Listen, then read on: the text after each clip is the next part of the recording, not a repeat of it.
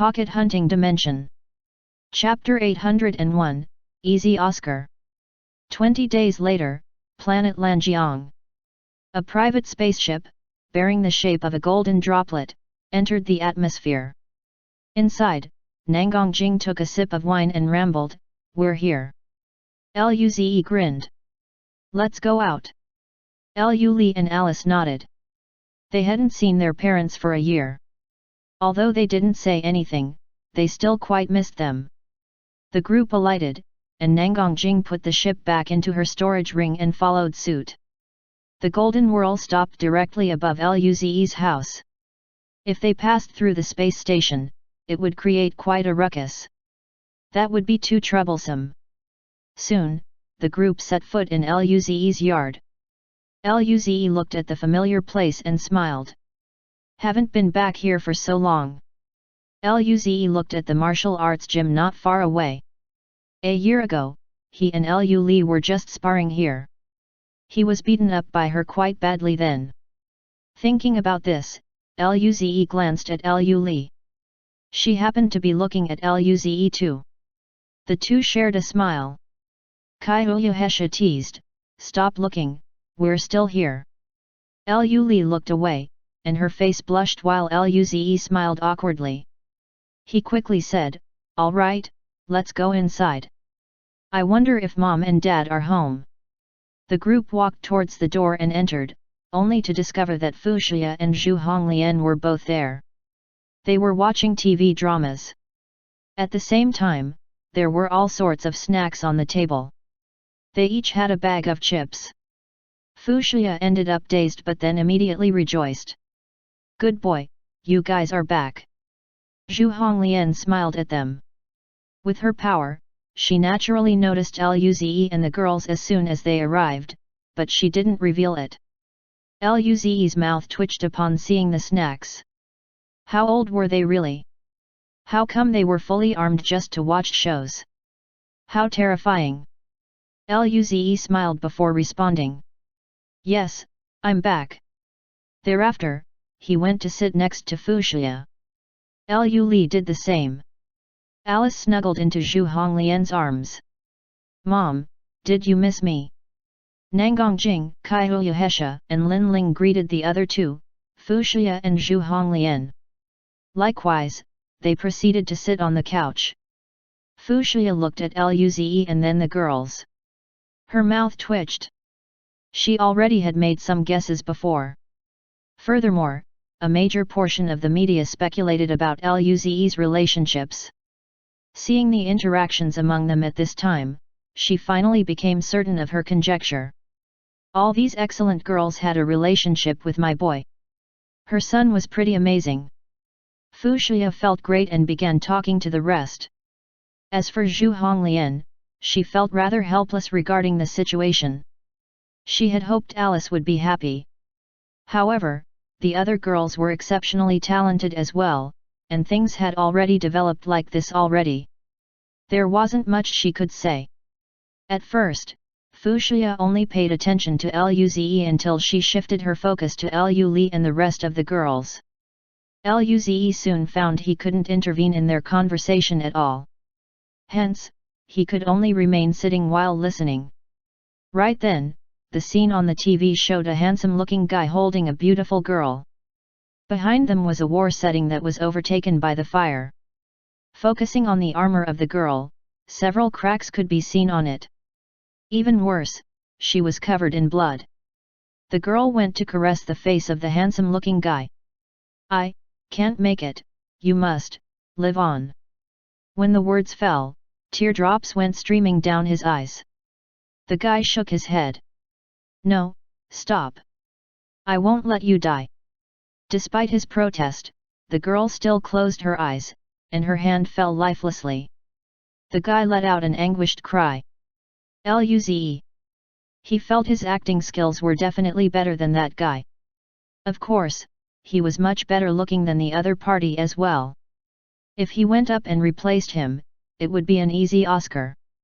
"I am the man who could act in front of all those cosmic system states."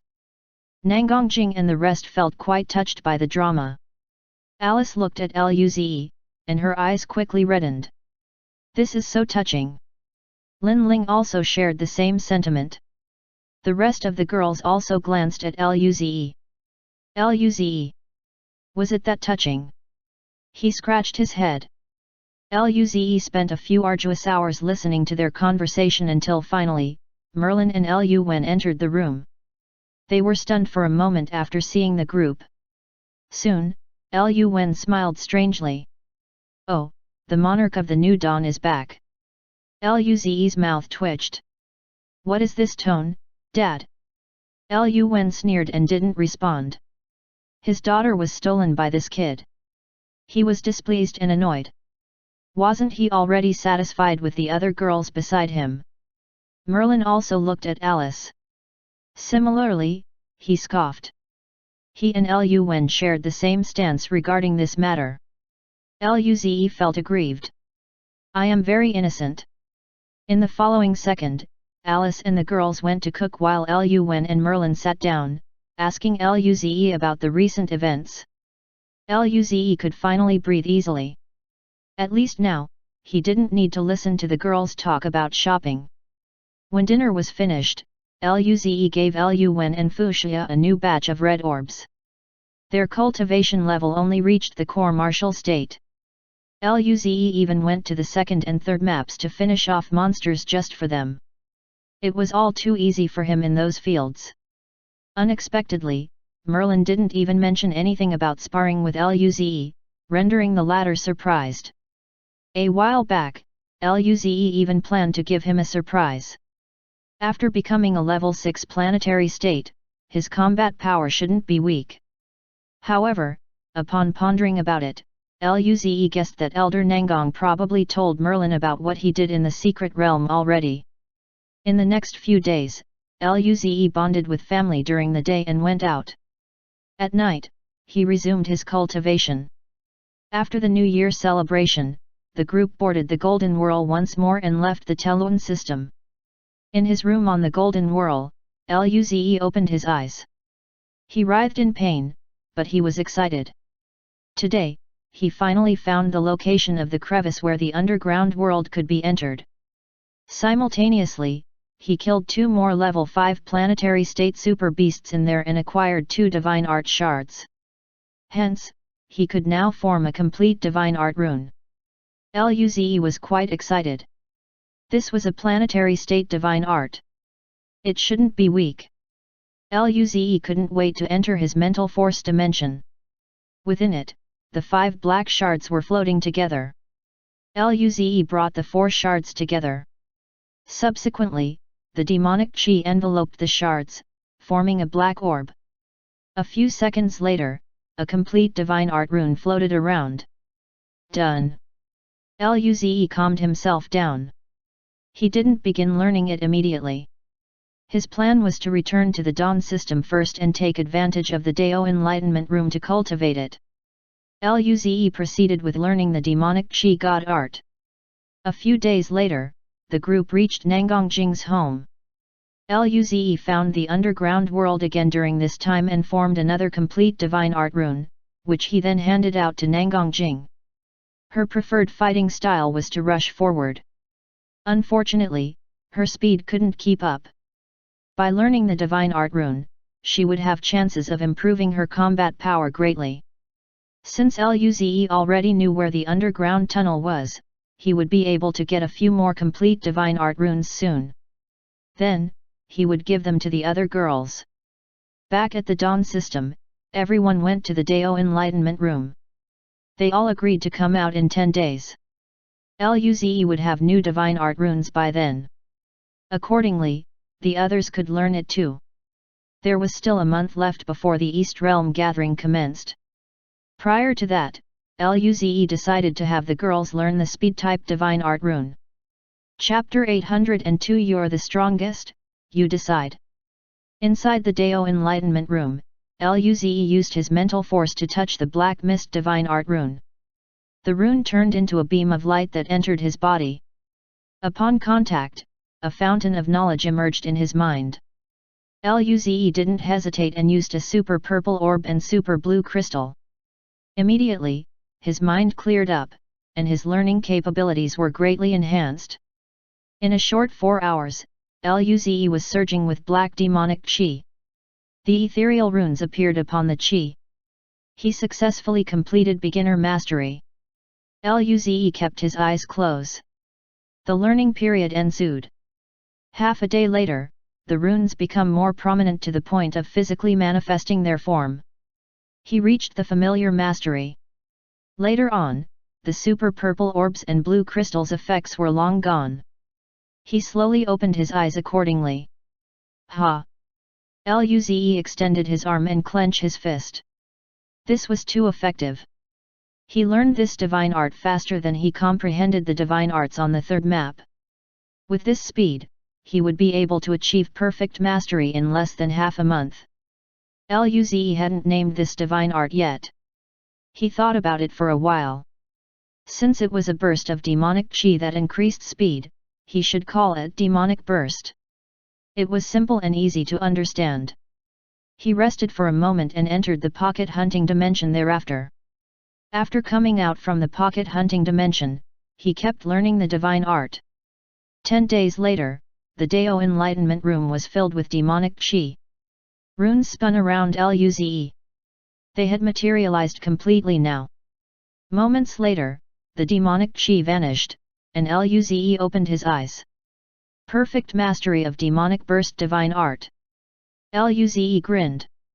This learning speed was beyond his imagination. He got up and stretched out as he walked out of the Dao Enlightenment Room. The large star was emitting a piercing light that shone on his face. Luze narrowed his eyes and looked around. There were a few people lining up. They widened their eyes when they realized it was Luze. They didn't expect to meet him here. Luze was immune to these kinds of glances now. He paid no attention to them and kept walking to wait for the others. Soon, Nangongjing stepped out of the room too. She frowned after noticing the stairs, but when she saw Luze outside, her eyes lit up, and she rushed to walk towards him. Luze smiled. How did it go? Nangongjing answered pridefully, don't you know who I am? It reached experienced mastery. Luze grinned. I attained perfection mastery. Nangongjing's smile stiffened. Are you deliberately trying to make me feel inferior? Luze refuted, no. I just want to share the joy with you. Bullshit. Right at this point, Luze walked out and came over. Seeing Nangongjing's annoyed expression, she chuckled. Sister Jing, did brother bully you? Nangongjing grabbed Luze's arm and nodded. Yes, this bastard is crossing the line. He's attacking me mentally. Luze nodded. That's over the line. Luze looked at Luze speechlessly. Li, you didn't even see me do that, right? Luze responded, it's not like I don't know you at all. Luze laughed it off. Nangongjing grinned and hugged Luze. Li is better. Ze is too annoying. Luze rolled his eyes. Watch your image, you're outside. The people waiting looked at them awkwardly. Nangongjing put down one hand but still held Luze's shoulder. Soon, Kaiyuhesha, Lin Ling, and Alice finished their cultivation. Luze urged, let's go. The group left the Dao Enlightenment Room. Thereafter, the people who were watching started whispering among themselves. Didn't expect to see Monarch of the New Dawn and the girls here today. Too lucky. Yes, little brother Luze is my idol. He's so handsome and excellent. If young Duke Nangong and the other girls weren't there, I would have the courage to talk to him. They seem so hostile to others. Were the journalists correct in assuming their relationship? Isn't that obvious? I'm envious. Don't be, if you're as excellent as him, I would do the same for you. Soon, Luze and the girls left Jinyao City. They went to Elder Nangong's place to pick up Ying Ying and quickly fled to avoid being urged to produce children. After boarding the Golden Whirl, Nangongjing blushed as she drank her wine. The old man is really... he talks about this every time. Kaiuyuhesha took a sip of the golden fruit wine as well and said, "Little brother Luze seems very elated though." Luze suddenly coughed. "One should be happy in life. Isn't it tiring to be bitter?" Everyone rolled their eyes. Later, they were back home and jumped onto the couch. "Finally back." Alice stretched out. Lin Ling laughed. "Are you that tired, Alice? It's just cultivating in the Dao Enlightenment room for 10 days. Alice retorted, "Sitting there for 10 days without moving is not tiring." Lu Li flipped her hair and fed Ying Ying a red orb. She smiled. "You have no patience." Alice rebuked, "Cultivation is boring anyways. I like cooking better." Kaiuyuhesha smiled. "If the old man heard this, he would begin educating you. Your talent is second only to Ze." Alice buried her face in the pillow. "So what? We have him here. Sister Jing and Hesha are capable as well. I'll just be your chef." Nangang Jing slapped her butt and teased, "You're just going to hide behind us." Alice giggled. Luze demanded, "The little chef should be cooking. I'm so hungry." Ying Ying also raised her hands. "I'm hungry too." Alice stood up. "Little chef will go cook now. Sister Ling, Li, let's go." Nangang Jing rolled her eyes at Luze. "You're spoiling Alice." Luze said, "We'll have the stamina to cultivate after eating. Do you not want to eat the dishes she cooked?" Immediately, the two didn't continue their conversation. Both of them were used to Alice's food. During this time, Kaiuyuhesha leaned against Luze. "You're the strongest, little brother Luze, you decide." Luze's eyes lit up. "Do I get to decide everything?" Kaiuyuhesha narrowed her eyes. "You can ask them this question." Nangang Jing raised her fists and glared at Luze. Luze instantly stopped talking. When dinner time was finished, Luze distributed the 4 demonic burst runes to the other girls. During this time, he had been focused on hunting in the underground world. He collected plenty of drops. Hence, he shared some of the blood and blue crystals with the girls. They rested for a day at home and then returned to the Dao Enlightenment room again. As of now, they were going to cultivate until it would be time for them to leave. Chapter 803 Space Pirates. 20 days later, Luze and the girls stepped out of the Dao Enlightenment room. They returned to planet Venus to rest for a day and gathered thereafter at Elder Nangong's shack. Elder Nangang would be the one leading the pack to the East Realm gathering as well. Other than Luze's group and Ying Ying, those prodigies who reached the planetary state were also going. Zhuoqiu Sunzhuang and some star states accompanied them too. Everyone boarded the black ship they previously used to reach the Round Race's territory. They took off and left the Milky Way galaxy. Luze and the girls began their usual cultivation routine in their rooms. A month later, the ship arrived at the Winged Race's border. The other 3 races of the Alliance were already waiting there. Following this, they proceeded to depart together. Another month later, Luze was surging with milky white spirit force in his room. This spirit force was slowly fusing with his cells. Simultaneously, the 8th spirit rune was being slowly formed. With this, an invisible wave pulsated in his body, enhancing every aspect of his power. A few hours later, the spirit force had completely merged with his cells. The 8th spirit rune was done forming. Luze slowly opened his eyes. There was starlight emerging from the depth of his eyes. Luze got up and stretched out. After more than 2 months of cultivation, he finally reached the level 8 planetary state. He exited his room and went to Ying Ying's. Ying Ying was kicking with her little legs while watching cartoons. She would eat the snacks Alice prepared for her from time to time. On the couch, Lin Ling and Alice were talking and laughing every now and then.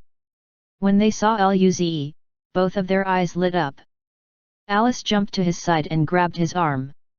"Senior, you are finally finished with cultivation. You haven't come out for a few days. Luze no longer felt tired upon seeing the energetic Alice. He patted Alice's blue hair and smiled. I was working on breaking through.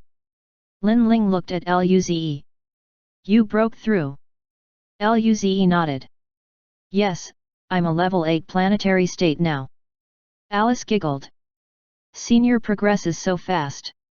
At this rate, Senior will reach the star state when we arrive at the East Realm gathering. It's not that easy. Luze knocked on Alice's head. His cultivation speed had slowed quite a bit during this period. Luze could, at most, kill level 9 planetary state beasts. Nevertheless, he couldn't beat star state beasts at all.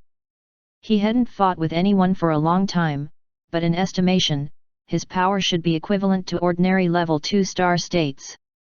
The star states in the pocket hunting dimension had exceptional god arts. Their combat power wasn't something ordinary star states could handle. He would have to reach at least the peak stage of the planetary state to beat them. He wasn't even a match for peak planetary state super beasts when he was a level 7 planetary state. Even though he was a level 8 planetary state now, he still wasn't really confident. Hence, he could only use ordinary peak planetary state red orbs to cultivate. It might take him 2 months or longer to reach the level 9 planetary state. Right now, his goal was to reach the level 9 planetary state upon arriving at the gathering. If only the girls could help me kill beasts in the pocket hunting dimension. Unfortunately, other people couldn't enter the pocket hunting dimension. Alice rubbed her head. Senior knocked on my head again. It has become your habit now. I will become stupid. Luze asked, do I do it often? Lin Ling rolled her eyes. Do you not know yourself? She had been subject to his fist several times. Luze. He looked at his hand. Was this addictive? No wonder the alcoholic was obsessed with flicking his forehead before. At this moment, Nangang Jing walked in. Luze looked at her strangely. Immediately, Nangang Jing's face became vigilant. What are you doing? Luze's mouth twitched as he moved his fingers. Nothing. Nangang Jing sat down on the couch. She immediately took out her golden fruit wine to take a sip. Ha ha ha, drinking wine after cultivation is a pleasure of life. Lin Ling inquired, Sister Jing, the golden fruit wine isn't helpful to your cultivation anymore, right? Why do you still drink it every day? Nangang Jing retorted, drinking is satisfying. You don't have to only drink things helpful to your cultivation. This wine is tasty. Alice poked out her tongue. It's tasty but too easy to get drunk on, stop. Alice! Nangang Jing exclaimed. Luze's mouth twitched. He recalled her drunken antics a few days ago. He gasped regretfully. Seeing this, Nangang Jing blushed even more. The girls knew what happened. All of them complained to her about her behavior, especially the fox demon. Right then, she hesitantly looked at the wine before closing her eyes and taking a huge gulp. Moments later, Lu Li and Kaihu Hesha joined them. When Ying Ying complained that she was hungry, the three girls went to cook. After lunch, the group was resting. Suddenly, they heard a piercing alarm. Luze and the girls frowned and got up. What happened? Kaihu Hesha asked. Luze responded, I don't know. Ying Ying blinked. The ship is surrounded. We left the warp tunnel. Currently, we are being attacked. A broadcast blared out during this time. Everyone, attention! We have encountered space pirates. Get ready for battle. Space pirates. Luze raised a brow. I haven't encountered them in quite a while. Nangang Jing grinned. Haven't had a good fight in a long time. I really want to know how strong I am now. The other girls were brimming with battle intent too. All of them had made progress. Luze rubbed Ying Ying's head. Ying Ying, stay here. Secretly help if you can. Don't let the other three races notice it. Ying Ying nodded. Luze said, let's go out and see. The group went to the foyer. Elder Nangong and the others were all present. They looked outside.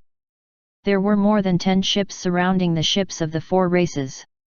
There were vibrant spirit force cannons on the enemy ships as figures flew out. Their powerful chi rattled the space. The old man remarked, the space pirates aren't weak. There are quite a few cosmic system states. It's probably just like usual. They're targeting races that will attend the East Realm gathering. Be careful. The human race had encountered a situation similar to this before. The leader at the time, Saint Kuang Shat, and all the people who went died. However, this time, it was different. Elder Nangong looked at Luze inquisitively. Luze gave an affirmative smile. This assured Elder Nangong. His eyes flashed with resoluteness as he thought of Saint Kuang Shat. Go out and fight. The shuttle door opened and Elder Nangong led everyone out. Zuoki Sun Huang reminded, be careful. Luze nodded. Don't worry, Auntie Sun Huang. Nangong Jing protested, Mom, we're not kids anymore. The other 3 races also charged forward. Chapter 804. Let's cancel the small goal, right? Soon, thousands of space pirates composed of different races surrounded the 4 cosmic system states. There were 6 cosmic system states, as well as numerous star states and planetary states. The 2 sides stood opposite each other. Both were exuding powerful chi that collided in the middle of the space, creating space storms. The leader was a strange humanoid with cracked purple skin. He glanced across the 4 cosmic system states and smirked. Leave your cargo and piss off. The expressions of the 4 cosmic system states instantly turned dark. Mandali asked, you want the cargo? Come and take it. When the leader heard the taunt, his face became twisted, revealing a hideous smile. By his side, the other 5 cosmic system states' faces also fell. In an instant, all the cosmic system states disappeared simultaneously. Rumble. At the same time, in a distant region, spirit force swept over like thunderstorms. Planets rattled and crumbled under such a terrifying spirit force wave. It was as if Doomsday had begun unleashing its wrath upon them. As the fight began, the leading star state of the space pirates roared, kill them all. The star states of the 4 races also charged up and exchanged blows with the enemies in a distant region. It couldn't compare with the cosmic system state battlefield, but it was still very terrifying. Spirit force penetrated hundreds of thousands of kilometers of space. The space storm intensified. There weren't many planetary states in the 4 races. There were about a total of 200, but the opposition had a few thousand. The planetary states of the 4 races were merely prodigies brought out to experience the world. Their cultivation level wasn't that high. The few thousand planetary states snarled, hee hee, without the protection of their elders, these little brats should be shivering. It feels great slaughtering these kids. Kill. Their roars made the space vibrate through condensed spirit force. They rushed towards Luze and the rest. On the other hand, the prodigies of the 4 races tensed up. Man Kun asked, Ze, what do we do? They have a few hundred level 9 planetary states. Are we going to fight or use the ship to block them? Eddie and Chulin also looked at Luze. Naturally, his power was the strongest, and his combat power reached the star state in the secret realm. If Luze said they could fight the pirates, then they won't feel scared anymore. Luze grinned. Of course, we will fight. I haven't gotten worked up in a while. Right after leaving those words, Luze disappeared from the spot. Nangong Jing groaned. Ze, you bastard! Don't run so fast. Leave a few to us. In a rush, Nangong Jing, Kaihu Yahesha, Lin Ling, Lu Li, and Alice followed him. Man Kun, Eddie, and Chu Lun heard this and smiled in relief. Their races also suffered losses from the space pirates. Man Kun commanded, follow Ze, kill. All the powerful prodigies revealed their powerful chi. Everyone earned quite a lot from the secret realm.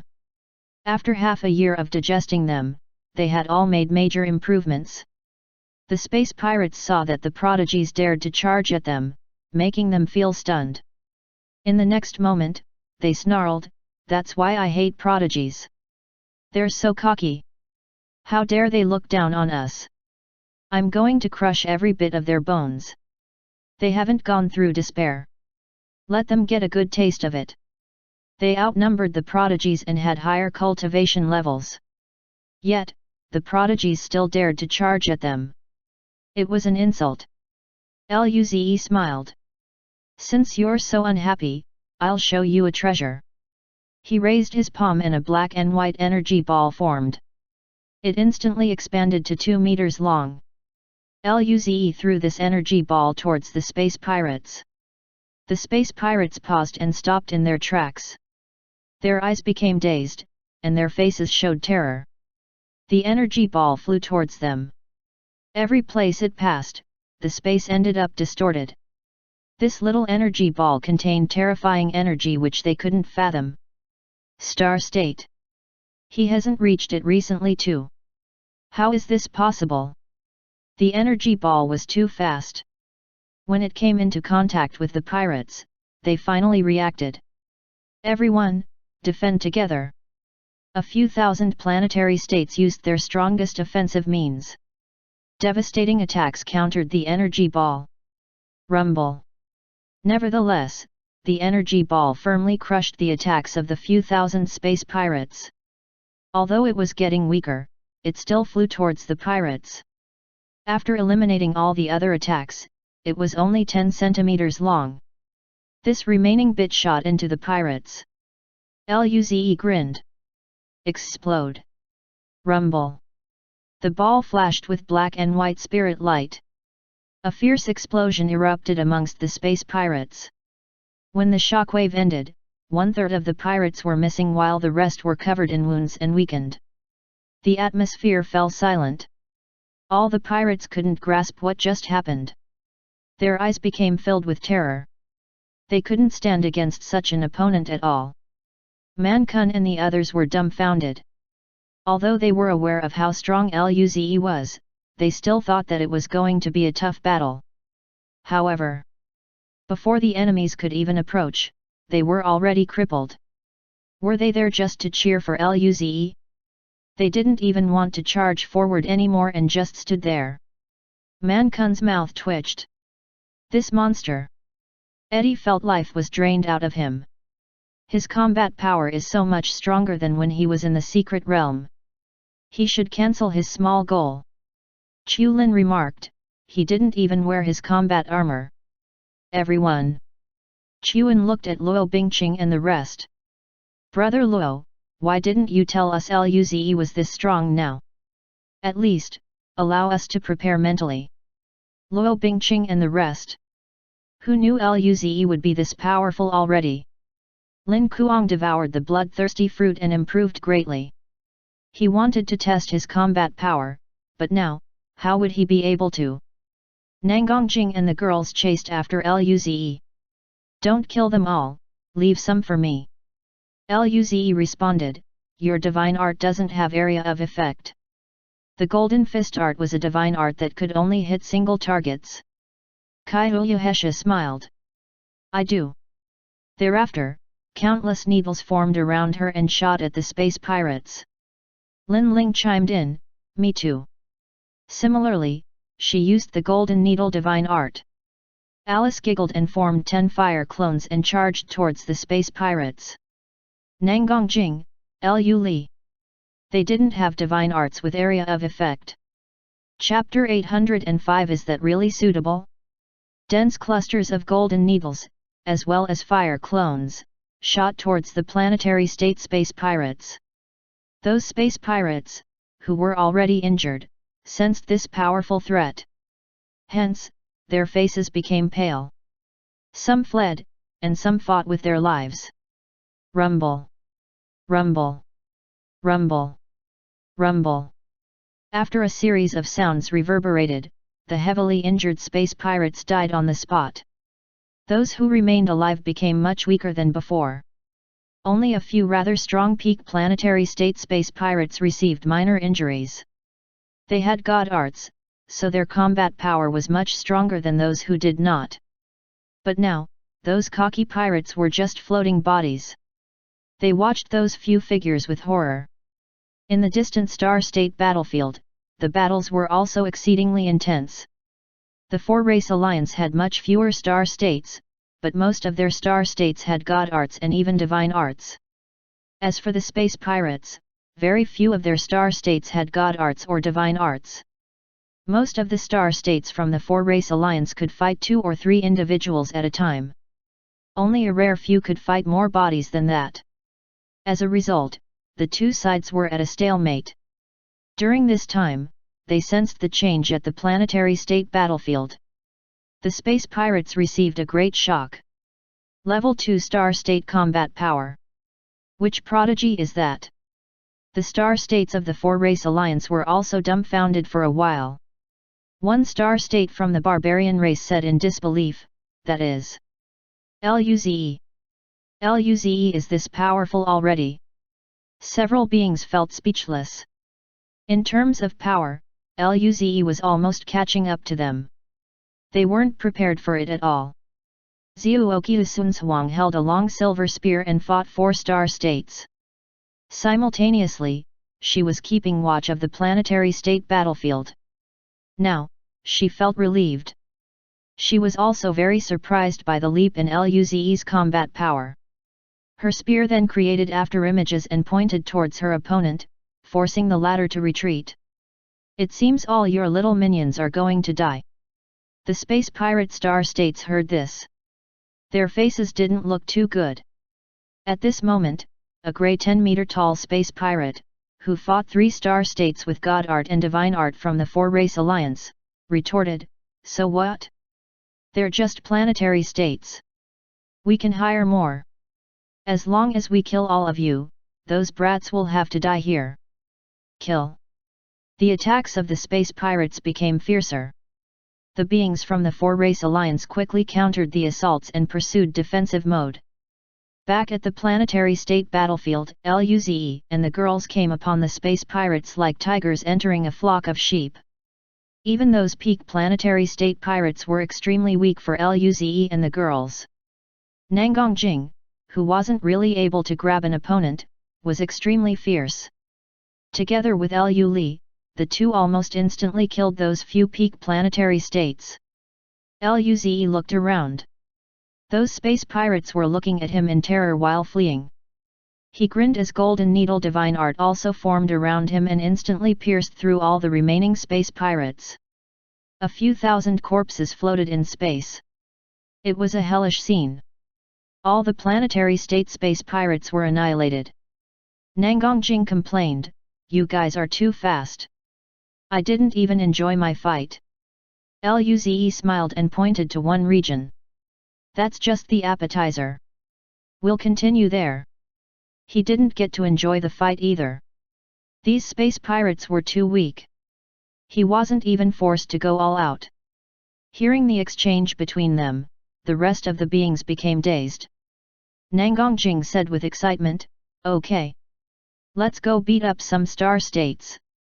Lu Li chuckled. "I haven't tried fighting a star state yet." Lin Ling added, "I'll provide you their weaknesses." Kai Uyuhesha chimed in, "The 5 of us combined can barely fend against little brother Luze for a short while.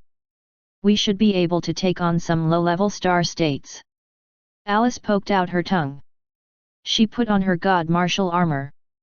"Let's put on our combat armor." Luze urged, "Let's go." The group proceeded to the star state battlefield. Man Kun and his cohorts didn't know what to say. They did nothing and just watched the entire thing. When they were about to fly over, they saw Luze and his group donning their armors and moving towards the star state battlefield. "Everyone!" Chulin stated, "They're going to the star state battlefield."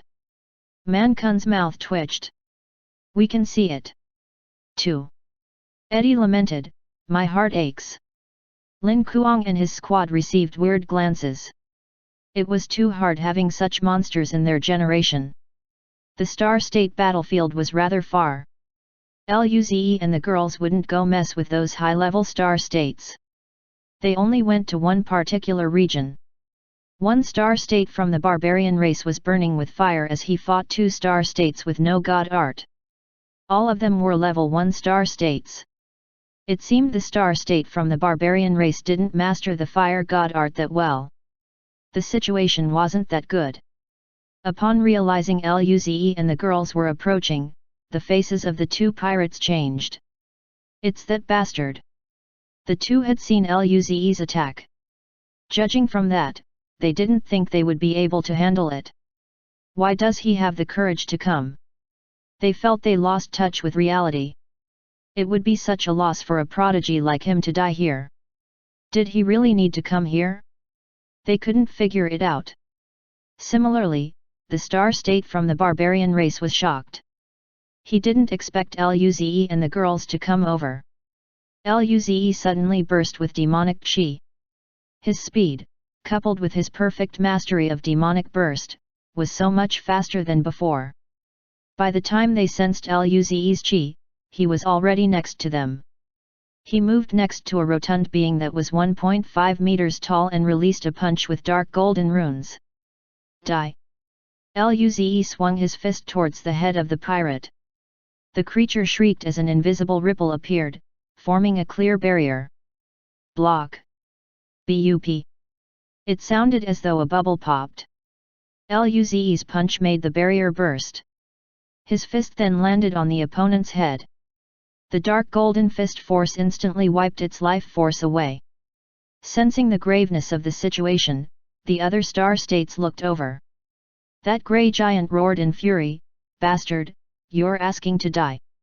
He flashed with grey light as he extended a palm towards Luze.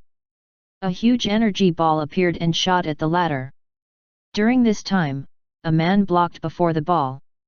There was a dark red shield around him, and the energy ball struck this shield. The man was pushed back. At the same time, another Star State from the barbarian race proceeded to slash the giant's neck with an enormous axe. Then, a being from the round race followed suit, turning his hands into sharp spears so as to pierce through the cracks in the armor of the enemy. The giant quickly turned around to defend. The man grinned. "Your opponents are us. Don't think about other matters." Luze looked at the headless body. "He's a bit weak." The mouth of the man from the barbarian race twitched. "This is a normal Star State, all right." The other Star State pirate shivered. This time, he wanted to go home. This place is terrifying. Chapter 806 Death of a Cosmic System State. Luze glanced at the hiding space pirates and smiled at Nangongjing and the girls. "I'm going to find someone stronger to play with. You guys, be careful." Thereafter, he disappeared from the spot. That Star State pirate felt dumbfounded. Gone. That monster left just like that. He felt like he was granted a second chance at life. "I need to run." The moment he had that thought, his mind ended up dazed, and his head suddenly ached. Right then, the headless body of the space pirate drifted off. "Barbarian man!" He looked at Nangongjing who was next to the body. Why was this woman so strong too? Nangongjing withdrew her fist and sneered, "Humph, that bastard is looking down on us for sure. He didn't even bring us next to a stronger opponent. We must work hard. We must kill more pirates than him." Lin Ling's eyes flashed. "Yes, we can't let him underestimate us." Kai Uyuhesha, Lu Li, and Alice all agreed with a nod. They didn't want Luze to brush them aside. Hence, they also took off in search of other opponents. The man from the barbarian race was left. He began to doubt life. Moments later, he turned around and went to help a nearby ally. Soon, Luze found a suitable opponent far away. In the midst of a fight, a middle-aged man was holding a huge sword. His cultivation level reached the level 3 Star State. Currently, he was fighting 3 level 3-star state pirates. Luze had an impression of this man. He should be on the same generation as Jack's grandfather. From what he recalled, his name was Clarence. Luze had seen Jack greet the man. Clarence noticed Luze when he killed that level 1-star state. Hence, when the latter came over, he asked, "Luze, I'll give you one for practice. Are you confident?" Luze smiled and glanced at the 3-star state space pirates. "Thank you, Mr. Clarence. I'll take one." Clarence grinned and swung his sword. The sword covered 2 pirates and missed the one closest to Luze. Luze looked at the golden sword light. Heaven June golden sword. It seemed to be Jack's family heritage divine art. The divine arts owned by the human race weren't high level. Even though Clarence was a star state, he still used this divine art. Luze didn't think much of it. Right away, a light and darkness beam materialized and shot towards the other star state pirate. The snake-tailed pirate roared, "Bastard, how dare you underestimate me!" Neither the old man nor the young guy took him seriously. This made him furious. He slapped away the light and darkness beam as he charged at Luze. "Who do you think you are? You're just a level 8 planetary state insect. How dare you look down on our master Gurus?" There was blood mist surrounding his claws as he scratched at Luze's head. Gurus brimmed with killing intent. Luze didn't care about what he said. After all, power didn't depend on one's words. In turn, he was actually very excited. A level 3-star state. Let me see how strong I am. Fire buff. Darkness buff. Demonic burst. Rumble. Luze instantly disappeared from the spot. Accordingly, the claw missed Luze's head. During this time, Luze appeared behind Gurus. He swung his arm and punched towards the back of his opponent. Gurus shifted to the right and dodged the punch. Right after, his tail attempted to whip Luze. The powerful force stirred up a space storm. Luze gasped. His body seemed to possess a layer of dark golden light. The tail was easily blocked by this light. This was the dark metal bug's defensive divine art. Luze finally pieced together this divine art and learned it to perfection mastery. Although Nangongjing and the rest of the girls had this divine art as well, they didn't reach perfection mastery. Luze named this divine art Dark Metal Body. Gurus couldn't quite grasp what he had just witnessed. The boy blocked his attack with ease. Luze grinned and reached out his dark golden hands to grab Gurus' tail. He then started to swing it around. Gurus' body was turned into a spinning wheel. He couldn't resist such an overwhelming force at all. There were desperate howls coming from the wheel. As it spun faster, Luze suddenly released his grip, and Gurus flew out at a rapid rate. Luze disappeared from the spot and appeared before Gurus once again. He swung his leg. Gurus spat blood and was flung away. Luze would never slow down his attack during a battle. He instantly went after Gurus and released a punch. Suddenly, Gurus roared.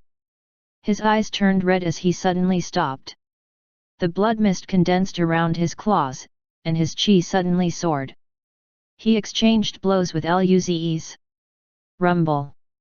Luze could feel the intensity of the massive force. Right now, his defenses won't be enough to completely stop it.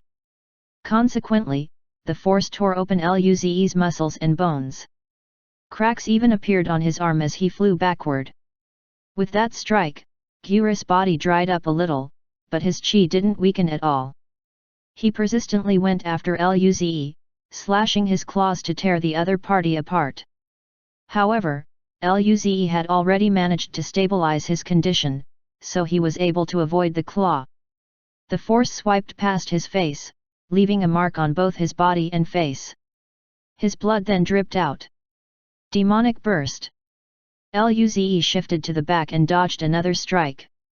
Noticing the condition of Gurus, who was visibly drying up, he raised a brow.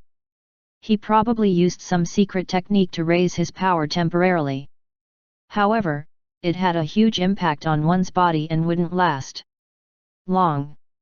Just after a few attacks, Gyurus' breathing became unstable. "Don't dodge!" Gyurus roared. Luze argued back, "Don't chase after me." Gyurus disregarded the words and kept pursuing Luze. Luze sneered, "In that case, don't blame me." He never stopped dodging Gyurus either. Naturally, Luze wasn't an idiot. Why should I stand and let Gyurus attack? In a short 10 seconds, Gyurus' chi rapidly became feeble. His body was as thin as a pole now. Luze grinned. This time, he appeared behind Gyurus, punching him heavily on the back. The force tore apart the organs of the space pirate. Gyurus was thrown backward as his body gushed out a fountain of blood. His life force slowly vanished. Luze panted. As it turned out, his full-powered state could handle a level 3 star state. However, he couldn't wear the armor in the pocket hunting dimension. Otherwise, he would have been able to conquer star state bosses. Several star states saw the death of Gyurus. They immediately felt immense pressure. Those who were above level 3 star state wanted to come and kill Luze. A powerful grey giant roared, "What are you all doing? Can't you split off so one can kill this brat?" He held up 3 powerful beings all by himself. Yet, his teammates were all useless. The other star states didn't know why, but it was as if their power would falter every now and then. They should have been able to suppress their opponents, but some problems would randomly crop up. Hence, they were barred from going after Luze. Rumble. Argh. At this moment, the distant space rattled and a howl echoed. Blood painted the cosmos. The expressions of all the star states changed. A cosmic system state had died. Chapter 807 The Mysterious Master Behind Luze. Theoretically, the battle between cosmic system states shouldn't be decided this quickly. But in just 10 minutes, someone died. This made both sides nervous. Nevertheless, the space pirates were more confident since they had more cosmic system states. The odds were in their favor. The grey giant laughed derisively. "Ha ha ha! Didn't expect your cosmic system states to be this weak. You're all finished." Rumble. "I am possible, Argh."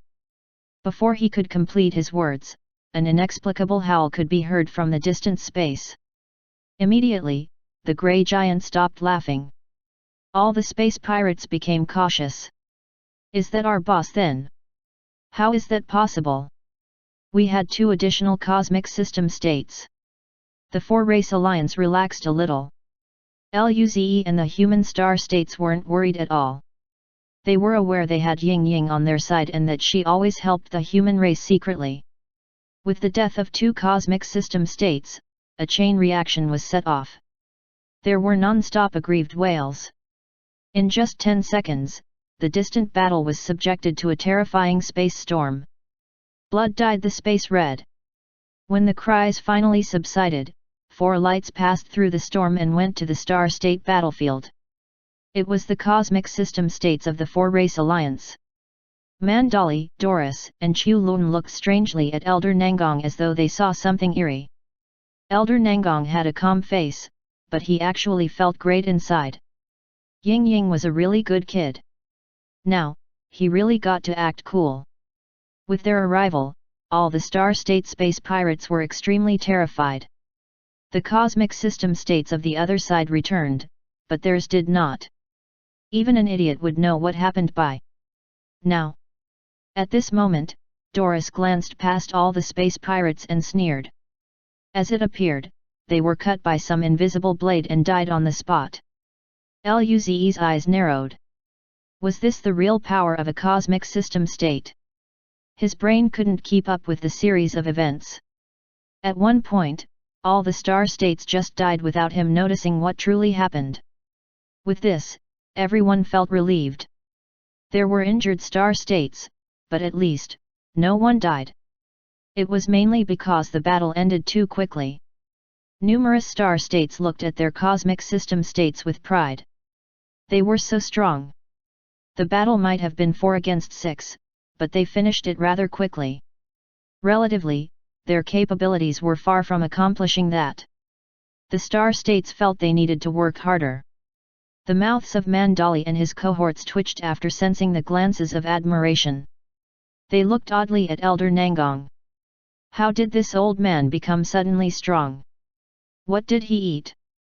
Just then, he was able to kill a cosmic system state with a few moves. Still, they knew that now wasn't the time to think about this. Mandali looked across the injured. Heal the injured first. The rest of you, come with me to the pirate ships and investigate. A space pirate crew with 6 cosmic system states wasn't considered small, even in the entire eastern region. They were completely unlucky this time. Clearly, they would have a lot of treasure. Elder Nangong looked at Luze and the girls. His mouth twitched. These little kids were bold enough to join star state battles. They don't even recognize fear. However, he still felt great about what they did. He could already foresee the rising of the human race. Elder Nangong smiled. You guys, go back first. Don't run around. Luze scratched his head. Oh.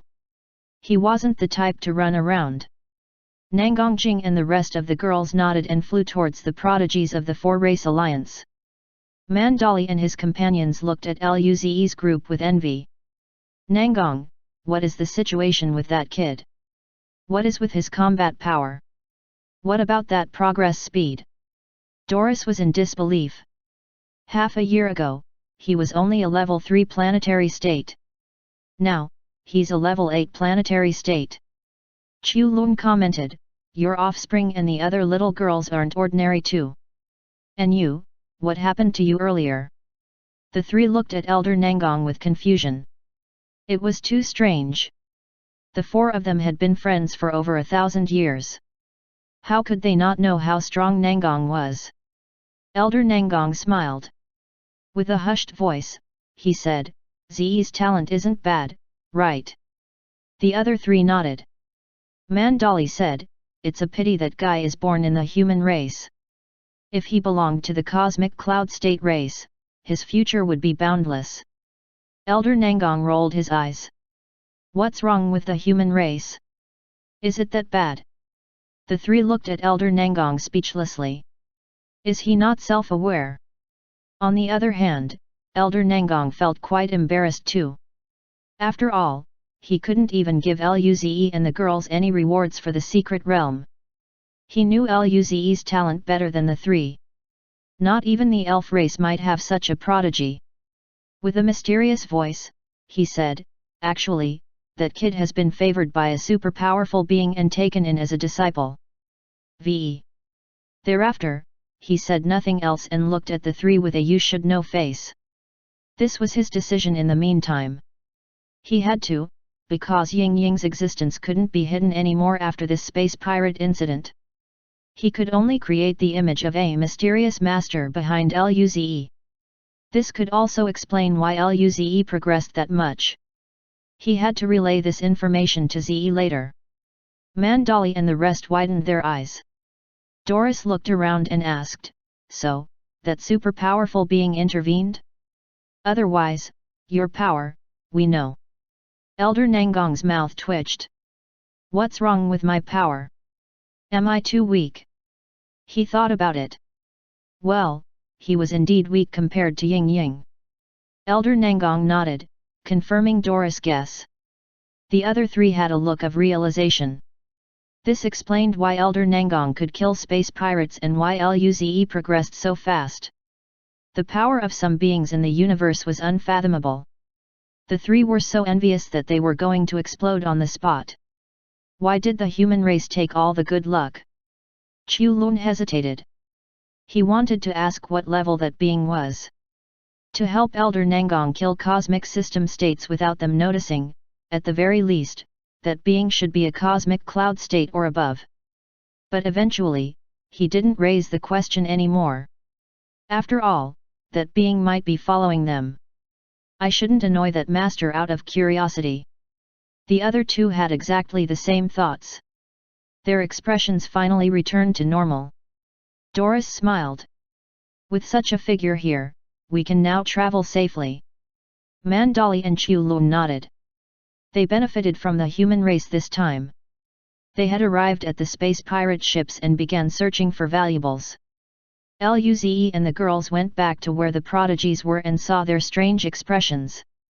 Luze asked, "What's wrong?"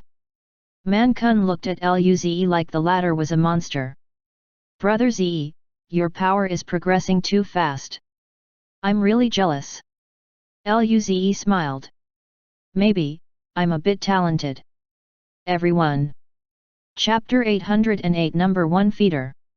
A few hours later, Elder Nangong and the others had searched through the pirate ships and even disassembled them. The pirates' treasures were split between the four races. The human race contributed the most, so they received a major portion of the valuables. Following the distribution, everyone took off once again. The ship flew into the warp dimension. Luze and the girls went straight to Ying Ying's room. She was lying on the bed, watching cartoons. The girls moved next to her and carried her in their arms, not forgetting to rub against her. "Ying Ying is really amazing. Without you, we would be in great danger this time. I'll cook tasty food for you. What do you want to eat? Ying Ying, do you want orbs? I'll feed you. Ying Ying, do you want wine, cough? I'm joking." Ying Ying was squeezed between those crazy women. Only her helpless little hands flailed around. She looked quite pitiful. Luze prayed for her and sighed. At this moment, someone knocked on the door. Luze went to open it. Elder Nangong was standing outside while smiling. Zhuoqiu Sunhuang was also behind him. Luze quickly moved aside. "Elder, Anta Sunhuang, why are you guys here? They should be very busy counting the loot from the space pirates. Why did they come then?" Luze thought they would need to rest as well. Zhuoqiu Sunhuang saw Ying Ying. She immediately rushed forward and stole Ying Ying from the girls. She rubbed against Ying Ying too and laughed. "Ying Ying, you're amazing. All thanks to you this time. Otherwise, we would be in danger." Ying Ying's round face was flattened. Nangong Jing smiled. "Ying Ying, thank you. Grandpa will make fried fish for you when we return." Ying Ying's lifeless eyes lit up. She raised her little hands. "Thank you, Grandpa." Elder Nangong smiled and then looked at Luze. "Ze, there is something I need to talk to you about."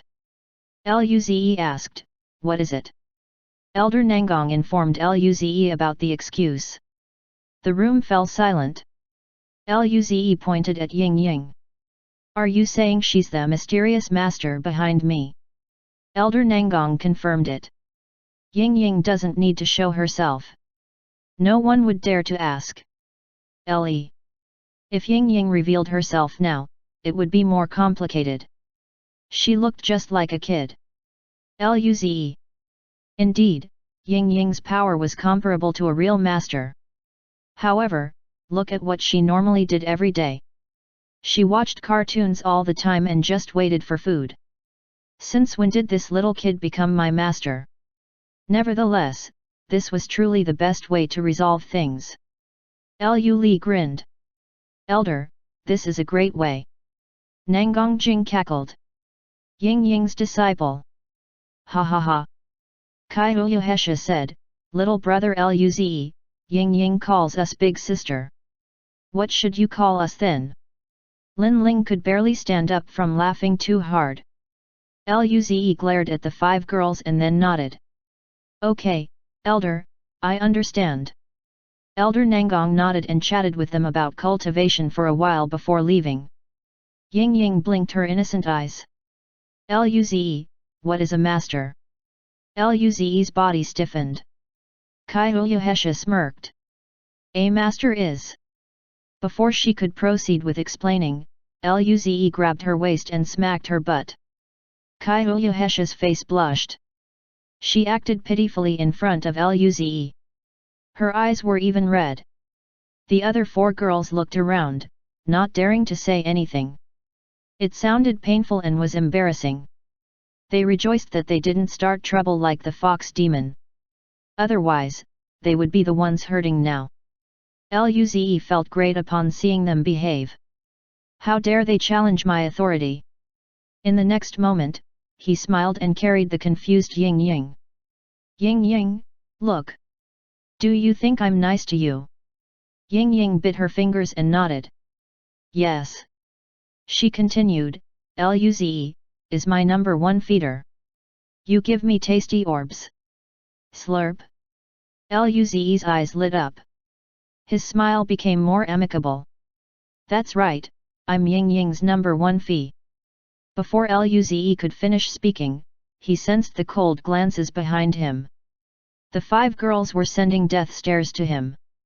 Luze rephrased his words. F food provider and your handsome brother Luze. Shameless. Yes. Luze didn't care. He was really shameless anyway. Ying Ying nodded. Oh. So, our relationship will still be similar as before? Ying Ying asked, Luze, will you still give me tasty things in the future? Luze smiled and patted her head. Of course. Ying Ying nodded. Yes. Master or not, it didn't matter, as long as there was good food. Kyohesha pouted her lips. She thought it would be very interesting for Luze to be Ying Ying's disciple. In the end, she still wasn't able to see that kind of scene and got spanked for no reason. She looked at the other 4 girls. You traitors! They laughed so hard, but only she went up. Nangongjing glanced at Kyohesha's butt. Hehe, serves you right, fox demon. Good thing she didn't go up herself. Otherwise, she would be like that now. Luze really didn't want to call Ying Ying his master. Lu acted as though she was an idiot. What are you talking about, Sister Hesha? I don't get it. Lin Ling looked away. Only Alice, the little angel, felt guilty. Sister Hesha, is it painful? Kyohesha. Her face blushed. Was Alice trying to compliment me or make me feel worse? Nangongjing couldn't resist mocking the other party. Lu's and Lin Ling's shoulders shook. Alice looked down in embarrassment. I'll go cook. She quickly left this troubled scene. She felt Sister Hesha might get angry at her. Run. Lu and Lin Ling said, we'll go too. Now, only Kyohesha and Nangongjing remained. Kyohesha glared at Nangongjing. What are you laughing at, T-Rex? Nangongjing retorted, laughing at you, so what? You got drunk a few days ago. Okay, let's both stop. When they were finished eating, everyone returned to their rooms to cultivate. The space pirates came at a great time. At least, they had some understanding of their combat powers now. Luze's combat power was now similar to the level 9 planetary state super beasts, but his stamina couldn't keep up. He still needed some more cultivation before killing them. Chapter 809 Rich. 2 months later, Luze and the girls were having breakfast in Ying Ying's room. At this moment, the scene outside flashed with white light and changed. A huge red star appeared on the other side. There was a planet that was much larger than ordinary planets revolving around the star. All sorts of spaceships flew towards the massive planet. Ships emerged from the warp dimension from time to time. Luze said, "We're here. Is this the trade planet Elder Nangong talked about?" The trade planet was in the center of the eastern region. There were just one star and one planet. Such a solar system was rather rare. The trade planet was very close to the star. The temperature was very high and not suitable for ordinary life. However, after the terraforming done by Cosmic Cloud State Civilization, those above mortal evolution states could stay here for long periods of time. This planet was the most prosperous planet in the eastern region. You could pretty much find everything you want to buy here. Technology, divine arts, spirit items, equipment, rare spirit fruits, and even slaves of the annihilated races. Every 5 years, the East Realm Gathering was held here. There would be thousands of races and all sorts of beings coming here to trade.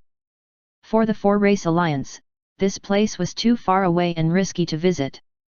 Hence, they would only come during the East Realm Gathering to buy the things their race needed. Sometimes, they might not even attend the East Realm Gathering. The risk involved was one of the reasons, but the most important factor was the lack of money. Lin Ling remarked, "This place is really prosperous." Even Ying Ying looked at that massive planet in curiosity. During this time, the broadcast in the ship ordered everyone to assemble. Luze got up. "Let's go." The group left. Luo Bingqing and his team were already at the foyer. This was their first time coming to the trade planet. They greeted Luze and the girls. Elder Nangong and the Star States came over too. Elder Nangong said, "There are many powerful beings on the trade planet. Don't walk around everywhere and don't start trouble. We'll stay low-key and trade some things. Then, we'll leave." Fighting was forbidden on the planet. The offender would be penalized by the civilization that established this place. Elder Nangong would usually treat situations like this seriously. There were too many powerful beings here. Who knew if he'd unintentionally annoy someone? The rules could be changed by power. This year, however, Ying Ying had their backs, so he wasn't overly anxious. Still, they needed to lie low. The human race needed more time to develop. Everyone agreed. They recognized their own weakness. Hence, they wouldn't dare to cause trouble here. Soon, the ships of the 4-race alliance docked at the sizable space station. The 4 races gathered, and Elder Nangong led everyone to stay at a distant hotel. They were going to stay there for a few days. Despite being situated at a rather distant location, the hotel still had over 1,000 levels in a vast area. There were several races coming in and out. The prodigies who came here for the first time looked at the other beings curiously. There were also large groups with star states and cosmic system states leading the team. Of course, there were individuals or small squads. These people were mostly star states or occasionally cosmic system states. These wanderers might have had their races survive. Some of them dreamed of reviving their civilization while some had given up and just wanted to remain alive. There were too many races like the 4-race alliance that came to trade here. There were dozens of reception stands at the foyer. Behind them were cold-faced workers. The 4 cosmic system states went to book rooms. The workers weren't surprised upon seeing cosmic system states at all. Soon, the bookings were done. Even though the hotel was located far away, they still needed to pay a planetary state spirit herb. This was horrifyingly expensive. The prodigies who came for the first time were shocked by this price. 1 room cost 1 planetary state spirit herb a day. Room. Just how lucrative was this place? Because there were plenty of attendees, the cosmic system states booked an entire floor. The participants shared rooms. In fact, Luze and the girls would stay in a single room. Luze felt great about this arrangement. Is Elder Nangong helping me out again? Meanwhile, Nangong Jing and the girls were embarrassed. Soon, they reached their room. When they opened the door, the group ended up dumbfounded. The area was only tens of square meters. Most importantly, there was no furniture, not even a bathroom or a kitchen. It really was just a room. Well, there were just a few cushions on the ground for sitting. Luze was speechless. "We can't cook here." Nangong Jing frowned. "This sort of room costs 1 planetary state spirit herb a night. Living in the spaceship is better than staying here." Kai Uyuhesha said, "We're just staying for a few days. Bear with it." Thereafter, the cosmic system states allowed the young prodigies to go out and wander around. They went with the star states to buy some necessities and sell some stuff. In the coming days, they would be quite busy. The prodigies went off in groups. They were very curious. Luze and the girls decided to go out as well. Ying Ying concealed herself, but she tagged along with them. There were all sorts of skyscrapers on this planet. Vibrant lights attracted countless customers. Powerful beings flew between buildings. The shops in the outer region were mostly privately owned shops. They weren't big, and the quality of the things sold wasn't very high. A few hours later, as they explored deeper and deeper, larger shops started appearing. The quality of the items also improved to a higher grade. Lu Li touched a dark crystal necklace in an ornament shop and smiled. "Is this pretty?" Luze nodded. "Yes, the color matches you. Makes your neck seem whiter." Lu Li smiled. "All right, then I'm buying it. Pay for me, brother." "Senior, how about this bracelet?" Alice reached out her arm. There was a crystal bracelet with purple flames surging inside. The bracelet felt warm. Luze smiled. "Yes, it seems it can buff fire god art quite a lot. It suits you well, Alice." Alice giggled. "Then, I want this, senior." "Okay." Nangongjing, Kaiyuhesha and Lin Ling were all choosing their jewelry eagerly. Nangongjing passed over a golden ring. "Zi, I want this ring. It buffs my body god art a lot." Kaiyuhesha chose a rainbow necklace. "Little brother Luze, I want this." As for Lin Ling, she waved around a silvery white pendant. "This one, Zi." Luze nodded. "Okay, get all of them." He looked at their prices. It was a total of 25 star state spirit herbs. They were the cheapest star state buffing items. At the trade planet, everything was bought with the most ordinary spirit herb of that level. Planetary state items used planet forging fruit. Star state items used spirit mist herb. Before they went out, the old man gave them 35 spirit mist herbs to use. The others felt envious. They were rather wealthy now. Luze smiled at a humanoid salesperson. "Take us to the checkout counter." The salesperson answered politely, "Sure, please come this way, sir." The other customers looked at Luze's group in surprise. Rich. Such a young planetary state bought star state equipment without blinking. What race are those few beings? Not sure, they don't seem simple. I can't sense their cultivation level. You're already a level 2 star state and you still can't. They give me a rather dangerous feeling, especially that male. They look so young. They must be a group of prodigies. At the very least, they have cosmic system states backing them up. Don't think about it. There might even be. Luze came out of the shop and said, "I have something to announce." The girls looked at Luze. Luze relayed, "We seem to be almost out of money." The girls were in disbelief. Kaiyuhesha exclaimed, "That quickly?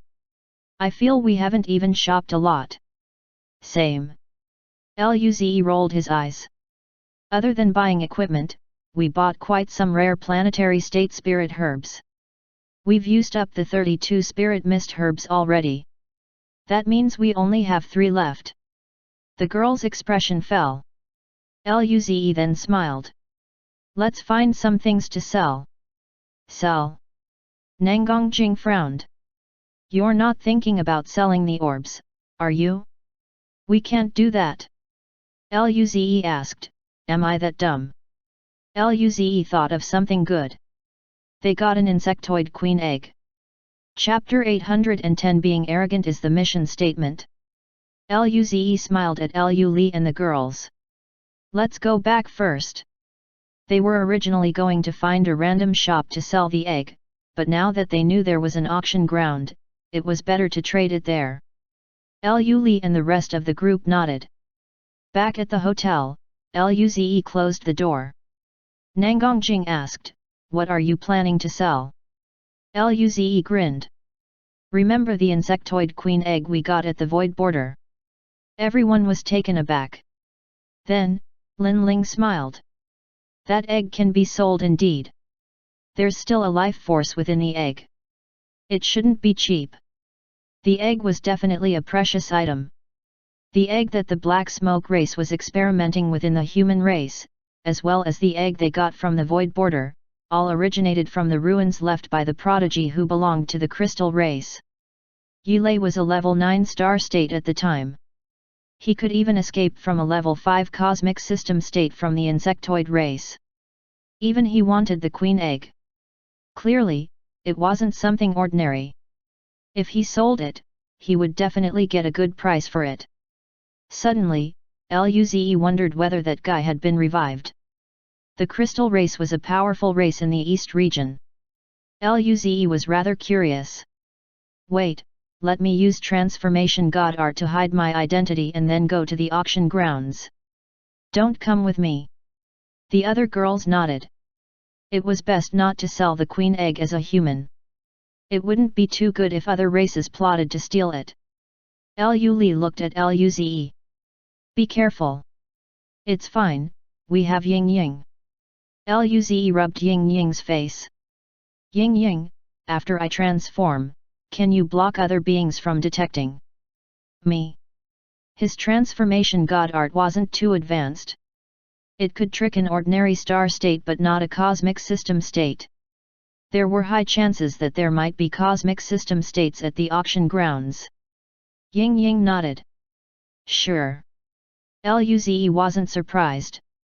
She might be a foodie, but she was a real powerhouse.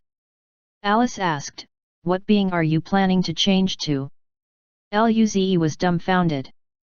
He hadn't actually thought about it. "Should I change to someone from the Blade Demon race, particularly Kakarot?" No, this was the elf cosmic realm. The Blade Demon race belonged to the demon realm. He would be killed on sight if he went with that choice. Luze grinned. "I have a bold idea." He flashed with white light and turned into a person covered in purple scales. The girls laughed.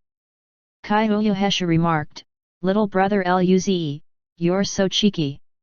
If word got out that the purple scale race sold the egg, they would become quite famous.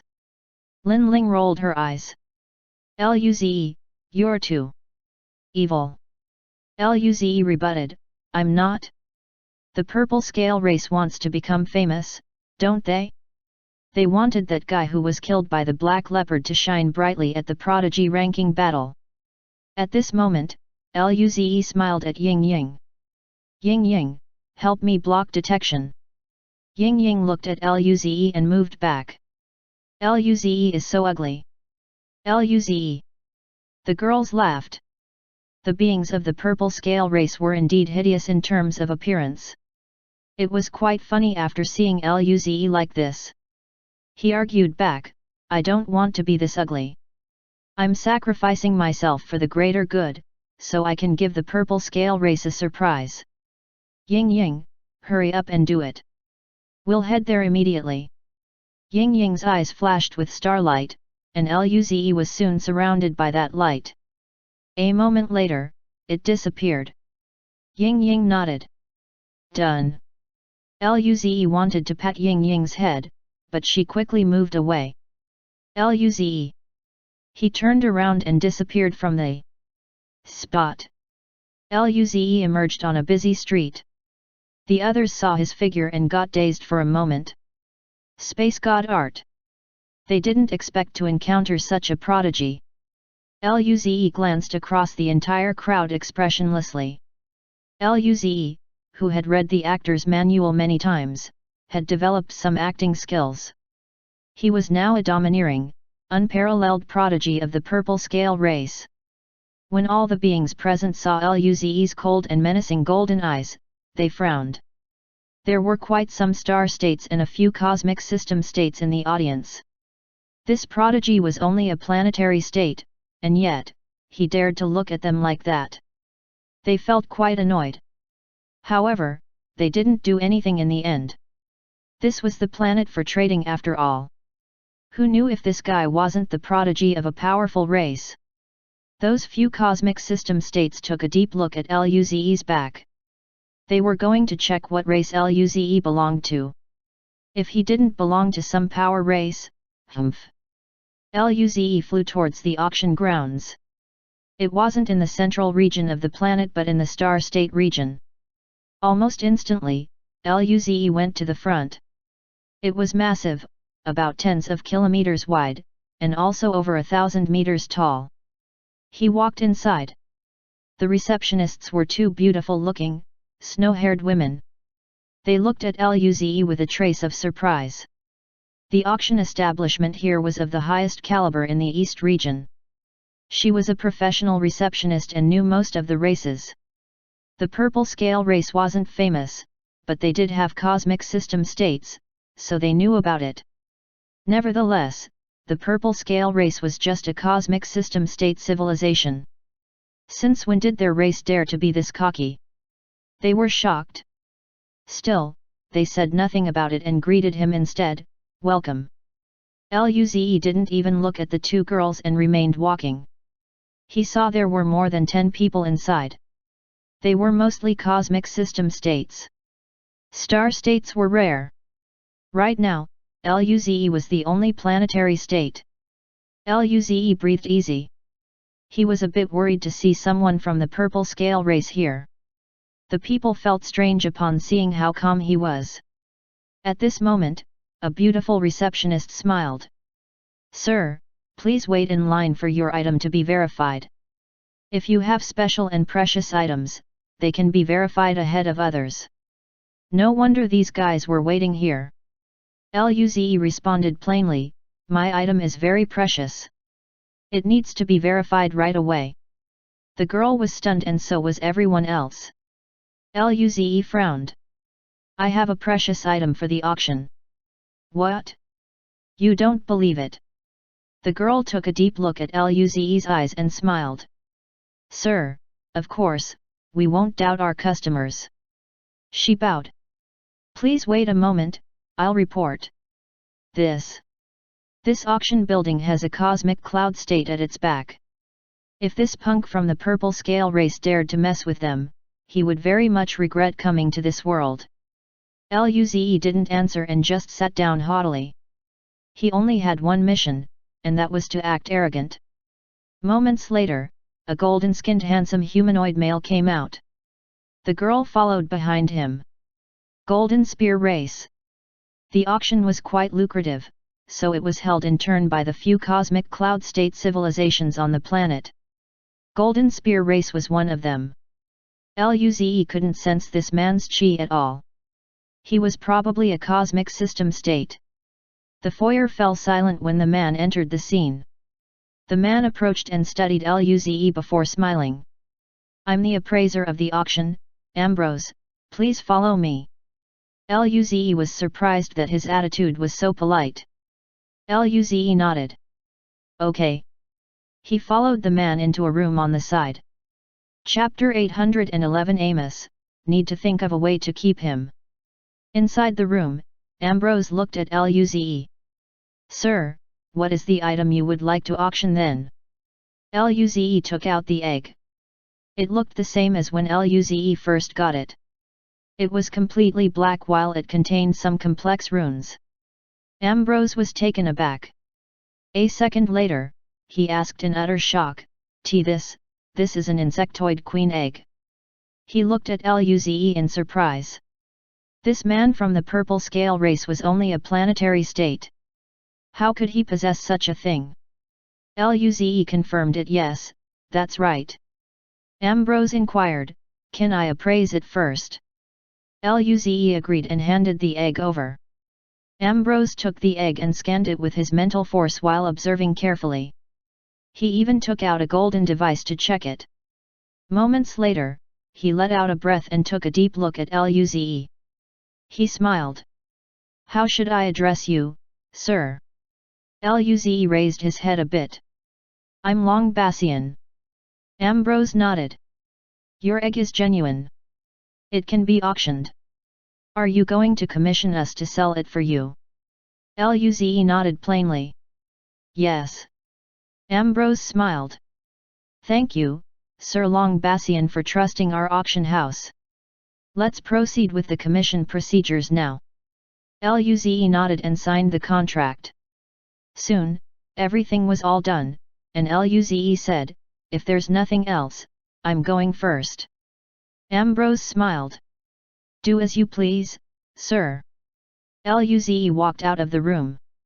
Ambrose narrowed his eyes. He investigated this youth carefully just then. He was very young and talented. Purple scale race. He recalled it was a cosmic system state civilization. When did they have a prodigy like him? Where did he get the queen egg? This thing isn't so easily acquired by anybody. Luze walked out, and the girl at the door became dazed. He actually came out. Meaning, he really did have a precious auction item. She bowed. Sir, do you need any other services? Luze shook his head. No. He then simply walked out of the auction house. The star states and cosmic system states looked at his back with flashing eyes. Does this planetary state miner really have precious items? What is it? At this moment, Ambrose walked out and glanced across the place with his sharp eyes. Everyone looked away, but they made up their mind to investigate that youth later. Luze continued walking in an intimidating manner as he left. He felt quite great. He walked out of the region and wanted to find a place to go back to. During this time, he heard a familiar voice. Who are you? I haven't seen you back at our race. Luze turned around and saw the purple scale race elder Amos staring at him in confusion. There were a few star states and planetary states behind Amos as well. Luze. Was he this unlucky? Amos was quite annoyed. Although he explained what happened to his allies and they didn't protest about it, he could still feel there was some distance between them now. Their race organized this secret realm excavation and pretty much lost all their younger prodigies. On top of that, every race lost a cosmic system state and some star states. The death of a cosmic system state was a serious injury to the entire race. If they all lost one, it would be fine, but only the organizer, Amos, survived. Who could handle that? Meanwhile, the purple scale race couldn't let Amos die either. They paid large sums of compensation. Amos felt he was the sinner of his race and was rather depressed. Luckily, his race remained understanding and supported him instead. Yet, how come he encountered a prodigy from the purple scale race right now who didn't come with them? His character setting was a cold, domineering prodigy, so he put on a neutral expression. However, deep inside, he was extremely worried. Out of nowhere, a bold idea came to Luze. With this, his expression changed. His tone contained some heaviness in it. Purple scale race. Amos and the others. He looked at Luze in confusion. Aren't you someone from the purple scale race too? Why are you looking at them like that? Amos frowned and glared with authority. Who are you? Where did you come from? Did you follow our ship? Luze's face went cold earlier. He wanted to turn around but stopped himself. He responded coldly, I have nothing to do with the purple scale race. Then, he proceeded to leave. Amos and the others were confused. They were of the same race. How could they have nothing to do with each other? Amos commanded, stop. His chi surged and a powerful pressure bore down on Luze. Luze felt his body sink. The pressure, which could stop a peak planetary state from moving, fell on him. Nevertheless, this pressure was actually too weak for Luze. He sneered and shook off the pressure. Amos and the rest couldn't believe what they just saw. Did this guy shrug off the pressure with his body alone? Whose prodigy was this? Amos' tone softened a little, but the pressure became capable of suppressing a level 1 star state. Kid, you're from the purple scale race too. Why are you running away from me? I'm the elder of the purple scale race. Is that not enough to stop you? His eyes ended up dazed even before he could finish speaking because he saw some dark golden light flash from Luze's body, and the pressure was brushed aside again. Prodigy. Super prodigy. Amos felt his brain was shaking. This random kid was a super prodigy, more talented than Hao Yushang. God bless the purple scale race. He had to keep this kid. That way, he could make up for his mistakes. Right now, Luze was very worried. He just wanted to act as a lonely wanderer, and yet, this elder wanted to keep him. Luze glared coldly at Amos and sneered, "Elder of the purple scale race? So threatening. I'll say it for the last time. I have nothing to do with the purple scale race. Stop harassing me. Otherwise, I won't be polite anymore." Amos smiled warmly. "Kid, I don't know what you've gone through, but since we're from the same race, I won't harm you. How about you come back with me today and we'll have a good chat first?" Chapter 812 Encounter Human Race? Luze analyzed Amos' smile. With Ying Ying's barrier, there was no way this guy would be able to detect that he was actually from the human race. Did Amos consider me as a prodigy due to the power I displayed? Is this the reason why he wanted to bring me back? Luze. Should I try and pretend to be a traitor and infiltrate the enemy race? Thinking about this, Luze smiled inside. His cold expression changed a little bit as though he was hesitant. Amos felt there was a chance to convince the other party, so he sounded even more gentle. "I've never heard of you in the race. With your talent, you shouldn't be unheard of to this extent. If you were unfairly treated, then I can get justice for you." Luze casually responded, "No need, I didn't grow up in the purple scale race." The group was taken aback. They thought Luze hated the purple scale race for some special reason. As it turned out, he grew up outside. Amos observed Luze with some vigilance. If Luze was someone whom he can conduct a background search on, he might not hesitate on taking him. But now, it was a different story altogether. Without the cultivation of his race, Luze could shrug off the pressure he released even though the latter was merely a level 9 planetary state. Clearly, he didn't achieve this by his own efforts. There must be some powerful being behind him.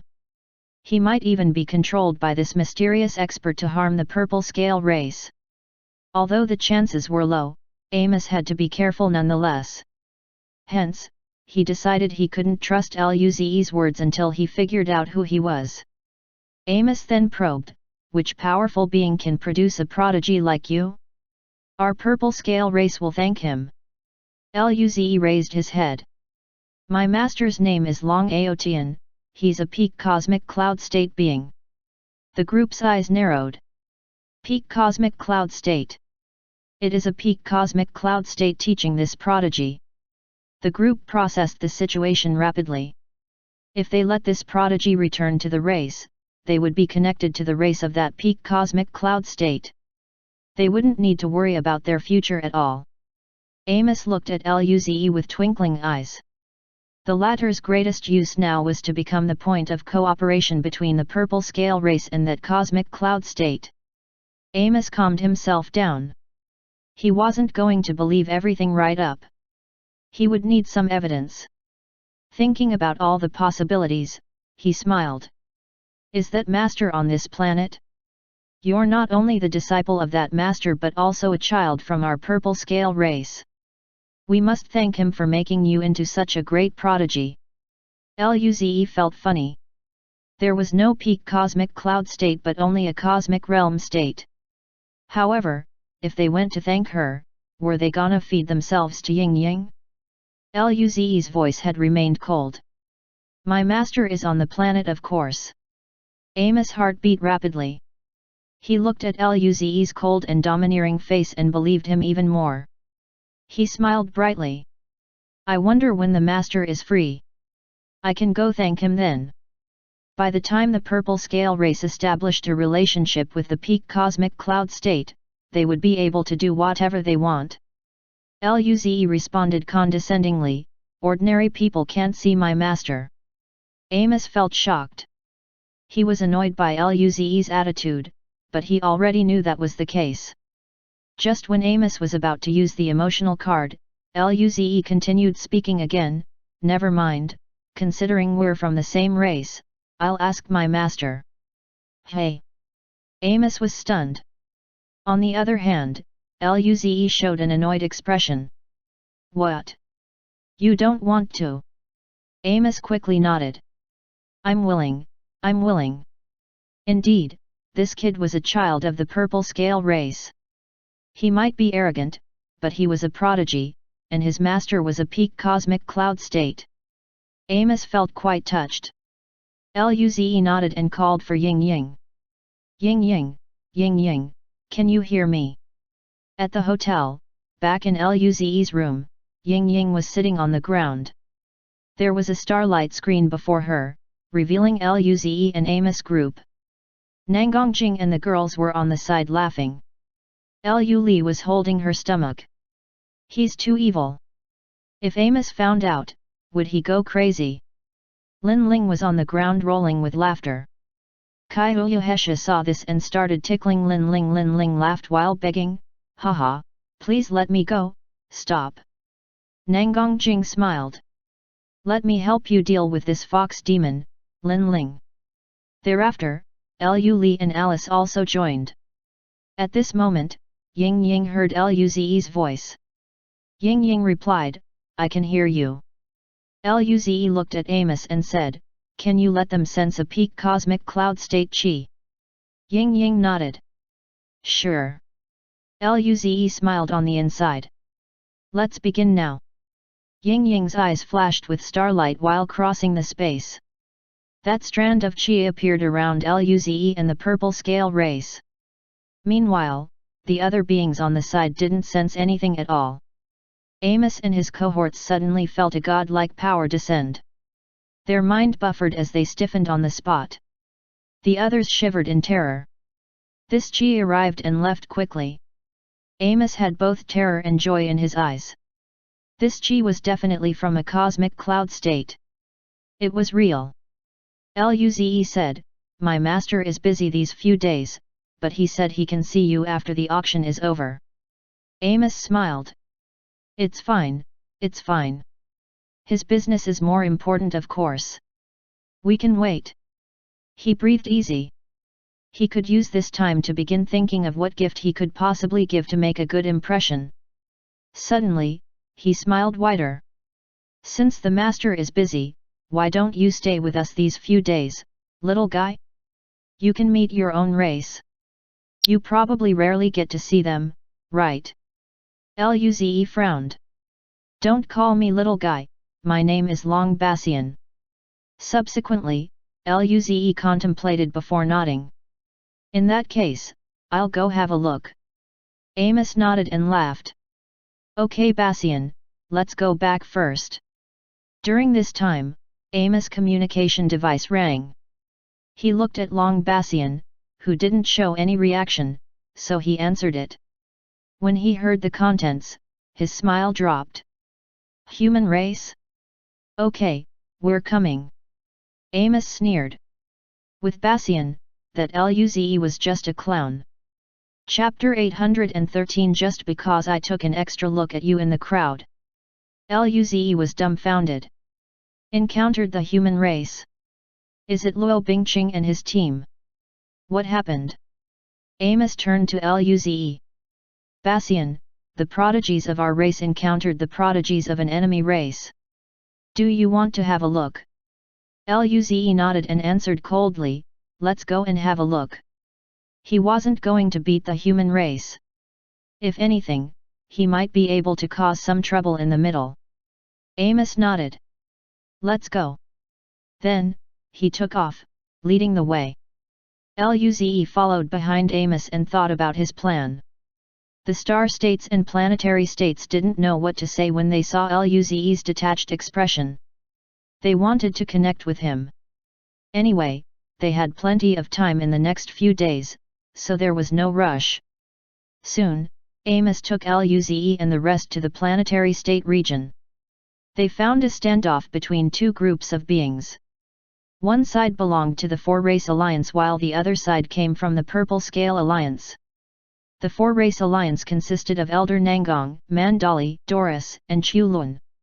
There were also quite some star states and some planetary state prodigies. Luo Bingqing, Man Kun, Eddie, and Chulin were all present.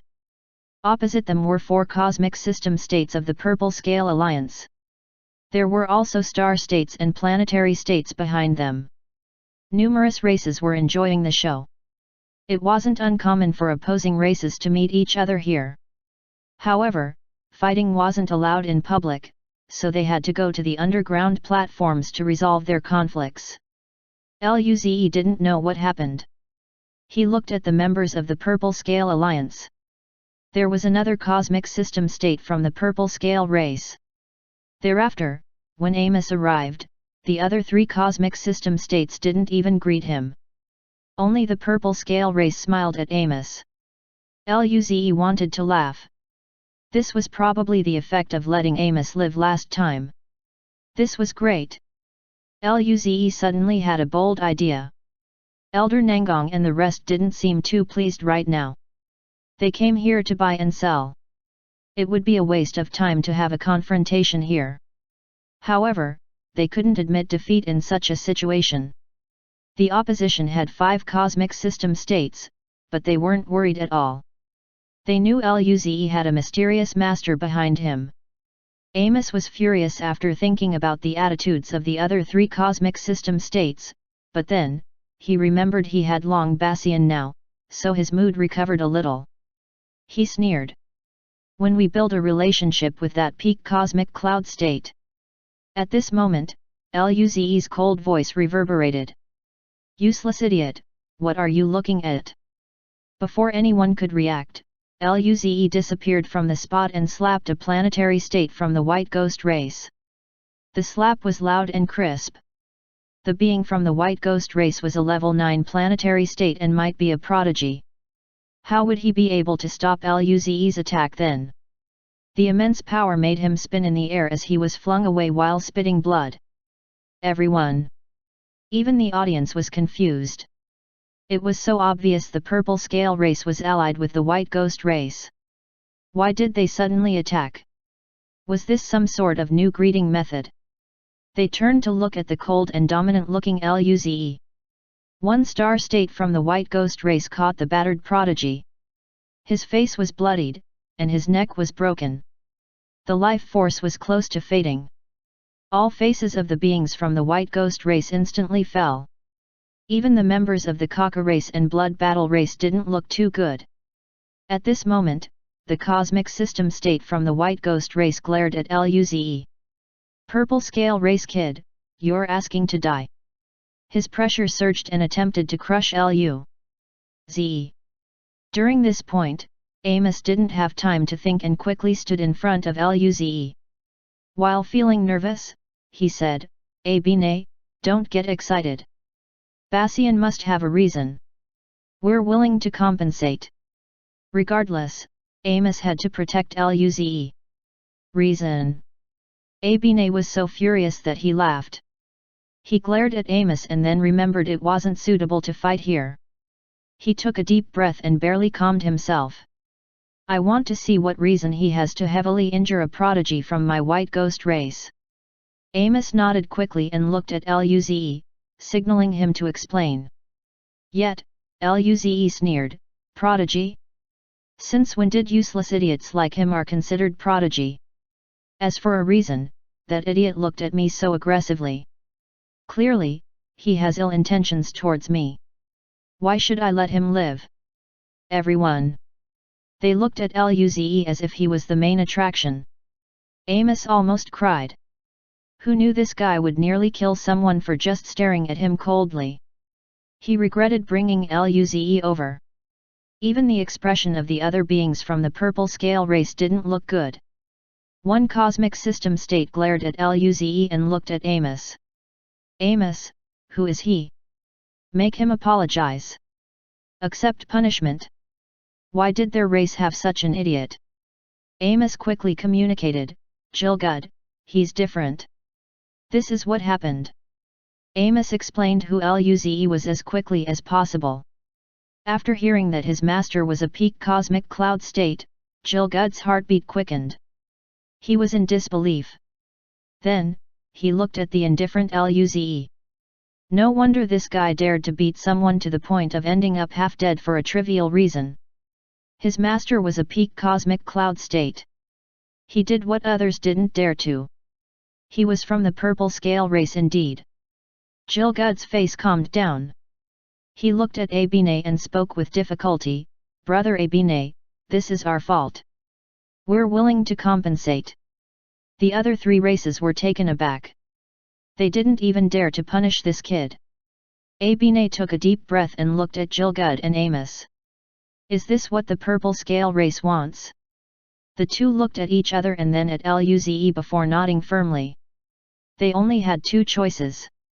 One was to punish Long Bassian and let the white ghost race appease their anger.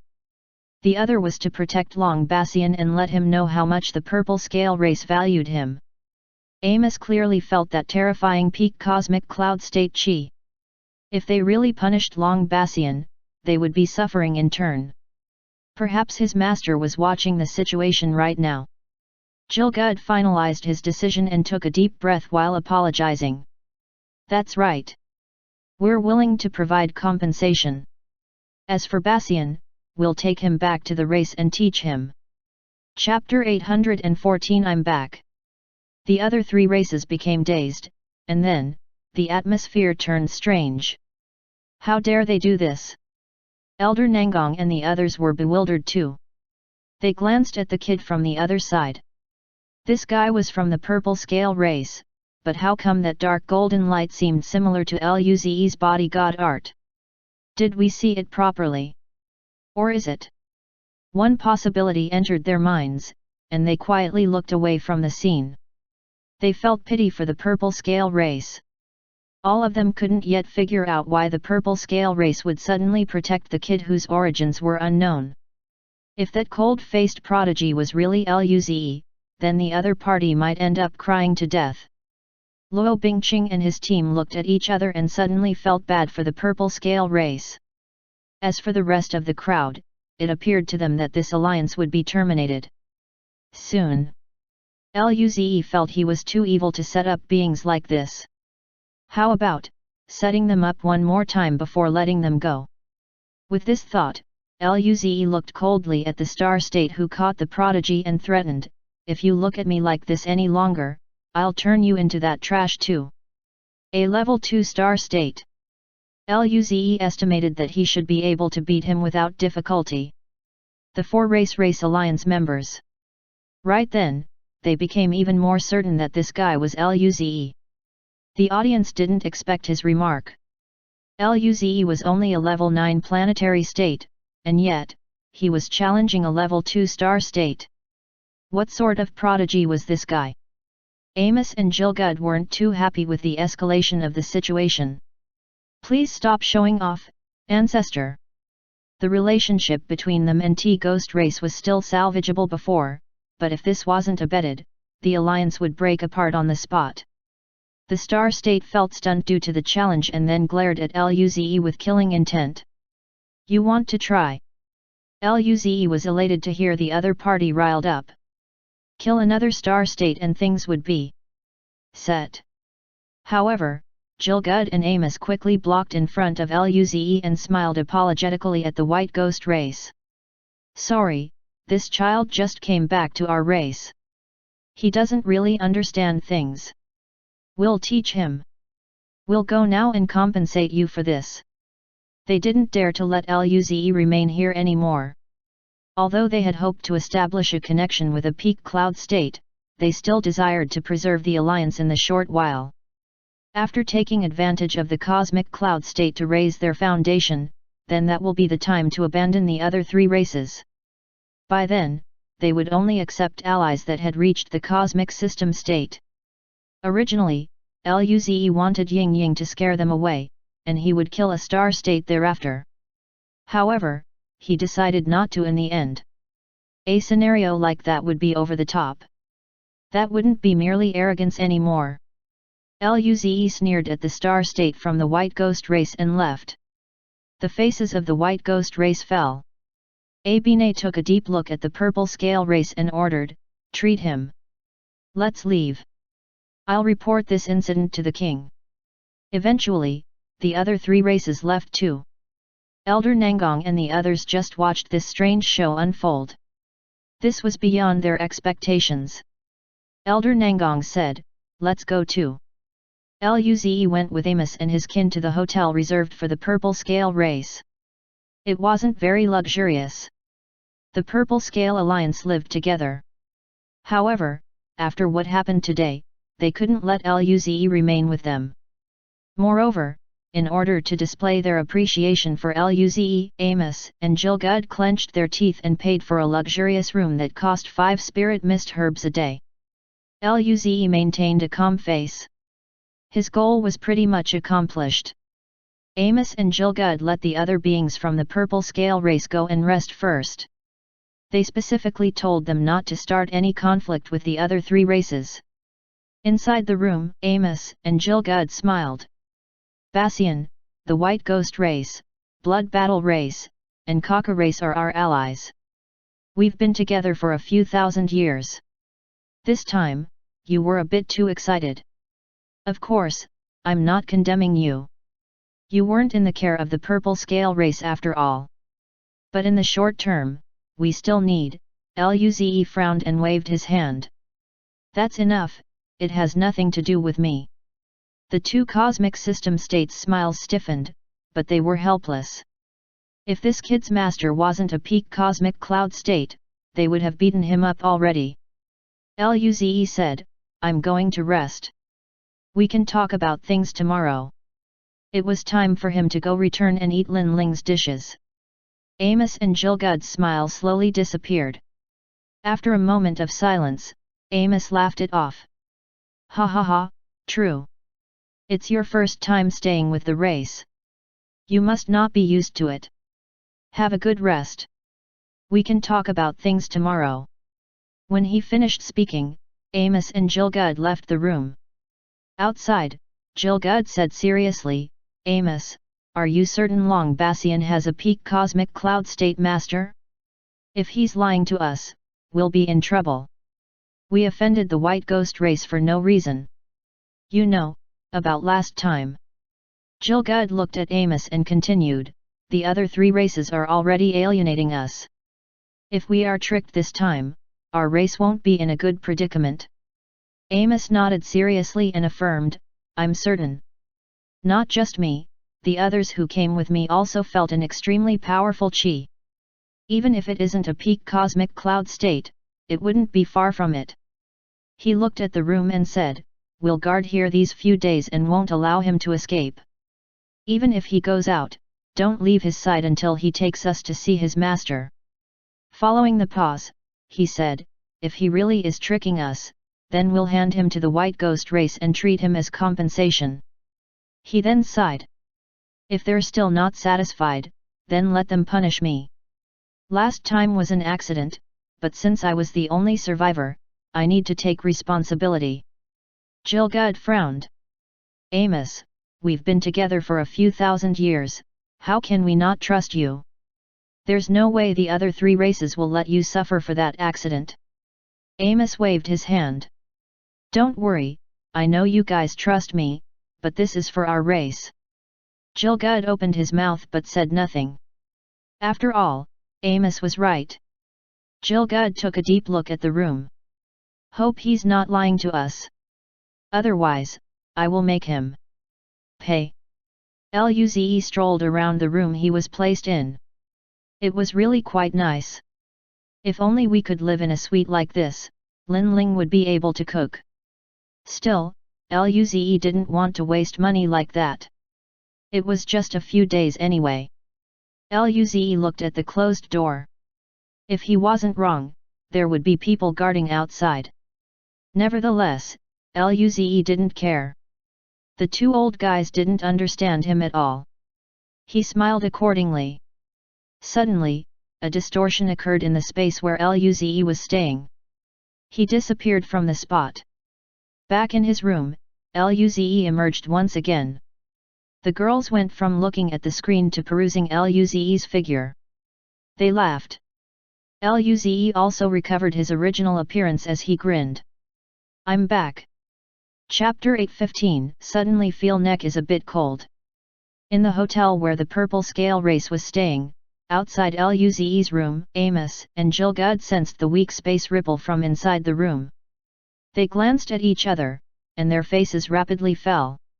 Amos quickly knocked on the door, speaking with a slightly cold tone, Bastian, I suddenly remembered that I have something to discuss with you. Open the door. 1 second, 2 seconds. After a few more seconds later, the door had remained shut. Both their expressions worsened. Amos punched the door without hesitation. Rumble. Accompanied by a huge explosion, the metallic door flew out of the door frame and collided against the wall inside the room. Amos and Gilgud quickly went inside and looked around. After checking the entire place thoroughly, they returned to the foyer with green faces. Long Bastian is gone. Amo's eyes flashed with bloodthirst. Space god art. That bastard has space god art. Their chi was boiling, especially Amos. He didn't get it. That cosmic cloud state chi was definitely real. In that case, why did that bastard trick me like this? Is he playing with me? His heart was burning with fury as he roared, that bastard. A violent shockwave spread across all directions, destroying everything in the room. It spread throughout the hotel and even reached the outside. The beings from the Purple Scale Alliance in the floors below were dumbfounded. Why is Amos so furious? Abine sneered, Amos is going crazy. The cosmic system states of the Blood Battle race and Kaka race also felt puzzled. He seems very angry. What happened to the Purple Scale race? They're not scared of attracting the law enforcers. Abine smiled contemptuously. Who knows what the Purple Scale race has been doing lately? They've made us suffer huge losses since the secret realm. This time, that heavily injured prodigy was saved, but his brain sustained severe damage. He was pretty much useless. Moments later, the cosmic system state from the Blood Battle race shook his head. Let's go back and discuss it together. The cosmic system state from the Kaka race nodded. Suddenly, their expressions changed. Abine blurted out, it's here. 4 powerful Kais came over rapidly. They were all cosmic system states. All of them were squads of cosmic system states from cosmic cloud state civilizations. They were very powerful. Gilgud, who still had some reason, sensed these 4 Kais approach. Hence, he shivered. He woke up from his fury and pressed down Amos, roaring, Amos! Calm down. This is the trade planet. There was a cosmic cloud state here. Letting out your rage here is suicide. Amos regained his senses. His face was red. He took a few deep breaths before calming down. At this moment, 4 cosmic system states with faint golden skin appeared in the room. They were from the Golden Spear race. They glanced at Amos and Gilgud. Their glances were penetratingly sharp and heavy. The leader inquired, what's going on? Gilgud took a deep breath and smiled. Sorry, law enforcers. We were scammed and got too emotional. We'll pay for all the losses. He took out 4 flashing crystal rocks and handed them to the law enforcers.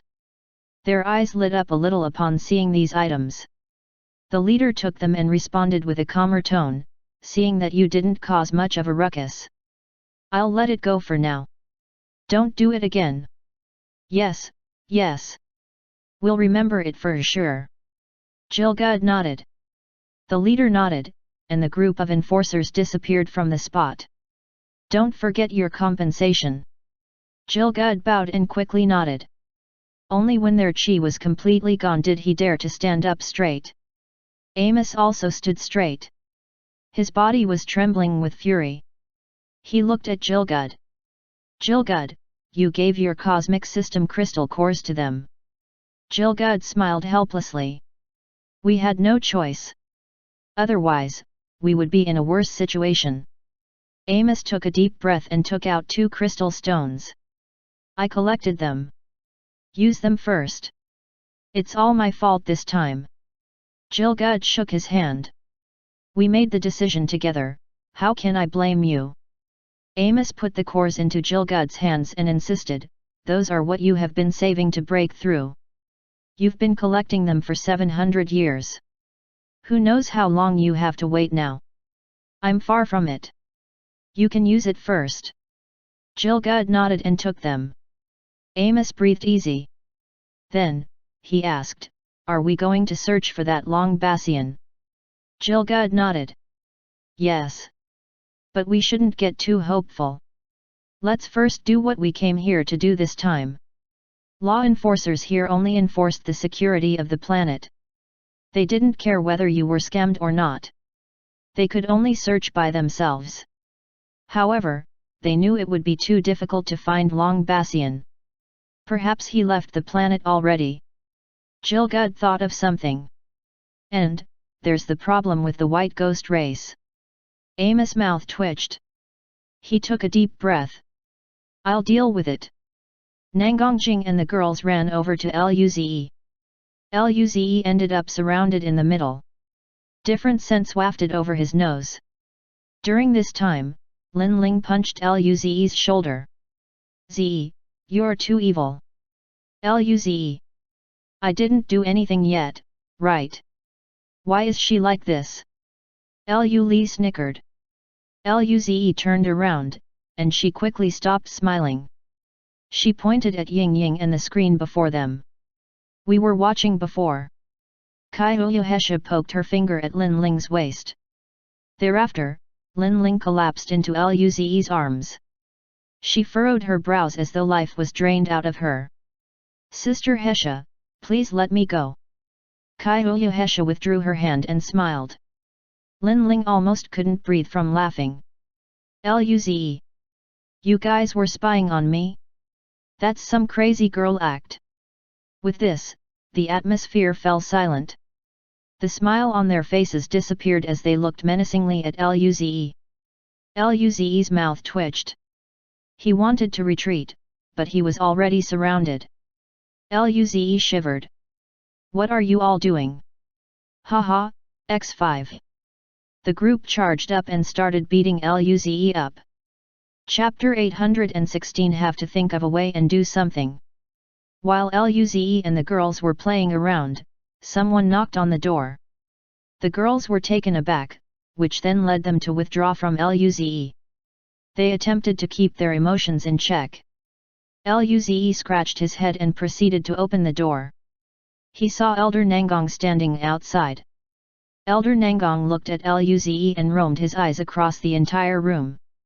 All the girls were present.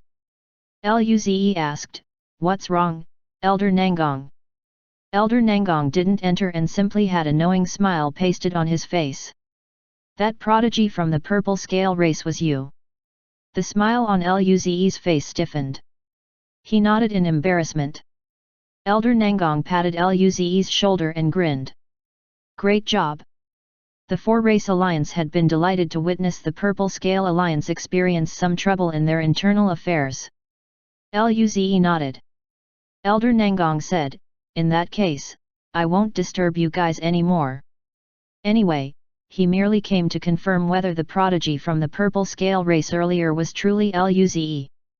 Luze coughed.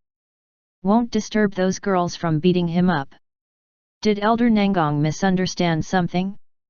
Nangongjing and the rest of the girls blushed again. This time, Luze closed the door and looked at them in vigilance.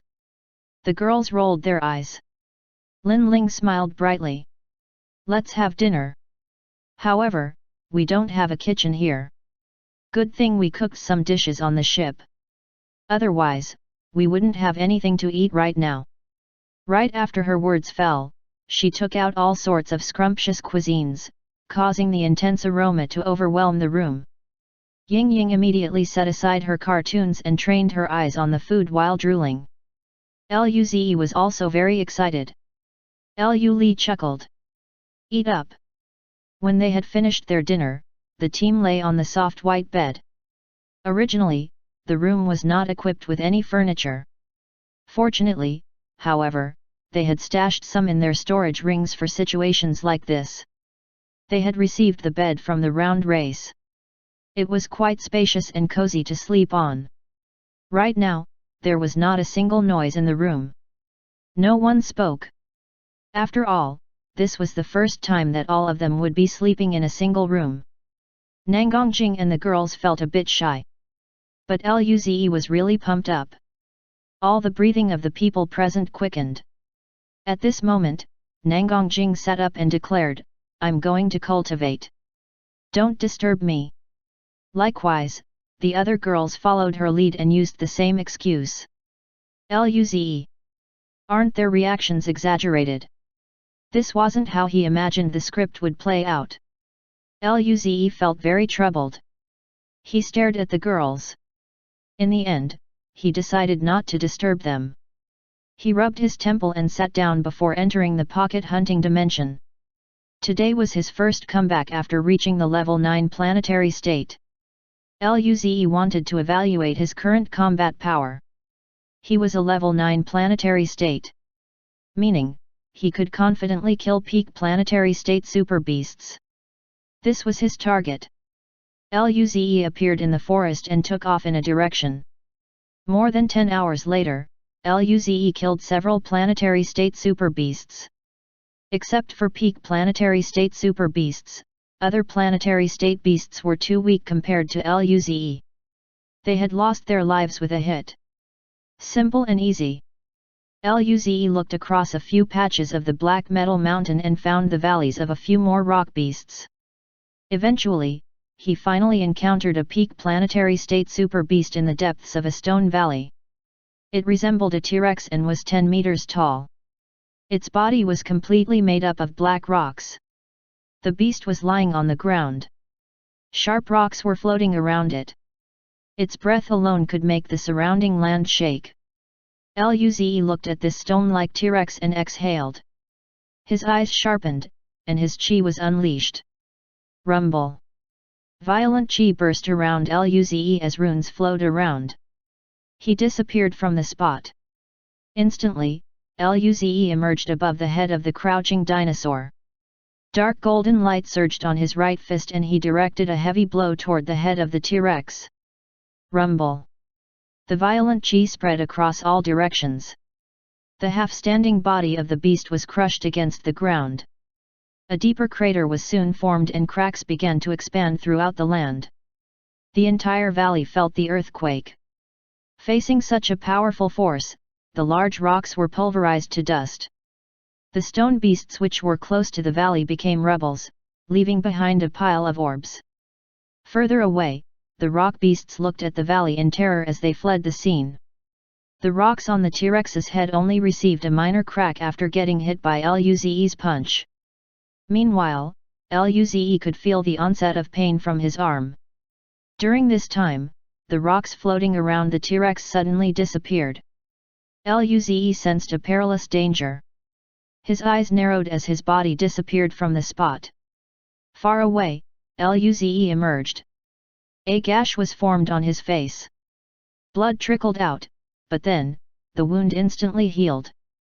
Luze wiped the remaining blood away as he stared at the opponent. It slowly rose from the ground, glaring at Luze with its red eyes. Luze grinned as a demonic chi enveloped him. He disappeared from the spot once again. The creature roared as the black light around it shot at Luze.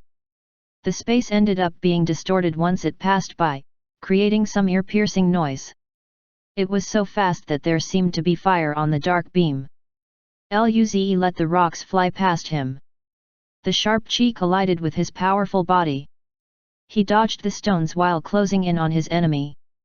An instant later, Luze was close enough. Right then, the T-Rex stomped on the ground, making sharp rocks shoot out of the ground towards Luze. Oh shit! What a camper! Dark golden light covered him entirely. Rumble. Clank. Luze retreated under the barrage of the rocks. Currently, Luze's chi soared again. The dark golden chi wave erupted as the rocks thrown at him halted. In the following second, Luze appeared at the chest of his opponent. There was blood seeping out of his mouth. His spirit force rose as he used his dark golden fist with his right hand and light and darkness beam with his left. His right fist struck the chest heavily. Rumble! The monster was flung away. Rubbles ended up coming out of its chest. Luze didn't stop at all. His beam from the left hand shot towards the wound. Rumble!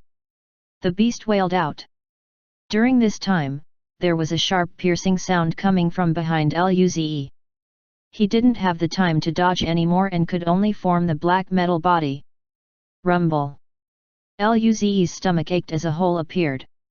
The sharp rocks penetrated his stomach. Luze coughed out and appeared before the monster again.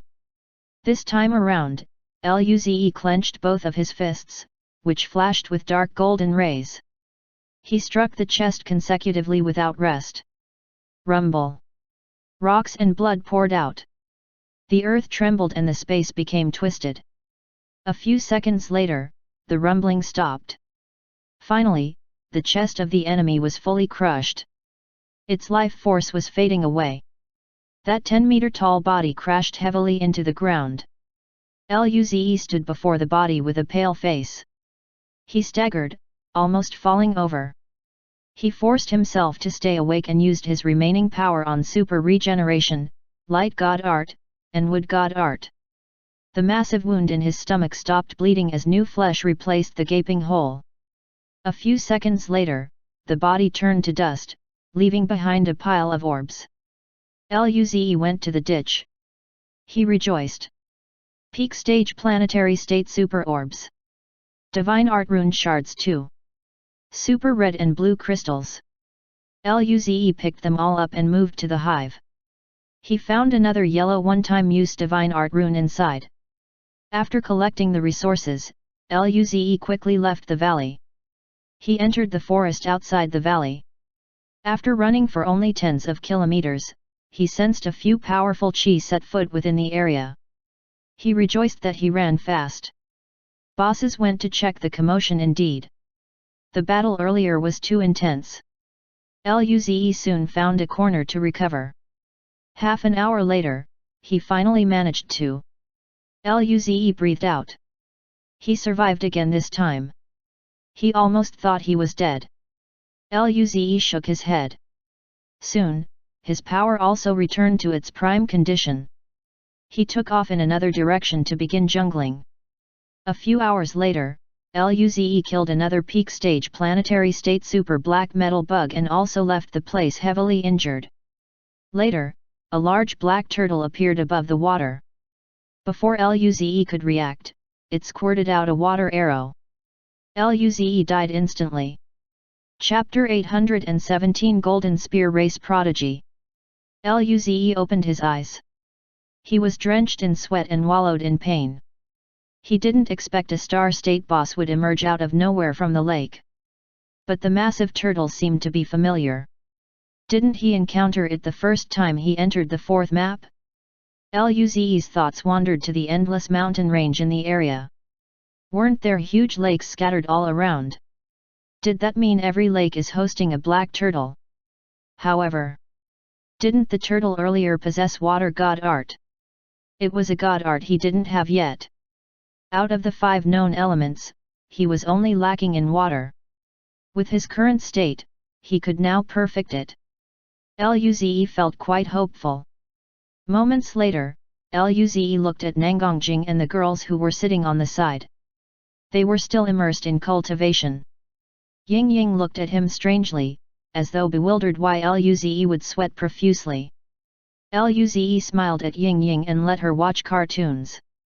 Thereafter, he closed his eyes for another round of cultivation. In the next few days, Luze and the girls could only purchase some cheap things due to poverty. At the same time, they assisted the elders in finding merchants who were willing to buy the special resources gathered by the human race. Simultaneously, they went to procure essential supplies as well. This included all sorts of high-level spirit materials, serums, and devices. For example, there was a communication device capable of covering the entire eastern region in extreme long-distance teleportation formation. Indeed, these were necessities that every universal alliance needed. Every race of an alliance would prepare a few sets in case of an emergency. The shops selling these materials were established by the owners of the trade planet. Other than this, there were a variety of one-time attack runes having different levels. The strongest could reach the cosmic cloud state. These runes were rather expensive, but those races who had some money to spare would buy one as a trump card. Elder Nangong and the rest all bought one. A cosmic cloud state rune was too expensive, but those who were at the peak of the cosmic system state would need one. Despite the wide range of products available, no one was selling divine arts or technological heritage. These things were the foundations of a force. No one was dumb enough to sell them. There would only be occasional low-grade ones coming out of auctions. Because they were attacked by space pirates, the four races were much wealthier than usual. The human race received most of the loot. Hence, at this time, it was probably the wealthiest period they experienced. Consequently, after buying their basic needs, Elder Nangong gritted his teeth and bought a cosmic system state spaceship. It had a level 4 to level 5 cosmic system state firepower and cosmic system state high-level defense. As a drawback, however, a large amount of energy was required to activate the ship. Even after buying it, they could only use it at the most crucial time. Meanwhile, the other three races felt very envious. This was a cosmic system state ship. After they had settled everything they needed to, everyone returned to the hotel. On the way, Elder Nangong didn't stop smiling. He didn't expect he would be able to buy the cosmic system state ship this quickly. The condition of the human race was getting better and better. He looked at Luze. He really felt this kid was good. When the next generation matures, will the human race be even better? Luze and the girls went back to their room and relaxed on the bed. Kyohesha said languidly, "It's finally over." Nangong Jing grinned. The elder looked very satisfied today. I haven't seen him this happy for a long time. Alice lay on Luze's arm and rubbed her head against his chest like a kitten. We bought a cosmic system state ship today after all. Elder Man and the rest appeared quite envious. Lu smiled. With a cosmic system state ship, it would be much safer to attend this East Realm gathering from now on. Naturally, they wouldn't ask Ying Ying to attend the gathering all the time. If they left the Milky Way galaxy, Ying Ying would be following them. The others nodded. Luze remarked, "The auction begins tomorrow. I wonder how much that egg would sell." The others nodded. They rested for a while, had dinner, and began cultivating. At the elf cosmic realm's border, a white-haired, extremely handsome elf floated in space. Behind him were the powerful beings of the elf race. Their faces were tense as they directed their gazes before the dense cluster of insectoids flying. The space seemed to have been painted dark red. A male elf looked coldly at the insectoids. "Insectoids, this is the land of the elf race. Leave immediately." He emphasized the words with disgust. To him, organisms this ugly, which could only wreak havoc, shouldn't exist. However, the insectoids were much stronger than the elf race. It was best to avoid a confrontation with them. The leading black-shelled insectoid transmitted his will, "Kill." A powerful cosmic realm state chi was unleashed from this insectoid as it charged at the white-haired elf. All the insectoids charged forward too. Seeing this, the white-haired elf's face fell. These insectoids acted like madmen. He had no choice now. The elf ordered, "Notify the queen, insectoid invasion. Fellow kind, guard our territory." Behind the elves were vibrantly inscribed green ships. Their spirit cannons started charging. Attack! The two sides clashed together. The deep space lit up. It was like a star bursting and a galaxy collapsing. Although it appeared to be dazzling, the situation was dangerous. While the main forces of both sides were battling, waves of insectoids crossed the border. The following morning, Luze and the girls woke up early and gathered with the elders. They were going to the auction. Not everyone would go. Except for the 4 cosmic system states, they only took a few star states and planetary state prodigies.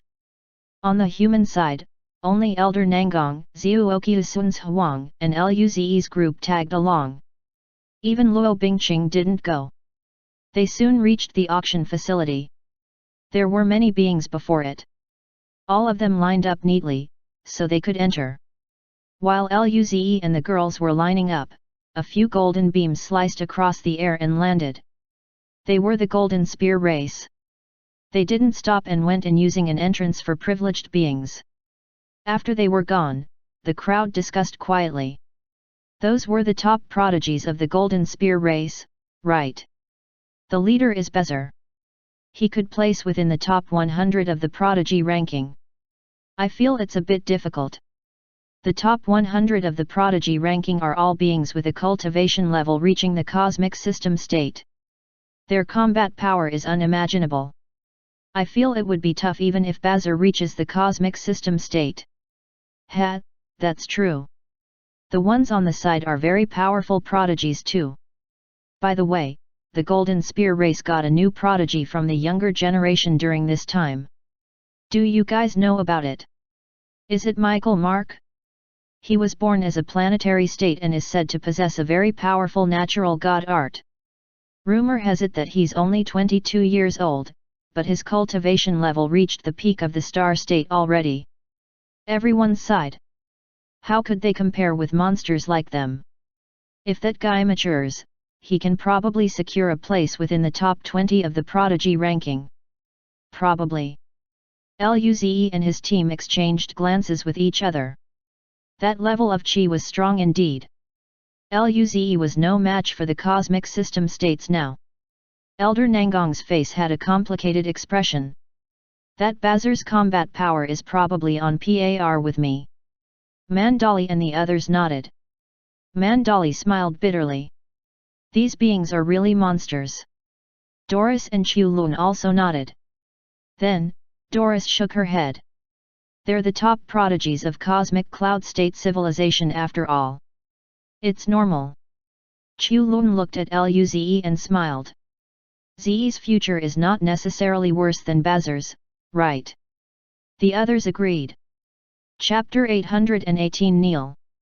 Hearing the conversation of Elder Nangong, the crowd looked over with a strange expression. The civilizations of those who lined up were all cosmic system state, or at least, star state. Those who had a cosmic cloud state civilization wouldn't bother to wait here.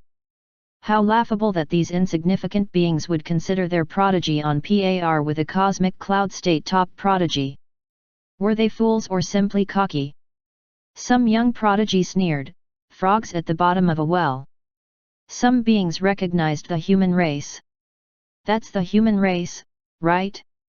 I heard they have only entered the cosmic era for a few thousand years. It's normal that they're ignorant. The race has no prodigy. Their voices were hushed, but everyone present could clearly hear them. So they're a new race that just entered the cosmic era. No wonder. Haha, the prodigy of a minor civilization. They didn't need to care. It's the winged and barbarian race on the side. Since when did they become deluded too? You can't say that. A few days ago, there was a very strong prodigy from an unknown cosmic system state civilization. They're called the Purple Scale Race. That one. I've heard of them a few days ago. Aren't they having conflicts within their alliance? They even annoyed the law enforcers. They left a few days ago. They didn't even come for the auction. Pity, I thought that prodigy would show off his power on the stage. Quite a few prodigies on the planetary state prodigy ranking would appear. Don't worry, there'll be a chance.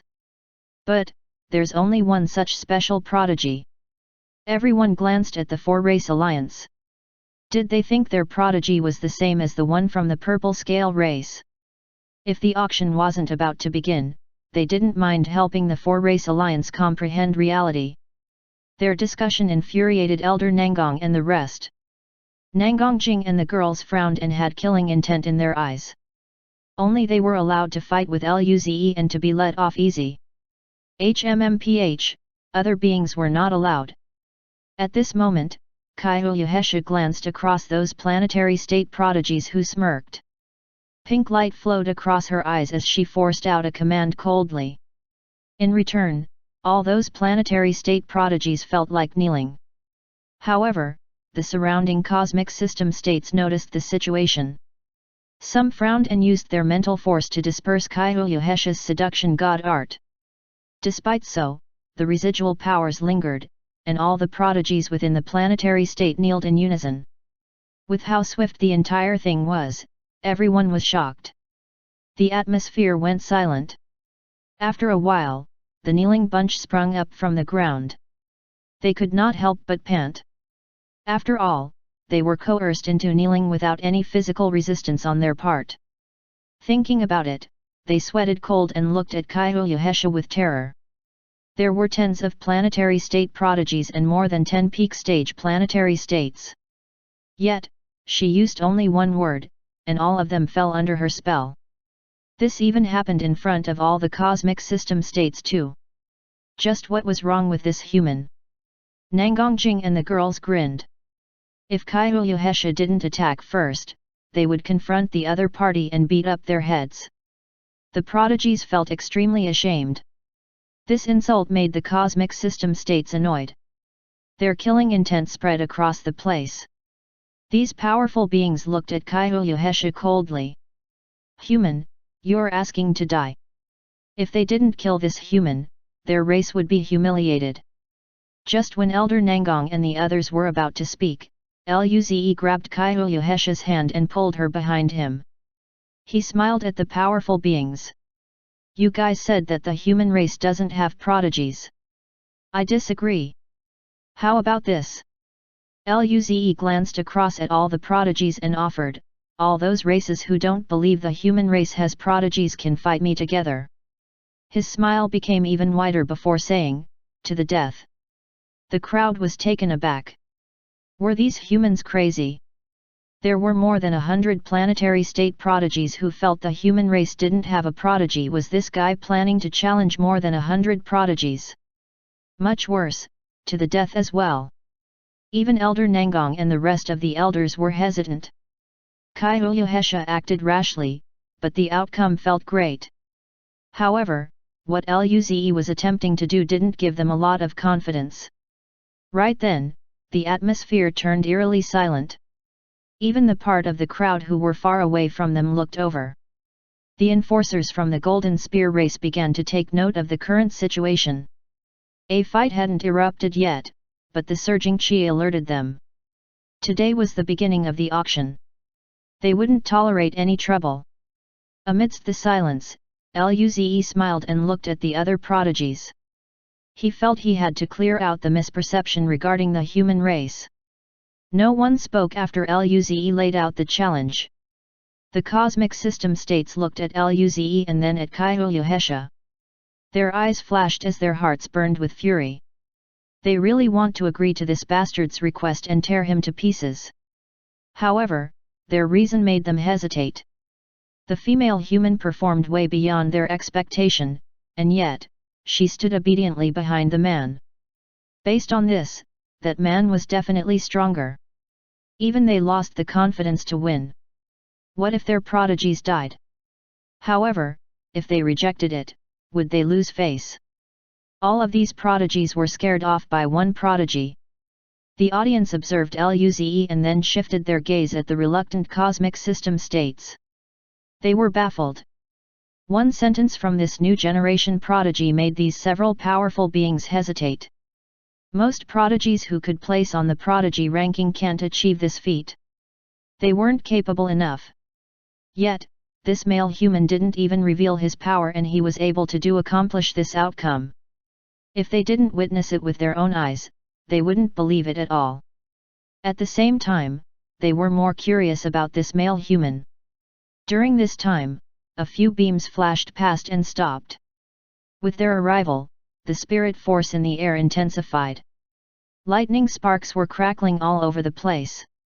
Everyone looked at the few humanoids with purple lightning runes on their forehead, as well as the crystal humanoids. It was the crystal race and the lightning rune race. Both of them had a cosmic cloud state civilization. They were also prodigies. They looked strangely in Luze's direction. Usually, when they appeared, they would become the center of attention. One prodigy from the purple rune race raised a brow and said, "Let's go inside. They're waiting for us. I wonder whether the other few races have arrived." The leading prodigy from the crystal race smiled. "What's the rush? The auction hasn't started yet. My instincts tell me that there's something interesting happening there. Let's go have a look." Chapter 819 The human race has prodigies. The law enforcers of the Golden Spear race couldn't let the situation grow worse anymore. If they don't abate it now, the commotion would be difficult to manage later on. The leader was already reporting to Bezer and the other prodigies of their race. At the same time, he signaled to the law enforcer on the side. Thereafter, he smiled amicably and greeted the prodigies from the Crystal race and the Lightning Rune race. "Young Master Yilei and Master Yuan Shui, welcome. Our young leader is coming out soon." Yilei and his companions turned around. Yilei smiled and nodded. He then pointed in Luze's direction to ask, "What's the situation over there?"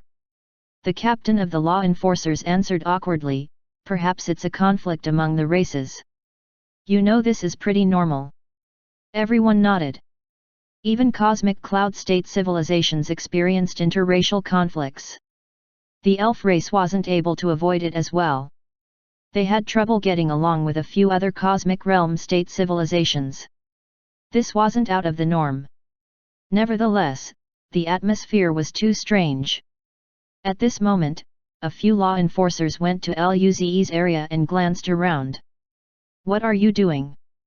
If you obstruct the law and order of the auction, you know the consequence." Luze grinned. "These beings insulted my race in public. I just want to challenge some of their prodigies." Everyone's mouth twitched. Of course, it was true they felt contempt towards the human race earlier. However, it was the girl from the other race who forced them to kneel. That was much more insulting. And currently, Luze wanted to fight them to death. The law enforcers were stunned. The trade planet couldn't intervene between interracial conflicts. This was the rule of the elf race. Those who reached the cosmic cloud state couldn't exert too much influence on the cosmic states. In the end, they were subject to the sovereignty of the elf race. Moreover, these races weren't really physically fighting each other. This was the primary reason why they didn't immediately break up the ruckus previously. Seeing how the others refused to talk about it, the law enforcers looked strangely at Luze and Elder Nangong before asking, "He can represent you guys?" Luze was still a young human. Would he even be able to represent the will of his race? At this moment, Elder Nangong smiled. "Yes, he can represent the human race." To Elder Nangong, Luze was going to lead the human race sooner or later. Luze was only defending the dignity of the human race. Therefore, he had no reason to stop the latter. Everyone's eyes narrowed. They looked at Luze with more curiosity. Usually, the representative of a race wouldn't be lacking in power and talent. That girl was already rather terrifying, and yet, she stood obediently behind the guy. Now, the cosmic system state of the human race was publicly declaring that this youth could represent their entire race. This only meant that the youth was most likely extraordinary. At the very least, he should be much stronger than the girl. Right then, the other prodigies felt concerned after taking another look at Luze. The law enforcer looked at Luze and nodded. "Since you're fighting for the honor of your race, we won't stop you. But, the auction is about to start. Instead of doing it now, wait for the end of the auction, then you can proceed to the underground stage to resolve the issue."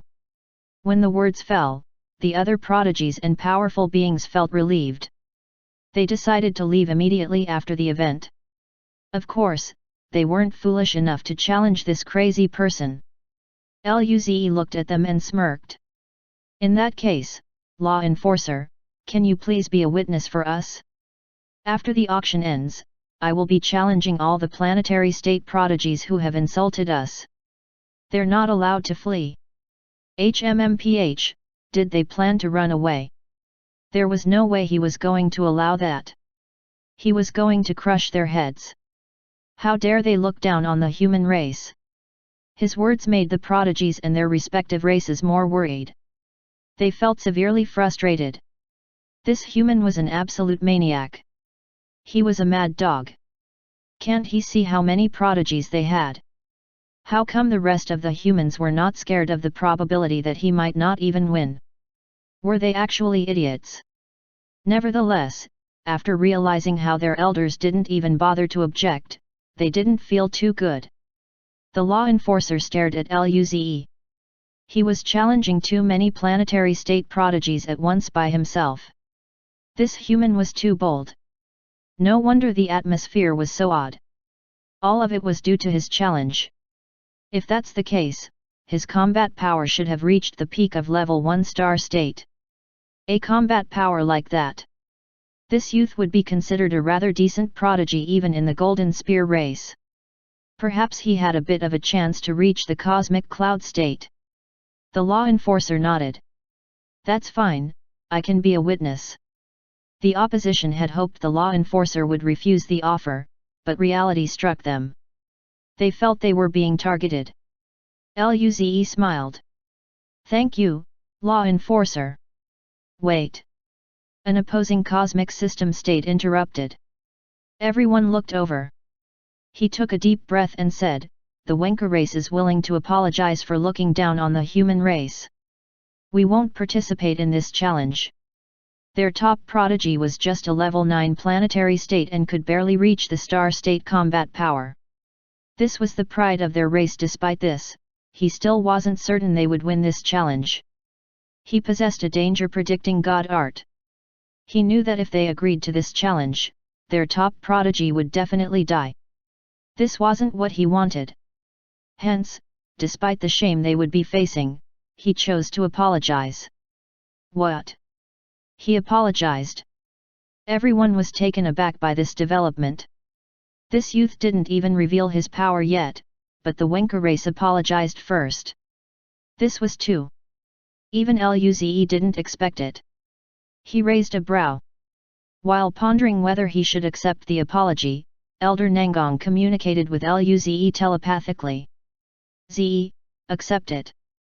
Don't force them too much. The human race shouldn't make enemies. We should keep a low profile as we grow. Luze agreed and then smiled.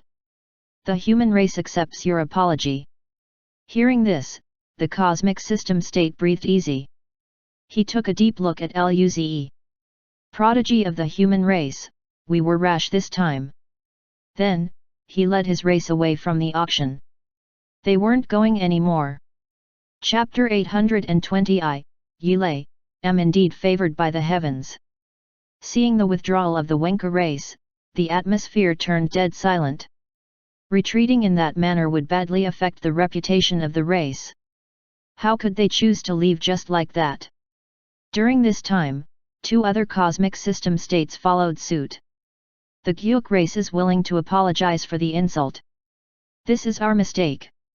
Us too, the Maina race is willing to apologize. The 2 cosmic system states bowed their heads a little to the human race. The Gyuk, Maina, and Wenka were allies. They were aware that the cosmic system state who had left earlier had a danger-predicting god art. Since he chose to offer an apology and leave, this could only mean the young human probably possessed an exceptional power, which was capable of scaring the former and making him sense a threat. In that case, it would be pointless to subject their top prodigies to the same situation that would most likely end their life. Hence, they chose to apologize as well. With the apology of the other 2 races, the rest of the crowd felt as though their hearts were stabbed. Why couldn't they retreat together? Why did they cower so easily? This made them anxious. A powerful cosmic system state with red flames above his head looked coldly at the three races and exclaimed in contempt, "Coward! Are you not scared that your race will be humiliated?" The two cosmic system states didn't even reply to him and just looked at Luze. Luze smiled and nodded. "We accept the apology." The two cosmic system states breathed easy and nodded. "Thank you." Then, they left the place with their race. They went after the Wenka race. The rest of the races looked amongst themselves. They didn't know why those three races chose to be apologetic and leave, but they weren't stupid. A reason must exist for their actions. The atmosphere became very cumbersome. The three races who departed took along 20 prodigies with them. This made the rest of the prodigies more worried. The fire cosmic system state's mouth twitched in embarrassment. He lowered his head. "The red flame race is willing to apologize. We hope the human race can forgive our rudeness." Luze. Even the other beings looked at the cosmic system state who just excused himself. They were bewildered. How shameless! Luze still nodded and chose to forgive them. The recent apology allowed the rest of the parties present to make up their minds. Immediately, cosmic system states started expressing their apologies. The Dugen race is willing to apologize. There were 7 more races, other than the 4 that had already apologized. They all chose to admit their mistake. The onlookers were dumbfounded. 11 races with cosmic cloud state civilizations were forced against their pride by a mere single youth, whose race only achieved cosmic system state civilization, to apologize on the spot. If they didn't see it with their own eyes, they would never believe it was true. More shocking than the rest, the youth had never revealed his power up to now. This part was unfathomable. Of course, they knew that the trade planet forbade battles. Otherwise, all these cosmic system states would have charged up a while ago and tore the human race to pieces. Everyone looked at the youth who remained smiling from beginning to end. What a pity! He didn't even show his power. Luze was a little disheartened too. He thought a few races would bite the challenge. If so, he could have displayed his power. But now, they all ran away. Luze was bemused deep inside. Still, he faced the rest with a smile. "Since you're all apologizing, then we'll let this one slide." He actually wanted to oblige them to provide compensation for his race. However, that might spark more animosity. Although Luze and the girls can take the backlash, the human race didn't only include their group. Several planetary states and those who were above would often leave the Milky Way galaxy to gather resources in the elf cosmic realm. If they made too many enemies, it would be tough for humans who ventured into the Milky Way. Given that scenario, the human race would end up developing at a snail's pace. Luze couldn't supply his orbs to the entire human race either. He would only give them to those he trusted. Due to the arrival of the law enforcers, more and more people decided to watch the situation. All the beings around stared at Luze with curiosity and shock. In the distance, the prodigies of the Crystal race and Lightning Rune race were also watching. Yilei smiled. "That is the human race? That kid seems quite strong." Another being from the Crystal race remarked, "His cultivation level is at level 9 planetary state, the same as Moer and Lei Ming. Who do you think is stronger?" Lei Yuan's lightning rune flashed. Moer and Ming might not be a match for him. Hearing the response, Lei Ming rebuked, "Brother Yuan, this kid only came from a recently developed cosmic system state civilization. Is he really that strong?" Another prodigy from the Lightning Rune race nodded. "Brother Ming and Moer's combat powers have reached the level 2 star state, right? Can that human really compare with them?" Yilei smiled. "Brother Yuan is right. My instinct tells me his talent should be considered exceptional even among cosmic cloud state civilizations. Don't get careless. You might encounter him in the prodigy battle." Moer and Lei Ming glanced at Luze. Power wasn't determined by words. They would see who was truly stronger in the end. They didn't believe they would lose to a prodigy whose race only had a cosmic system-state civilization. Meanwhile, Bazar and a few golden spear prodigies flew out and landed next to Yilei and the others. Bazar looked at the captain of the law enforcers. "What's wrong?" Yilei smiled and explained, "It's nothing, we enjoyed a show." Lei Yuan urged, "Let's go in first. The auction is about to start." Yilei said, "By the way, Bazar, I heard there's an insectoid queen egg in this auction. Is that real?" He acquired a one-time scroll that could enslave a being in the secret realm. The insectoid queen would be the best choice. Last time, he attempted to get one, but he was spotted by powerful insectoid beings. In the end, he didn't even know where he died. Now that there was an insectoid egg at the auction, he felt excited. "I, Yilei, am indeed favored by the heavens."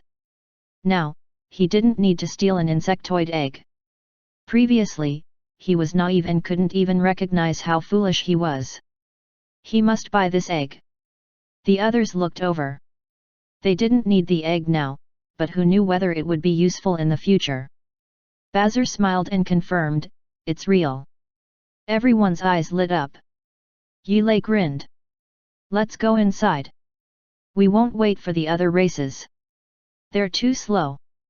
Chapter 821 So I'm this wealthy. The thing had been resolved. Everyone looked at Luze with admiration in their eyes. He managed to protect the honor of the human race without letting the conflict escalate. It would be impossible for an ordinary young prodigy to accomplish this. At this moment, the law enforcer from the Golden Spear race informed Luze, "The auction is about to start. Don't cause any trouble from now on."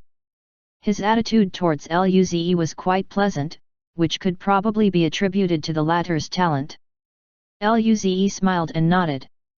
"Okay, thank you, sir, for being willing to bear witness." The corners of the law enforcer's mouth lifted, and he casually waved his hand. "It's no big deal." This young human was talented, and he even knew how to handle things properly. The boy was polite to boot as well and seemed like a good seed. He swept his gaze across the representatives of the human race. No wonder they were bold enough to allow Luze to represent his own race. This time around, they might finally experience a prosperous period of rapid development. With the departure of the law enforcer, Elder Nangong and his companions felt relieved. This was the trade planet after all. Despite the outcome of the events, they still felt a bit pressured. Doris looked at Luze and remarked, "The younger generation is pretty amazing."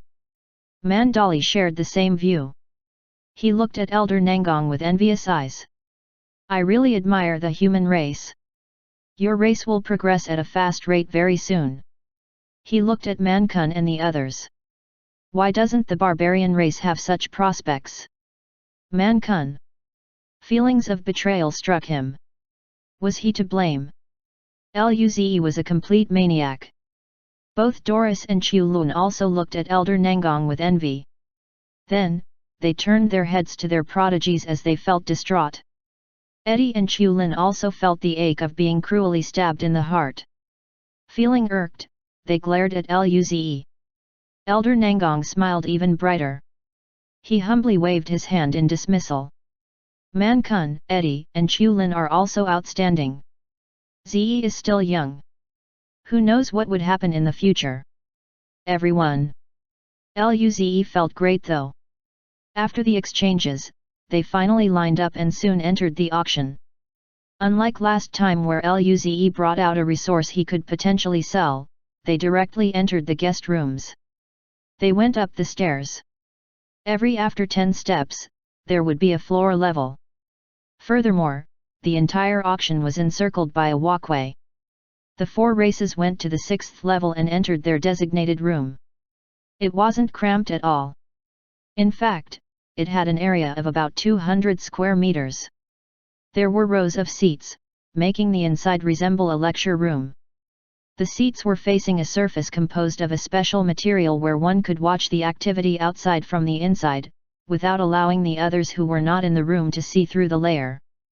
They had a good view of the large platform at the center. Currently, no one was present there since it wasn't time for the official commencement of the auction. The 4 races sat down and waited for the auction to begin. Cosmic System states had the privilege to sit in the front row. They were the primary bidders after all. The others didn't have enough money to participate. Naturally, the precious items in the auction were quite expensive. Time passed by, until out of nowhere, someone from the Golden Spear race emerged on the stage. After releasing a bit of his power, the crowd felt immense pressure. Cosmic Cloud State. He smiled and swept his gaze at the rooms. Welcome to the auction that is only held once every 5 years in the Trade Planet. I'm the person responsible for this auction, Felix. Felix didn't waste time and immediately took out the first item. It was a purple fruit with white lightning marks. Lightning Rune Fruit. After consumption, it can be used to learn Lightning God Art. Those who possess Lightning God Art can use it to improve their God Art. I believe everyone knows how precious it is. The bidding starts now. This Cosmic Cloud State didn't prolong the sales pitch. He directly let people bid right away. Even with the brief introduction, a robotic voice sounded immediately. Room 1231 bids a low-grade life planet. Room 1182 bids 10 Yang Lotus pills. The beings present declared their bids one by one. Accordingly, the prices skyrocketed. Fruits that could help in learning God Art were valuable, even across the entire elf cosmic realm. Alice poked out her tongue and transmitted her voice telepathically. I didn't expect this fruit to be that expensive. Lu Li responded in the same manner. Brother's Lightning God Art orb is probably more precious than this. Nangang Jing laughed. Ze is really wealthy. Luze didn't anticipate that such a resource would be equivalent to life planets. These planets don't possess any forms of advanced intelligence. Still, they were considered precious. Given that, Luze felt he could even buy the entire Milky Way galaxy. Was he that wealthy? Luze was taken aback by the realization. Kai Huyahesha smirked. We are the sugar babies of little brother Luze, our big sugar daddy. All the girls blushed, especially Lin Ling and Nangang Jing. Initially, they felt embarrassed to accept Luze's orbs. Now, they were accepting everything. Luze coughed. They had pretty much done everything, except the last step. Well, the fox demon didn't say anything false, right? Luze felt delighted. Nangang Jing and the rest of the girls blushed even harder. Lin Ling punched Luze's shoulder. Who knew what this scum was thinking about? As they were bantering, the fruit was sold off to someone else. A cosmic system state bought it with 3 rather precious cosmic system state materials, red cloud stone. Not all cosmic system states had god arts. If they didn't, their combat power would be dreadful. Of course, they could also be buying it for their descendants. Elder Nangang also bought a planetary state divine art crystal. That was useless to Luze and the girls but rather beneficial for other planetary state prodigies. After selling a cosmic system state spirit herb, Felix said, the next item is a rather rare treasure. He took out a black ball. There were complex runes on it as a dark red light kept flashing. It was the insectoid queen egg. Luze and his group watched intently. Elder Nangang raised a brow. What is that? Mandali shook his head. Something that is considered rare by a cosmic cloud state wouldn't be ordinary. Yulei looked at the egg. His crystal head flashed with white light. That's the queen egg for sure. It's almost the same as the one I saw last time. I must get it. The other prodigies also manifested their strong interest in the item. During this time, Felix explained, this is an insectoid queen egg. This egg still retained its life force. Everyone was shocked. A robotic voice sounded, Mr. Felix, is this really a live insectoid queen egg? Felix smiled. The Golden Spear race can assure you of our credibility that this is indeed a live insectoid queen egg. When no one else doubted it anymore, Felix grinned. Let the bidding begin. Chapter 822 LU, Net Worth of a Few Cosmic Clouds, ZE. Room 0012 bids 5 Cosmic System Crystal Cores. Everyone looked at the top floor of the facility. The first 20 rooms were all located at the summit of the building. They were either occupied by a race with Cosmic Cloud State civilization or Cosmic Cloud State. Before the Cosmic System State could even bid, the beings from the upper floor made their offer. Hence, the rest of the crowd who desired to make a bid chose to keep their mouths shut. The opening bid was 5 Cosmic System Crystal Cores. How many cosmic systems did this being have to bid like this? The others merely wanted to buy the item and attempt whether they could actually control the insectoid queen. Only those with power reaching Cosmic Cloud State will be competing for it now. Room 0006 bids 8 Cosmic System Crystal Cores. 10. Each of the rooms from the upper level announced their respective bids.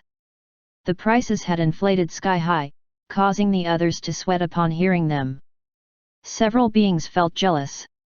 Who is selling this egg? Could they perhaps steal from him? Of course, only if the other party didn't possess a cloud state power. Elder Nangong and his fellow seniors were quite envious.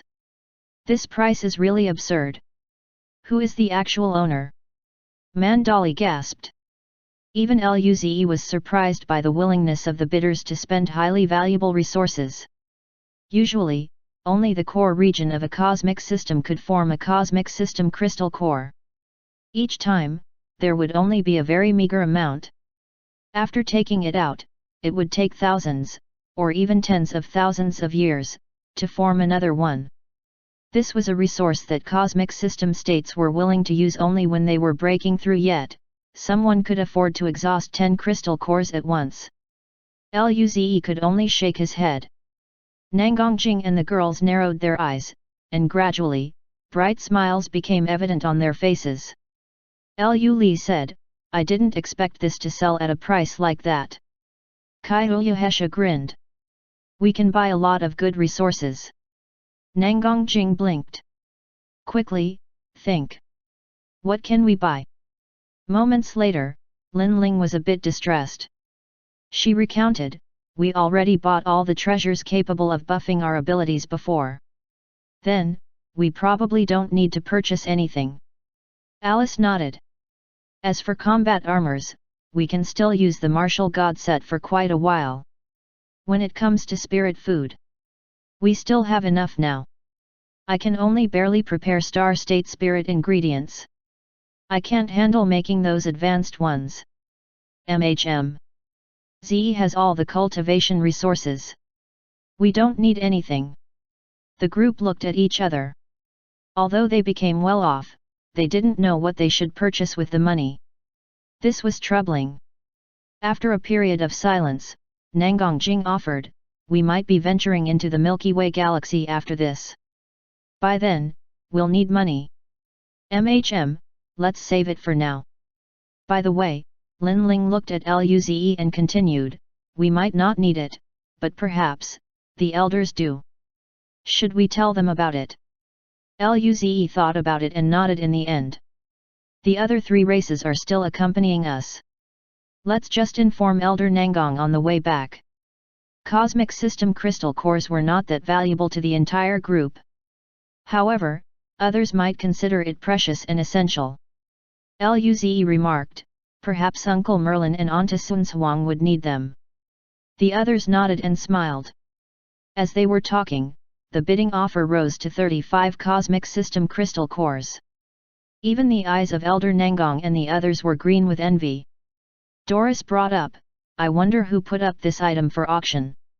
All these cosmic system crystal cores are enough to raise my cultivation level a few levels.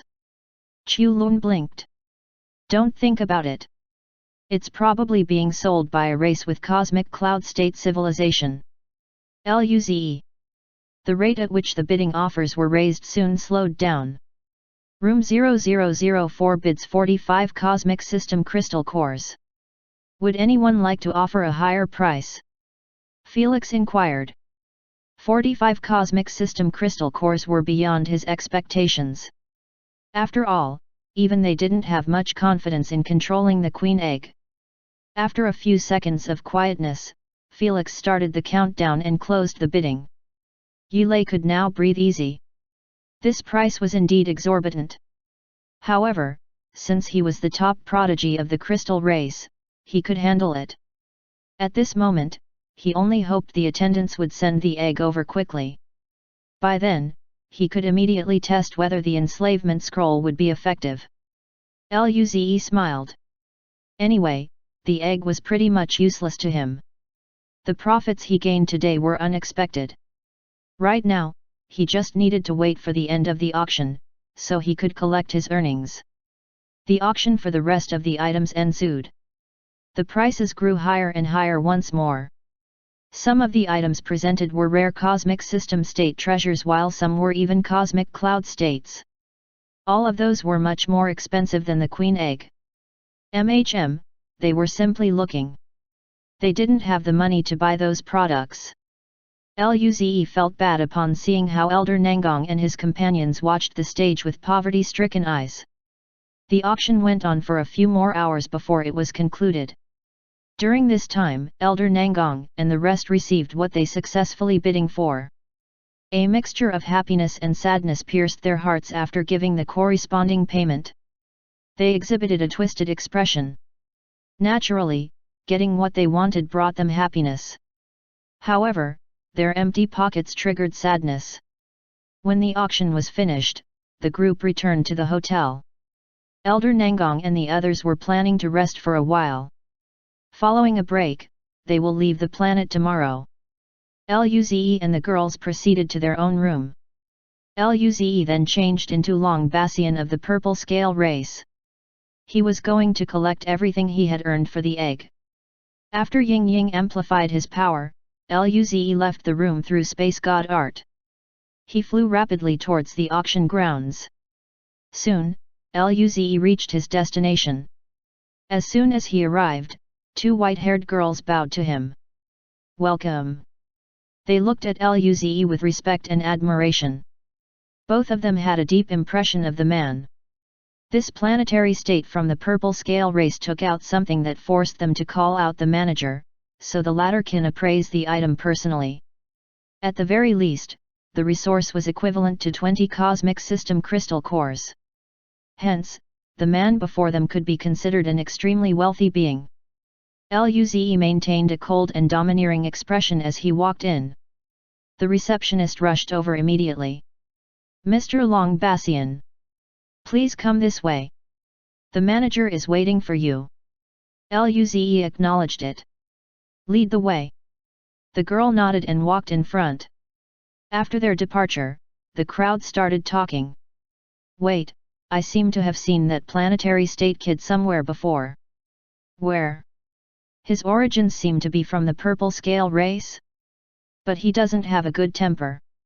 His combat power should be level 1 star state or even level 2. The one who made the comment relayed the story of Long Bassian pounding a prodigy from the white ghost race. Everyone's eyes flashed. Luze already noticed he was being observed by the audiences here. Still, the one they were currently watching was Long Bassian, not him.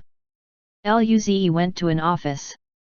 A handsome being from the Golden Spear race was already waiting for him. It was Ambrose. He smiled. "Mr. Long Bassian. Your queen egg was sold for 45 cosmic system crystal cores. We will take 20% commission, so that will be 9 cosmic system crystal cores. Here are your 36 cosmic system crystal cores." Ambrose handed over a storage ring. Luze scanned the contents. As the other party had stated, 36 shining crystals could be found inside. He nodded and tried to act indifferent. "That's fine. Managing this platform was really profitable. The commission was 20%. His heart was aching. Luze even wanted to create his own platform now and ask Ying Ying to guard it. Ambrose smiled and handed over a golden card. "Mr. Long Bassian is a young prodigy. If you have any more treasures, we hope you can come and make a deal with us. We can lower the commission to 10%. Luze's deal wasn't that significant to the Golden Spear race, but Luze was only a planetary state. Despite this, he could already take out such a treasure. What about when he reached the star state? Even better, what about the cosmic system state? This was worth waiting for. Luze took the card and nodded. Okay, if there's nothing else, I'm heading off first. Ambrose didn't mind Luze's cold attitude. He nodded. Thank you, Mr. Longbassian. Luze left, and the receptionist assisted him on their way down. Luze sensed numerous glances directed at him. However, he just took off from the auction grounds. Time to run. Hope these guys would go visit the purple scale race. He went to a corner and used Space God Art to return to the hotel. After that, a few beings flew over. Their faces were shocked. This prodigy from the purple scale race has Space God Art. He's indeed a terrifying prodigy. What do we do now? Investigate the situation at the purple scale race first. Okay. Back at the hotel, Luze successfully fled the auction grounds. I got the money. The girls rejoiced. Alice giggled. We need to hold a good celebration today. Chapter 823 Blood and Fire. At the border of the Milky Way galaxy, dense clusters of fleets were gathering. Asteroid-sized battle fortresses formed a defense line. Far away into the space, there seemed to be distortions in the bottomless pit of the universe. Small wormholes appeared as black spheres flew out. Then, a dense group of hideous insectoids flew out from the vortex. Their tyrannical chi painted the space dark red. Outside the defense line, planetary state and above beings had assembled. The one standing at the front was the cold-faced Lin Yan. The faces of the planetary state soldiers were drained of color. One of them asked, Marshal. We don't know where these insectoids originated. Those beasts outnumber us by a large margin. What should we do? Lin Yan responded, what about the other borders? The planetary state relayed, the void border isn't faring any better. There were sightings of powerful cosmic system state insectoids. Lord Shenyu took charge of the area. As for Lord Lindong, he is already on his way. The soldier added, insectoids have also appeared at the northern border together with the blade demons. It seems the creatures aren't singling us out. It attacked the blade demons as well. The current situation on that border isn't too bad. However, Lord Jinyao isn't here. Not just him. A lot of Star State Lords aren't too. Our combat power won't be enough to resist the incoming tide. Lin Yan inquired, have we made any request for assistance from the other three races? This planetary state forced out a smile. Master Lindong had done that before he left the ancestral planet, but they also have insectoids to deal with. Hearing this, Lin Yan's face looked bad. Clearly, major things are occurring. He closed his eyes and imagined Lin Ling's smile. He soon opened them again and took a deep breath before ordering, if our defense line falls, these bastards will gain access into the Federation. We must not lose control of this place.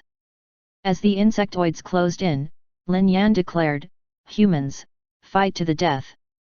At the void border, the Herculean Saint Shenyu was wearing black combat armor. He looked at the four cosmic system state insectoids that surrounded him. Insectoids, the human race has no enmity with you. Why did you come? The four cosmic system state insectoids didn't bother to reply. Their destructive power proceeded to rattle the space. Kill. Destroy. Once again, the four creatures charged towards Saint Shenyu. Spirit lights ended up flashing everywhere. It appeared as though stars were being destroyed. Shenyu's face overflowed with hatred. Die. Violent power surged out of his body as he greeted the four cosmic system states. On planet Zhiwo, both the Shenyu army and powerful adventurers jointly flew out of the planet to fight the insectoids. Boss Zhu was ablaze with purple flames. His chi was near the star state. A beautiful woman bearing a pale face was next to him. Her body was lit up with red flames. The two of them were facing a star state insectoid. Each minute, their faces lose more color. Their bodies were ridden with injuries. Even so, they still managed to hold off their star state opponent. Since they were practically the strongest within the region, if they couldn't stand their ground, everyone else would die. Rumble. After another clash, Boss Zhu and the woman fell back. Boss Zhu blocked before the woman and grinned. "Wife, we don't even have kids yet." The woman wiped the blood from her mouth and pushed Boss Zhu away. She exclaimed, "If we can survive this ordeal, we can have kids." Boss Zhu's eyes flashed with despair. Still, he still grinned outwardly. "Don't regret that later on. We won't die." Small wormholes began to make their way inside the Federation. With their emergence, insectoid ships were scattered across the galaxy, searching for life planets. On every planet they desired to conquer, there was a corresponding defense force. As they clashed, blood and fire blossomed in space. The Federal University, Emperor Capital Academy, other schools of Dawn System, and the military's prodigy barracks had mobilized groups to act as reinforcement to defend the planets. Back in the Federal University, Yemu and the other students gathered together. Yemu yelled, "Let's head off to MHM. Telun System." Merlin stood outside the system. His powerful star-state chi burst out, and all the insectoids nearby were crushed. Thereafter, Merlin had white flames all over his body, which was soon put out. The defense force looked at his figure in shock. Our solar system actually had a star-state being. This is a star-state being? Why is he here? Is he here to protect the family of Monarch of the New Dawn? Most likely. Only the Monarch of the New Dawn can ask someone to do that. Luckily, he was here. Otherwise, we would be in grave danger too. Why did a lot of insectoids invade us? Merlin shook his head. These are all ordinary insectoids. They're not too strong, but why would a great number of them appear here? There's probably a lot of them in the other regions as well. I wonder how the border is managing. Lu Wen and Fuxia were worried too. Fuxia expressed, "I wonder how Ze and the girls are doing." Merlin could only shake his head once more. Where Ze is would be the safest place right now. They have Ying Ying with them. With such a thought, they breathed easy.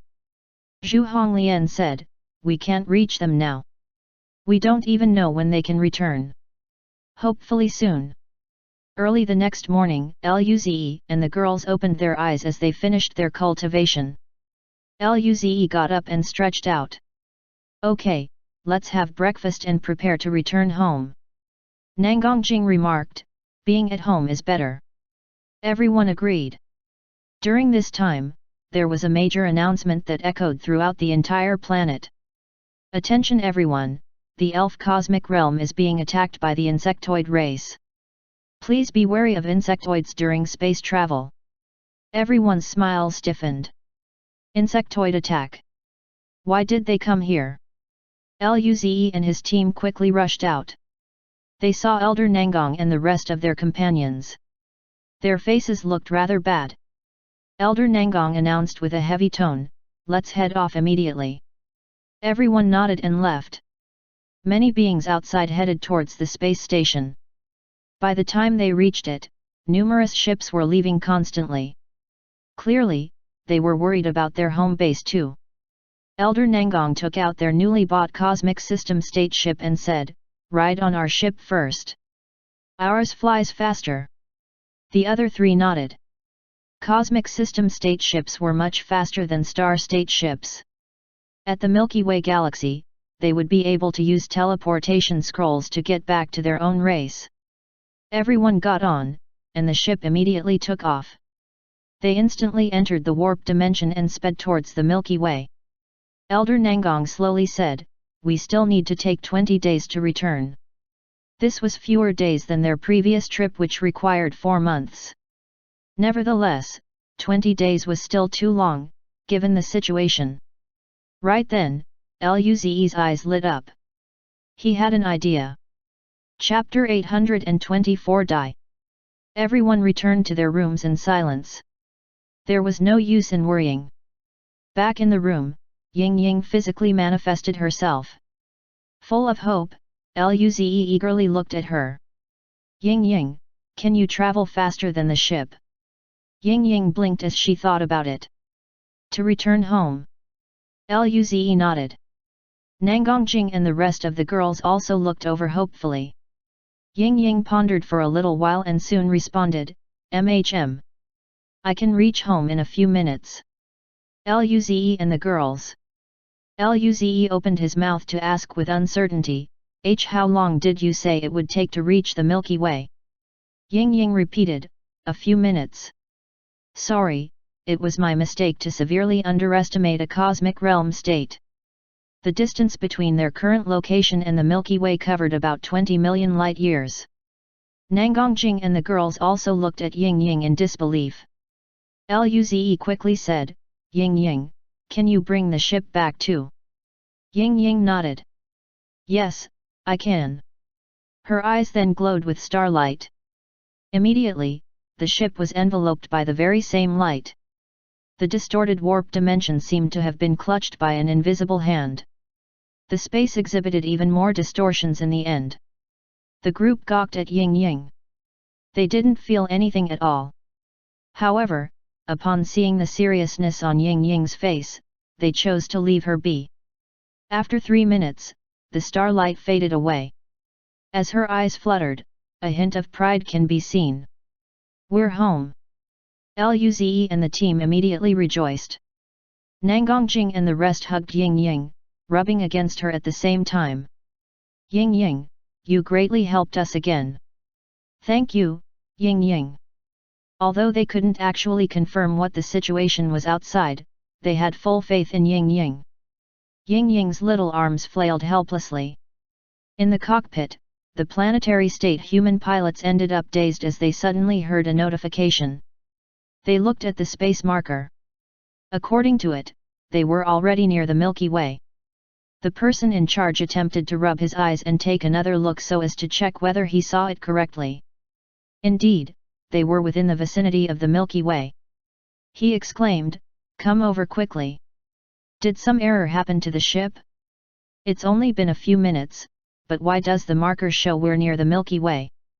The others heard it and went over right away. They checked the marker, and sure enough, they weren't far off from the Milky Way. One person frowned.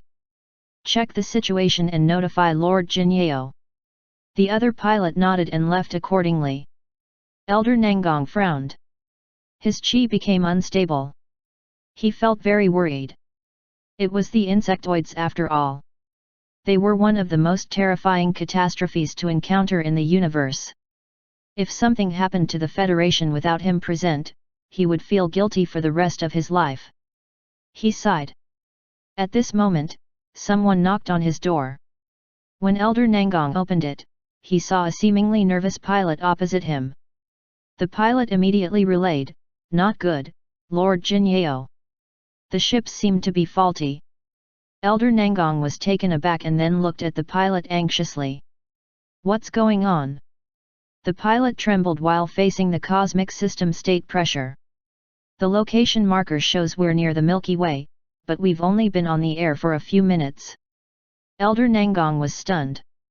Within seconds, a possibility suddenly dawned on him. He quickly said, "I see.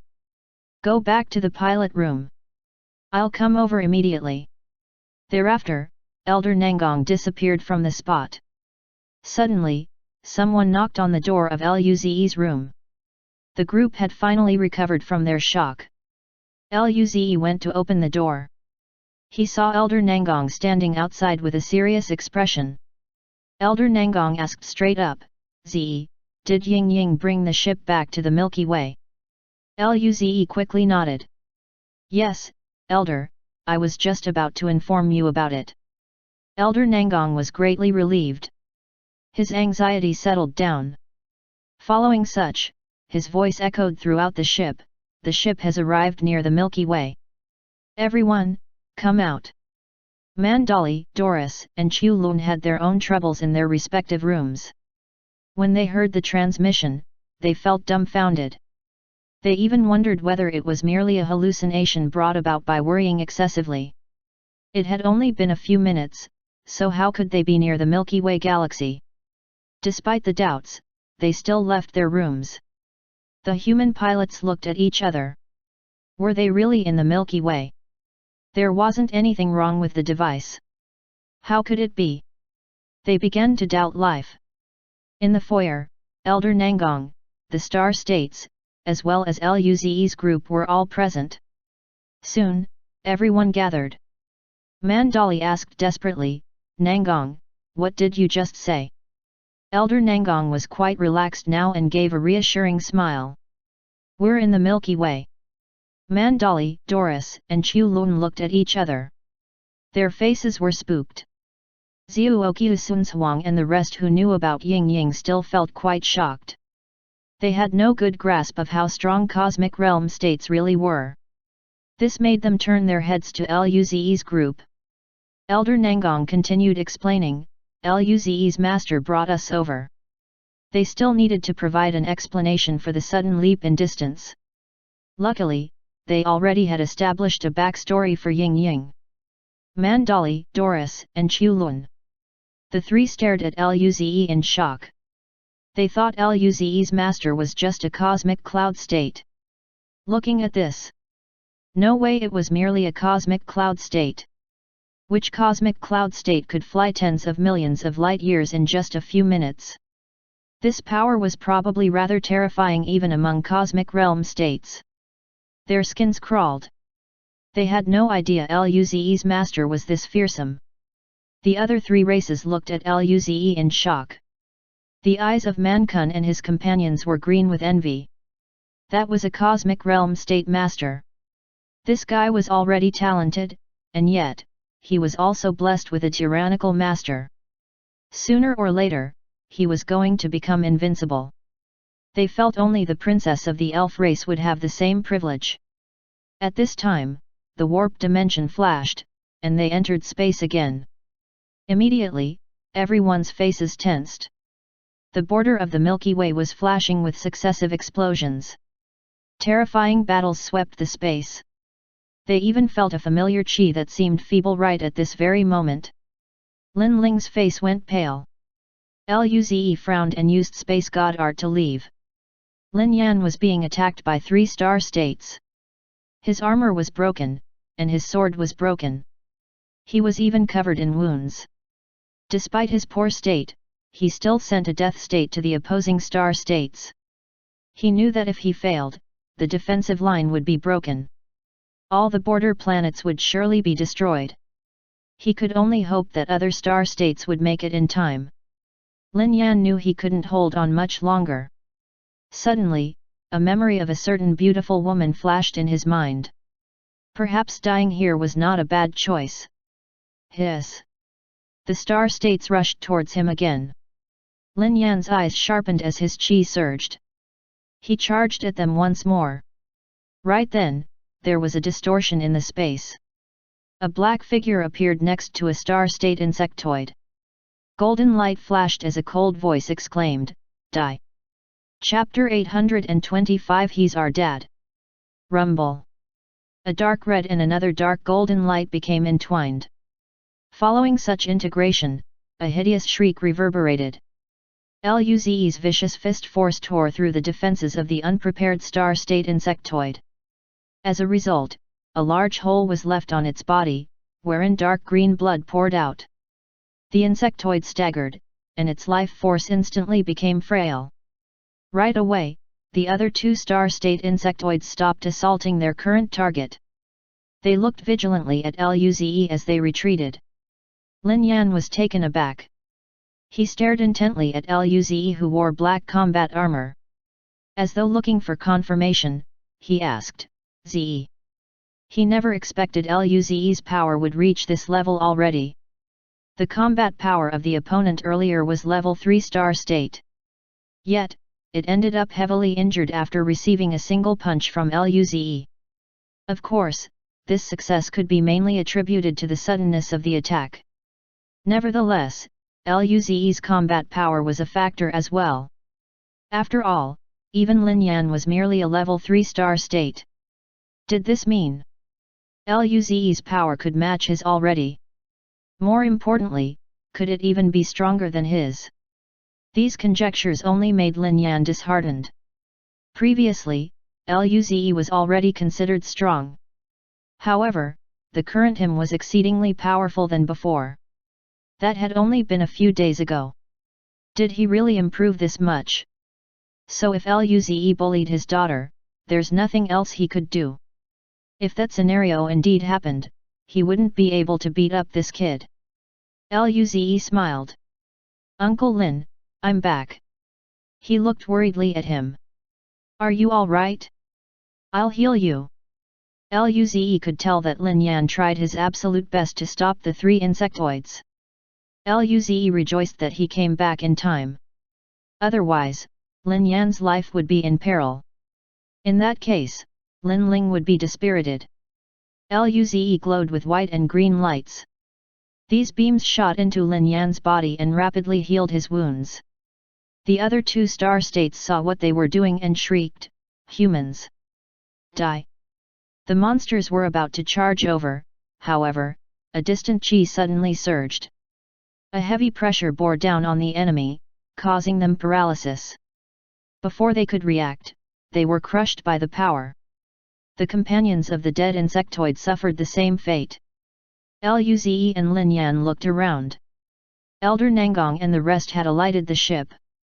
Lin Ling and Lin Kuang were flying over at a rapid rate.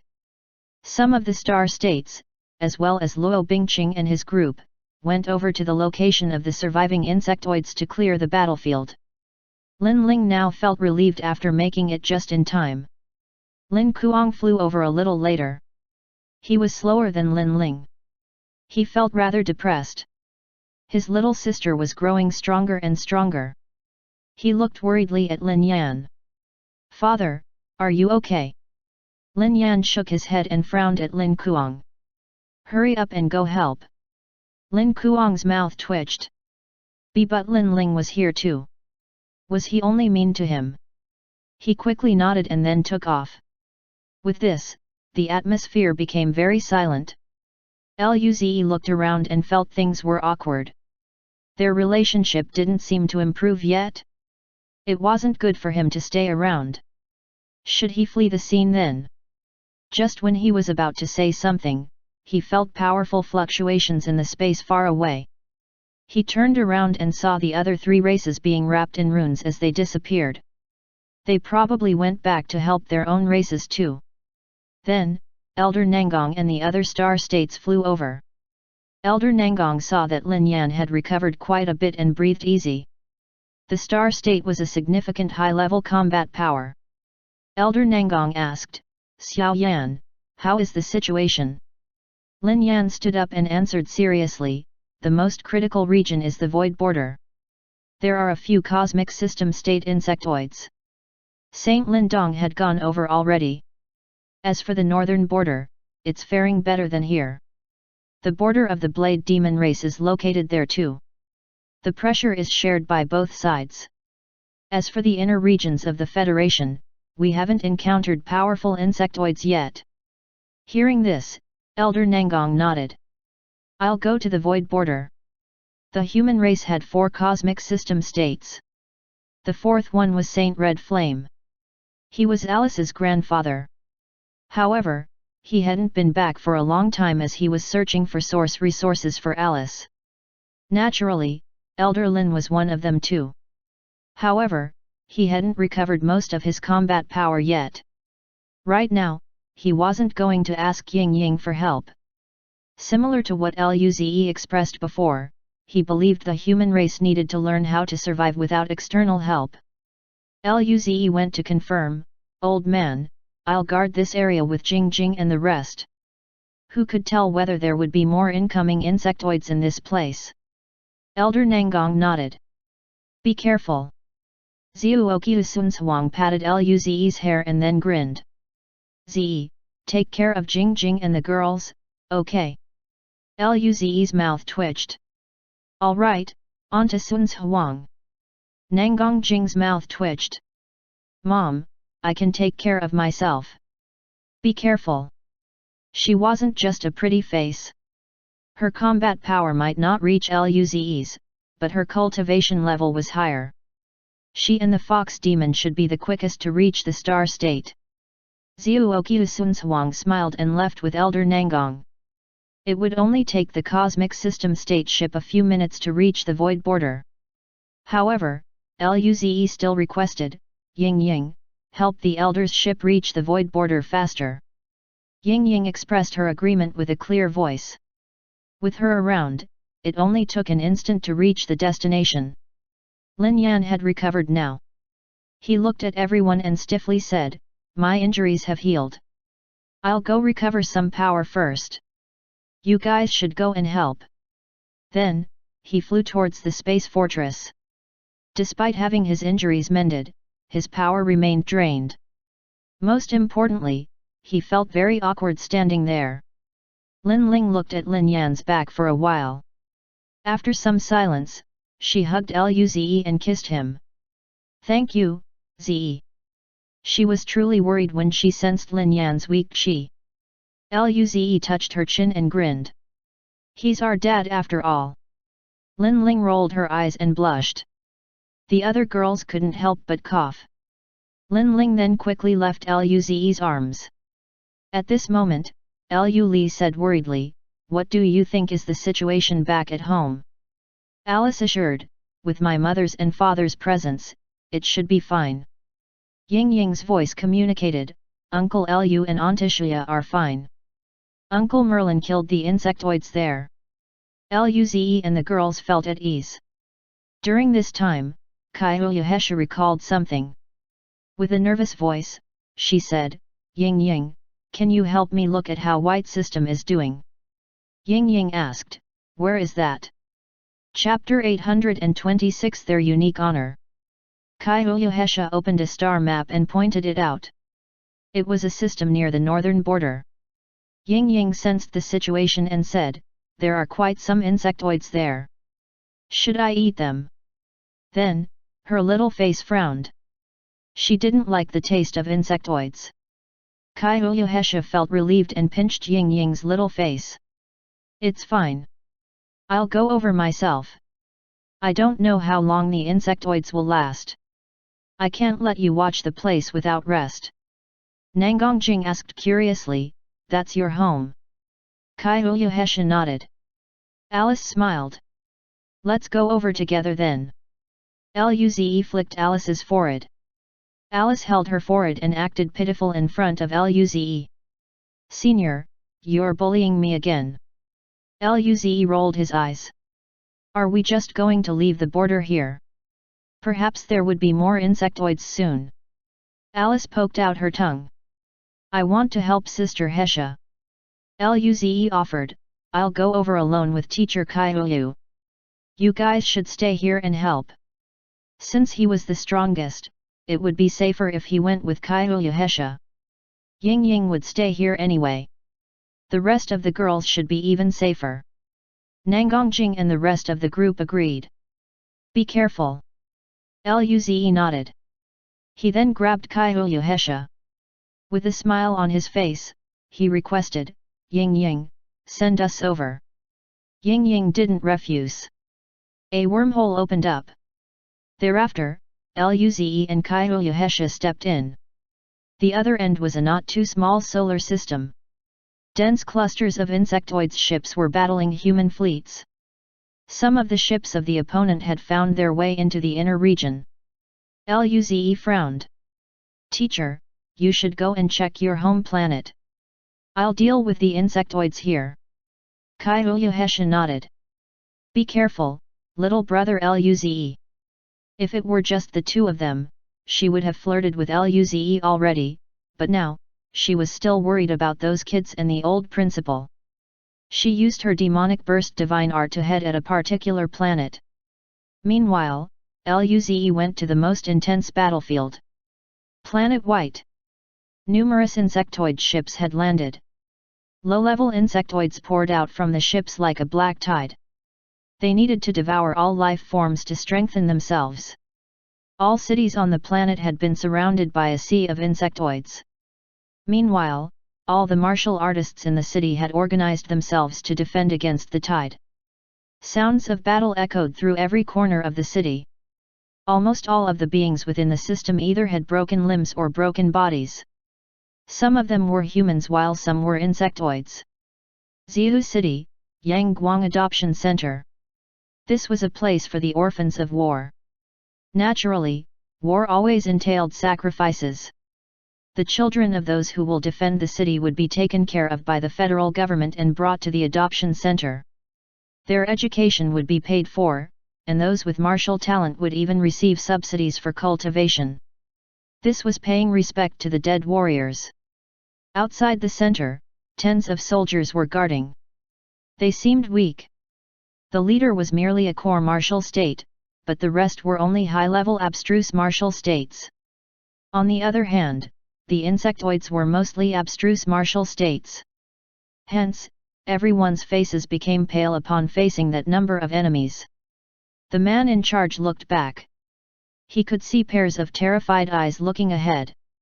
He took a deep breath and roared, "The principal and kids are all watching. Don't forget who you are." All the soldiers moved their heads to look behind. When they faced the insectoids again, the fear had been suppressed within their eyes. They responded back, "Yes, Captain." They were also orphans of war. After joining the defense force, they had applied to become guards here.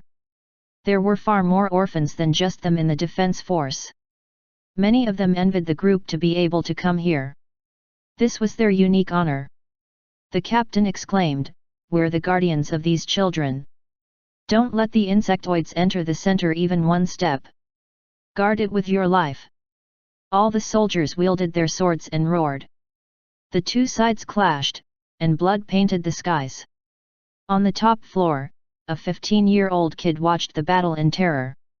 After witnessing a young soldier getting pierced by one of the insectoids and getting torn apart in the next second, the children cried and looked away. At this moment, an old but stern voice pierced the somber mood. "Don't turn around. Watch them." It was an old man with a bit of a wrinkle on his face. He looked at those soldiers with pride and felt his heart throbbed. He declared, "Watch them and remember that they are fighting to protect you. They are dying for you." The children directed their gaze outside once again. Tears obscured their vision, but they didn't dare look away. Another young soldier was mutilated, but before succumbing to death, he buried his sword into the head of the insectoid. During this moment, a 15-year-old boy said firmly, "Principal, I want to become a soldier in the future too. Like my parents and these uncles." Tears covered his young face, but the resolve in his eyes was apparent. "Me too. My parents were heroes. They defended against the attacks of blade demons. I'm going to do the same." "Me too. I'm going to guard the principal and my siblings." These young voices spoke one after another. The old principal smiled. "Okay. That would mean you need to study and cultivate hard. Protect the human race in the future." At this time, a little girl asked, "Like Sister Hesha?" Her eyes were red. Not long ago, these uncles were smiling and feeding her candy. Now, they were dead. The old principal smiled. "Yes, like Hesha." Right then, half of the soldiers lost their life. Many insectoids had already invaded the center through the cracks. The captain and the other soldiers roared, "Bastards! Damned insectoids! Come at me! Come!" However, these insectoids continued charging towards the building. A brown-haired youth shivered but still proceeded to stand up. "Principal, I'll go and stop these insectoids." "Me too. Me too." These young children were trembling, but they forced themselves to be on their feet. The principal and a few others beamed with a smile. "We, old people, aren't dead yet." We would be the ones defending you first. They were all core martial states, but due to their age, they couldn't unleash their full power. Nevertheless, they could still serve as shields for these children for a while. Just when they were about to proceed with their decision, an extremely strong chi covered the entire planet. All the insectoids froze. Soon after, they lost their life force. The martial artists who were currently fighting got dazed. After some time, they could not help but grin. A powerful being has arrived. We're saved. Chapter 827 Real Prime. A flare of dark beam passed by, and Kaiuyuhesha soon appeared at the front gate of the adoption center. The defense soldiers were stunned. The captain held his mutilated arm and breathed easy. Hesha is back. With her presence, they should be safe now. All of them knew about Kaiuyuhesha's power after all. She was already a planetary state when she attended the four-race social gathering. Kaiuyuhesha looked at the survivors and the miserable state of their injuries. A sense of dread grew in her heart. Good thing she returned in time. Otherwise, the situation would be worse than now. She looked at the dead bodies and bit her lips. Although she agreed not to ask for Ying Ying's help unless it was really necessary, she still wanted the latter to wipe out all the insectoids upon witnessing the current situation. The consequence of this war would surely bring about a lot of deaths. She smiled at the captain. Uncle Lu, I just came back. Let me treat you guys first. She glowed with green light as she helped the injured soldiers recover with wood god art. In just a few seconds, they were all healed. Even Uncle Liu's hacked-up arm was regrown. He looked at the arm in shock and then smiled from ear to ear. Hesha is growing stronger and stronger. He watched the little girl grow up. The others hung their heads low, not daring to look at Kaiuyuhesha. She was too beautiful, especially with her seductive aura. The soldiers, who were all young men, found it a bit difficult to resist her charms. Kaiuyuhesha nodded. Where are the children and the principal? They are inside. At this moment, a clear voice rang out. Sister Hesha. Kaiuyuhesha turned around and saw a little girl rushing over to be carried. She hugged the girl and patted her head. Xiao Xi, it's all right now. I'm back. The principal approached and asked worriedly, why did you come, Hesha? There should be more powerful insectoids in other regions, right? Kaiuyuhesha shook her head. Don't worry, we made sure to leave the safety of those areas with capable people. She smiled. This time, Luze came back with me. The others were shocked. Monarch of the New Dawn? He is here too. Wow, I want to see Monarch of the New Dawn. Sister Hesha, can we see him? The children looked hopefully at Kaiuyuhesha. Kaiuyuhesha nodded. He went to help the other places. I'll go find him and come back. Later. The other planets were swarmed with insectoids as well. Kaiuyuhesha planned to help those places first. The principal understood. Go, we are safe here. Kaiuyuhesha smiled and rubbed the little girl's head. Xiao Xi, I'm going to help the others first. The girl nodded and understandingly let Kaiuyuhesha leave. The defense force was still battling the insectoids outside the system. Back in space, there were mortal evolution state soldiers traversing the battlefield and reaping the lives of the enemies. Luze appeared on that battlefield and sighed. He had complicated emotions dwelling in his heart. There was a quicker way to annihilate all the insectoids without increasing the casualties further. Unfortunately, Elder Nangong chose the harder route. Luze didn't mention it any longer. If someone were to ask why the human race could become the overlord of the Milky Way in a short span of 2,000 years, the answer could be boiled down to one thing: unity. Rather than talent, it was mainly because they could produce cosmic realm states. Reaching this stage could only be attributed to the solidarity of humans. Hence, if they relied on Ying Ying to solve all the crises, would the human race achieve the same unity? What if she falls asleep, or worse, disappears unexpectedly. Every member of a race should remain strong for the entire unit to perform at its prime condition. Luze sighed. In the next second, he was already at the center of the battlefield. Countless golden needles appeared around him as they pierced the insectoids. The noise in the battlefield settled down. The soldiers looked as Luze suddenly appeared. Then, they exclaimed, "Monarch of the New Dawn! It really is him! Hooray!" Every single one of them rejoiced, but Luze couldn't feel excited at all. The fate of his fellow humans fell upon his hands. Luze smiled at everyone and said, "Thank you, everyone. I'll leave now and help the rest of the region first." Luze disappeared from the spot. He then transmitted, "Ying Ying, are you watching?" Ying Ying responded, "MHM." Luze ordered, "Wipe out all the insectoids in the regions where there are no fights in progress." Oh! Thereafter, a terrifying power swept by.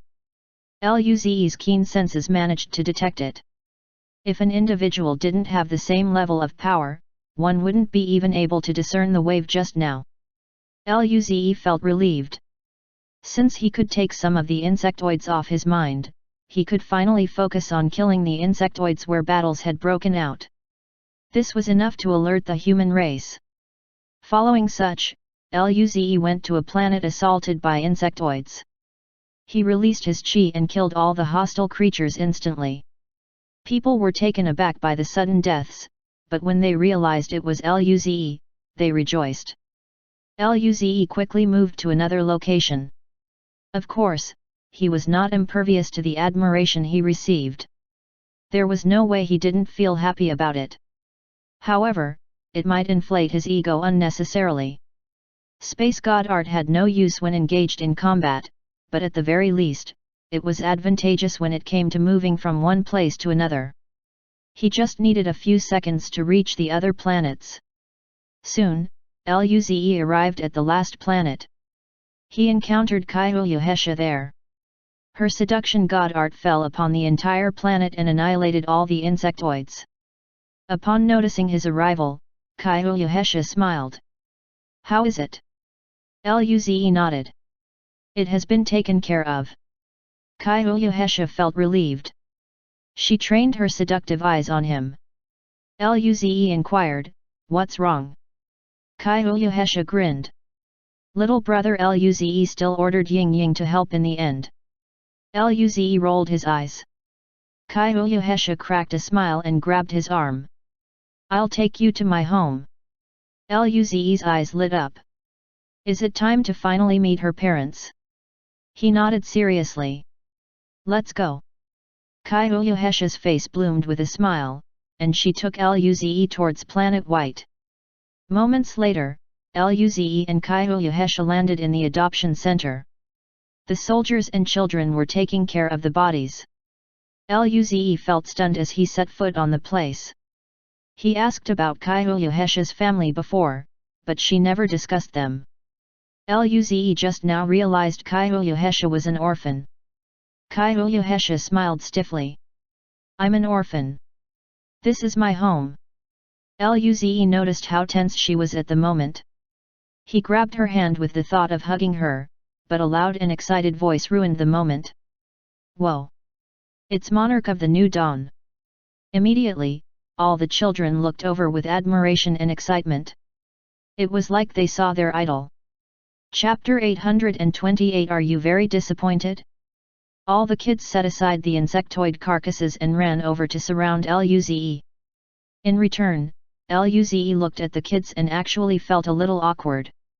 At this moment, a pretty-looking little girl asked, "Big brother Luze, what's the relationship between you and sister Hesha?" Luze was stunned and looked at Kairouhesha, who seemed a little nervous on the side. This was the first time he saw her act like that. Is she embarrassed in front of these kids? Luze found it adorable and had a bold idea. He grabbed Kairouhesha and kissed her. Kairouhesha's eyes widened. Her body went a bit stiff, but she grabbed Luze's clothes tightly. This wasn't like the usual playful her at all. Luze felt this was quite interesting. The children clearly didn't expect Luze to boldly act intimate in front of them. They made weird noises. Especially the girls, they screamed in excitement. Only a few very young girls covered their eyes in embarrassment. However, they were still peeking through the gaps in their fingers. The elderly people didn't mind it. Moments later, Luze released Kaiouhesha. Her face was completely red. She quickly went to check the response of her elders, only to meet their teasing glance. Hence, she could only lower her head. Luze felt great upon getting to witness Kaiouhesha embarrassed like this. She would always be the one taking the initiative to flirt with him every single time. Now, he finally exacted revenge. Great! Luze smirked. Now, tell me, what kind of relationship do you think we have? The girls screamed and covered their faces again. Kaiouhesha pinched Luze's waist. At this moment, a little kid declared, "I'm the one who should marry Sister Hesha in the future. I'm going to fight you." Luze found it funny and pinched the face of the other party. "You want to fight me? You have to cultivate well." Then, he flicked the forehead of the child. Kaiouhesha couldn't help but chuckle. She punched his shoulder. "Ha, the strongest prodigy in the human race is bullying a little kid." Luze argued, "It's his fault for desiring you." Kaiouhesha looked lovingly at Luze. But then, she also smiled at the kid while rubbing his head. "Little Luoluo, Sister Hesha is already Brother Luze's girlfriend. You will definitely meet a better girl when you grow up." The young boy was shocked. "Really?" Luze felt proud. "If you cultivate well and become strong, you can marry a beautiful and wealthy girl, as well as reach the pinnacle of life." Kaiouhesha rolled her eyes. "What is Luze teaching?" During this time, the principal walked over and bowed to Luze. "Greetings, monarch of the new dawn." Luze quickly stopped the elder from bowing. "Principal, you guided teacher Kaiou as she grew up. If you do this, she is going to beat me up." The principal said, "Do you want to enter inside and have a seat? We'll just clean these things up and then express our gratitude afterward." Luze looked at the corpses and said, "I'll handle it." With a wave of his hand, all the remains flew up in the air. Once he lit up an orange flame, everything had vaporized in an instant. The fire he used originated from the third map. After reaching the level 9 planetary state, he had pretty much completely infused it into his fire god art. The same thing had happened to the special earth blob. This enhanced Luze's fire and earth god art quite a bit. Witnessing the bodies disappear, the little children rejoiced and looked at Luze with admiration. "Monarch of the New Dawn is so amazing. Big brother Luze is too powerful." Luze felt great to hear these compliments. Right then, the principal said, "It's getting late. How about resting here first, monarch of the New Dawn? We can cook for you then, as a way of thanking you." Luze turned his head to Kaiouhesha and saw her hopeful look. The children also anticipated his response. In the end, he agreed. "Thank you, principal." The children jumped for joy. Kaiouhesha held Luze's arm and pulled him inside. She was overflowing with happiness. "I'll take you around." Luze let her be after seeing how delighted she was. They went to the backyard. It was evidently a playground area as slides and swings were placed around. Kaiouhesha ran and sat down on the swing. She said, "There should be a lot of kids playing on this set at this time, but no one's here right now because of the insectoids." She let her body move with the swing. "This is where everyone plays. Us orphans of war treat each other as family. Sometimes we would argue, but we would always make up at the end of the day." Kaiouhesha looked at the sky as though reminiscing something. Luze leaned on the swing frame and watched her in silence. She said she loved swinging when she was young, just like Ying Ying. Oftentimes, she would use her seduction god art to play pranks on people, only to get punished by the principal. She was the big sister of the center at the time. If someone dared to bully children from the center, she would be the first to take charge. Because she was a prodigy since young, many people were scared of her while some sucked up to her. There were also people who looked down on her due to her lack of family background. She thought she had a good friend back in school. However, she caught the very same friend calling her a slut. Kyuyuhesha shared a lot of things while Luze listened without interrupting her. Moments later, Kyuyuhesha stopped swinging. The atmosphere became very silent. Kyuyuhesha looked at Luze and smiled. She seemed a little anxious and scared. "Are you very disappointed?" Luze didn't expect her to ask that. Disappointed about what? Kyuyuhesha couldn't look him in the eyes. T-Rex's grandfather is a saint. Alice's family isn't bad either. Lin Ling's grandfather is a saint as well, even if he is recovering right now. Li grew up with you. All of them had a proper background. Meanwhile, I am a mere orphan with no parents. Kyuyuhesha lowered her head. Luze approached from behind and embraced her. He pressed his chin on Kyuyuhesha's head. Her body was a bit tense. Luze could sense her nervousness. This was the first time he saw her vulnerable side. He smiled. "To me, your parents are on the same level with the elders." Kyuyuhesha was dumbfounded. Before she could even speak, Luze said, "They sacrificed themselves in the war. They are heroes. How can they be lower than anyone? As for the elders' power, they're only cosmic system states.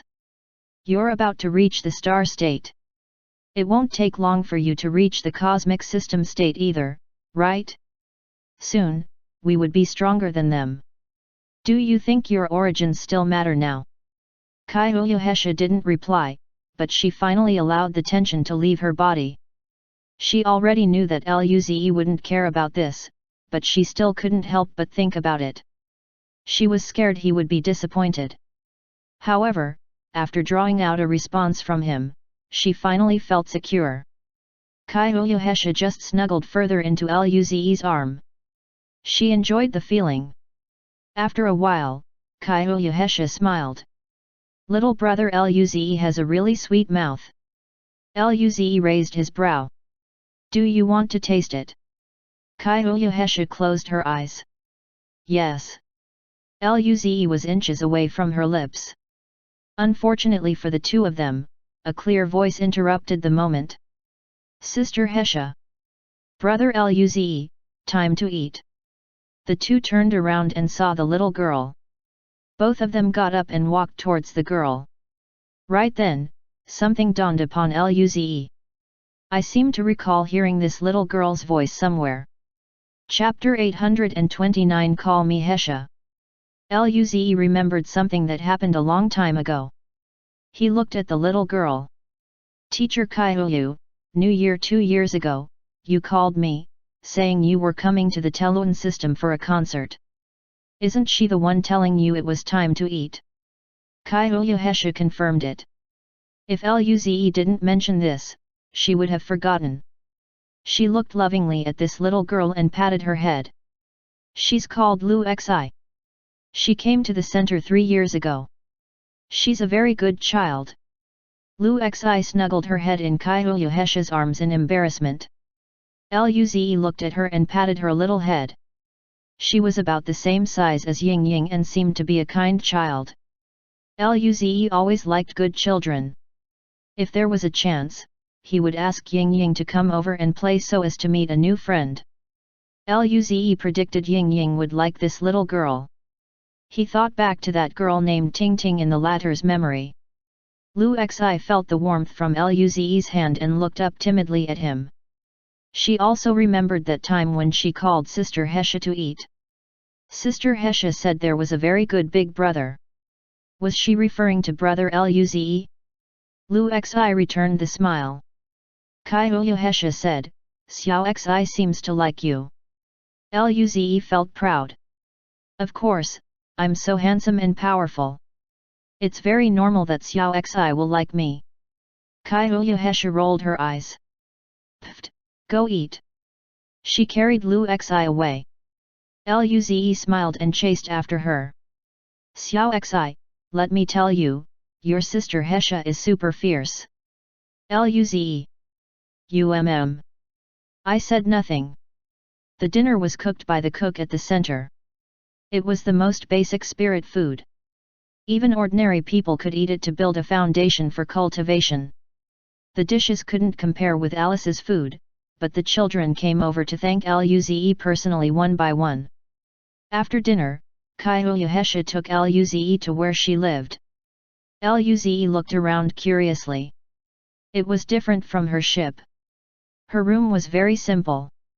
It was just an ordinary bed and furniture, including some toys. The room was pink. Kaiyu Hesha stretched out lazily and said, "This is the room I've stayed in since young. I don't get much opportunity to come back since entering the university, but the principal kept this room pristine for me." She started telling Luze about the things in the room. "This is my favorite doll when I was young." Kaiyu Hesha pointed at a pink rabbit. Luze's mouth twitched. She had such a young girl side to her. Did she like rabbits? "These are the trophies I've gotten." Luze looked at a huge box. There were all sorts of trophies lying around. He curiously took one out to see. It was an award to the winner of Planet White High School's dance and singing competition. Luze smiled. "Have you liked dancing and singing since young?"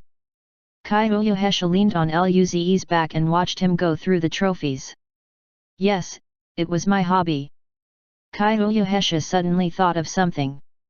"Little brother Luze, do you still have the dance video I sent to you a long time ago?" Luze recalled the video she gave him 2 years ago.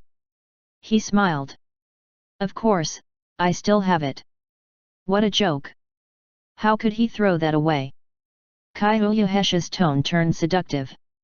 "There's only the two of us today." Luze was stunned. Soon, his eyes lit up. There really was just the two of them tonight. In that case. Luze smiled and nodded. Kaiyu Hesha's face blushed. "I'll go and take a shower." He. Early the next morning, sunlight fell upon the room and onto Luze's handsome face. He frowned a little and opened his eyes. Then, he thought back to what happened last night. He looked at Kaiyu Hesha who was still sleeping in his arms and grinned. He was finally a proper man after reaching the age of 20. How great! Kaiyu Hesha slowly opened her eyes and saw Luze's gentle smile. Luze smiled. "Morning, teacher Kaiyu." Kaiyu Hesha bit Luze's arm. Blood even came out. Luze was confused. Did he do something wrong? Kaiyu Hesha looked at Luze and tightly hugged him. She buried her head on his chest before murmuring, "Call me Hesha." Luze smiled and hugged her tightly. "Hesha." The two remained on the bed for a long while until Lu Xi's voice sounded outside. "Sister Hesha, brother Luze, are you guys awake yet?" Luze and Kaiyu Hesha just remembered it was already morning. The two looked at each other and smiled awkwardly before getting dressed. Kaiyu Hesha fixed the bed and grinned. "I'm the first." Luze's mouth twitched. When he thought about the reaction of the other girls, especially Li's, coming to know what happened, he shuddered. He felt a cold sensation on his neck and rolled his eyes in the next second. "I'll be in a pitiful state. They would kill me." Kaiyu Hesha glared at Luze. "Your fault anyways. There are 5 of us." At this moment, someone knocked on the door again. Lu Xi asked another time, "Sister Hesha, brother Luze, are you guys awake?" Luze and Kaiyu Hesha immediately stopped playing around. They tidied up the room and came out. The two saw the little girl standing outside. When Lu Xi saw Kaiyu Hesha, she felt dazed. Moments later, Her eyes widened. Sister Hesha, you have become prettier. Luze looked at Kaiyu Hesha. Ever since she transformed from a girl into a woman, she did seem more attractive. Looking at her exquisite face, Luze thought back to how she acted last night. Cough. Cough. He quickly stopped thinking about it. Kaiyu Hesha smiled and carried Lu Xi in her arms. She pointed at Lu Xi's nose and asked, "Am I not pretty before?" Lu Xi quickly shook her head. No, no, that's not it. You were very pretty already. Now, you're prettier. Kaiyu Hesha rubbed her head. Let's go and eat breakfast. Okay. Luze looked at Kaiyu Hesha. No wonder your eyes were so gentle when you saw Ying Ying for the first time. It seems you really like little kids. Kaiyu Hesha rolled her eyes at Luze. You speak as if you don't like little kids. You really spoil Ying Ying too. Luze laughed it off and said nothing. Luze liked kids who weren't troublesome. He then said, Elder Nangong has been pushing us to have kids. Let's work harder and have one too. It'll be just as good as Ying Ying. Kaiyu Hesha blushed and didn't respond, but her eyes looked hopeful. Chapter 830 Do you want a lollipop? After breakfast, Luze and Kaiyu Hesha glanced at each other. They tacitly walked towards their room. Cough. It was the first time for both of them, and they quite liked it. Hence, they decided to exercise some more after dinner. Just as they entered the room, a wormhole suddenly appeared. Nangongjing and the rest of the girls brought Ying Ying over.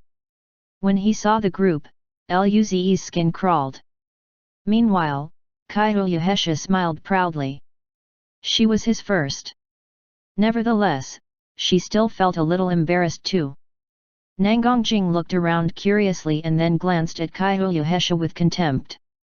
Fox Demon likes to play with dolls. Interesting. However, Nangongjing exploded when Kaiyu Hesha looked at her smugly. Fox Demon. Why are you looking at me like that? Do you want to fight? Lin Ling, Lu Li and Alice felt something was suspicious. There was definitely something amiss. At this moment, Luze quickly asked, why did you guys come over? Nangongjing lay down on the bed and answered, quite some star states have gone to the border. The defenses are taken care of, so we don't need to stay there. During this time, Nangongjing touched the bed. Hey? Why are there no bed sheets on this bed? Luze immediately began sweating. Something immediately dawned on Lin Ling, Alice, and Lu Li. They looked up in unison and saw the languidly seductive Kaiyu Hesha and the shivering Luze. How could they not know what happened now? Hesha, this fox demon. How could she do it without them around? The three didn't feel too good. It was like they just bought a toy they had wanted for a long time, and before they even got to touch it, someone else played with it. Who could handle this? Although they had been together for this long and were prepared mentally, each one of them thought they would be his first. Lin Ling glared at Luze. She bit her lips and looked away. There was no way she didn't feel angry and disheartened. Lu Li's dark eyes lost their light. Even so, she still carried a smile on her face. Alice pouted her lips and acted pitiful in front of Luze. She appeared like an abandoned kitten. Luze's skin crawled. Would Lu Li pull out a knife from somewhere? Kaiyu Hesha knew that they realized it too. She felt even better and looked away in embarrassment. Right then, Nangongjing finally realized the atmosphere wasn't right. She looked at the three girls. What's wrong with you guys? Sister Jing is too thick-headed. They almost laughed out of anger. How could she not realize? Currently, Luze felt as though Jing was the cutest. If the other three were so easy to trick. If they were naive, that would be great. Kaiyu Hesha wasn't surprised at all. She didn't have any hope for T-Rex's brain. She felt bored. She had hoped to see the other girl lash out in anger.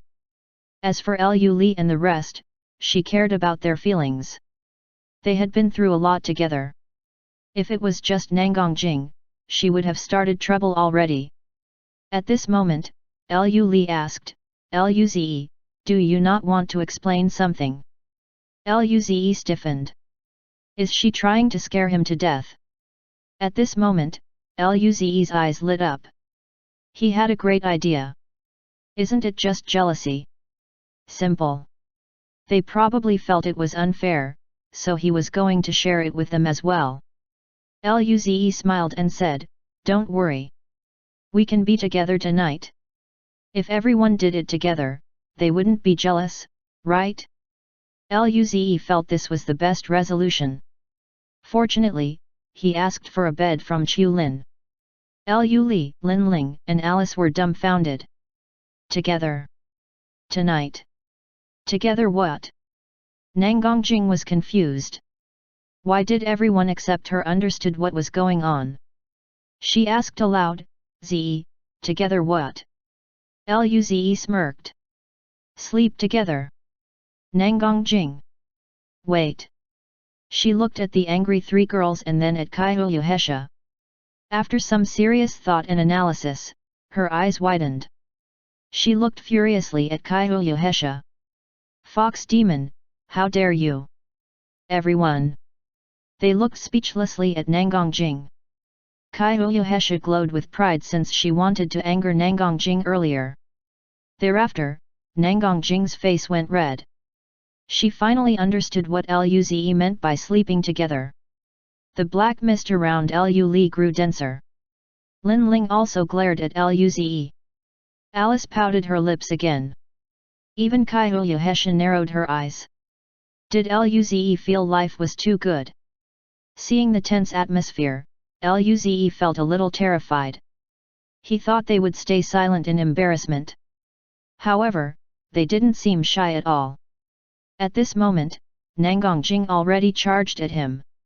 Following such, the rest of the girls did the same. Luze's howls echoed throughout the room. This was the worst assault of his life, much terrible than before. As for Ying Ying, she looked speechlessly at the ground and shook her head. Luze was beaten up longer this time. Ying Ying felt it was boring to watch it. She had seen it many times already. Right then, she looked around the room. She flashed with starlight and disappeared. Outside, Lu Xi heard the commotion inside and wanted to ask what was going on. At this moment, starlight flashed, and a silver-haired, blue-eyed little girl suddenly appeared out of nowhere, scaring away Lu Xi. Lu Xi took a few steps back and looked at Ying Ying with vigilance. You? What sort of bad person are you? This girl looked very cute and didn't seem like a bad person, but she just suddenly appeared without a warning. Ying Ying looked curiously at Lu Xi. The two girls stared at each other. After a while, Ying Ying said, I'm not a bad person. Lu Xi felt relieved. Okay, I thought you were some bad person. Argh. Why did she believe it so easily? She became vigilant once again and asked Ying Ying, why are there strange noises in the room? Ying Ying explained, they're playing adult games with Luze. Lu Xi's face blushed when she thought about the strange things she saw online, and the things those big sisters told her. The two girls kept staring at each other. Moments later, Lu Xi took out a lollipop. Do you want one? Chapter 831 I will protect you from now on. Ying Ying looked at the lollipop Lu Xi handed over and observed Lu Xi. The two had a staring contest again. Lu Xi's mouth twitched upon seeing Ying Ying's expressionless face. Just when she was about to take the lollipop back, Ying Ying suddenly went closer and bit the lollipop. When she raised her head again, only the stick remained from the candy. Lu Xi. Thereafter, Ying Ying said expressionlessly. Not tasty. Lu Xi complained, that's because you ate it without tearing off the wrapper. Wait, why did you eat the stick too?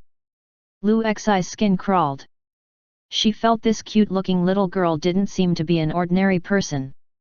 Although she had sensed this girl was somewhat powerful when she appeared, she didn't expect the latter to gobble up the lollipop. Seeing the confused Ying Ying, Lu Xi took out another lollipop. She tore off the wrapper and handed it to Ying Ying. Don't eat the stick inside. Lick it. Lu Xi felt the ache in her heart. This lollipop was limited edition. If it wasn't that Ying Ying seemed to know Sister Hesha and the rest, she wouldn't give her one. Ying Ying took the lollipop and licked it. Right away, her eyes lit up. It's very sweet. It wasn't as tasty as Alice's treats, but the taste was very unique. She felt it was great. Lu Xi smiled. Yes, it's very tasty. Ying Ying nodded and gave Lu Xi a thumbs up. Friend.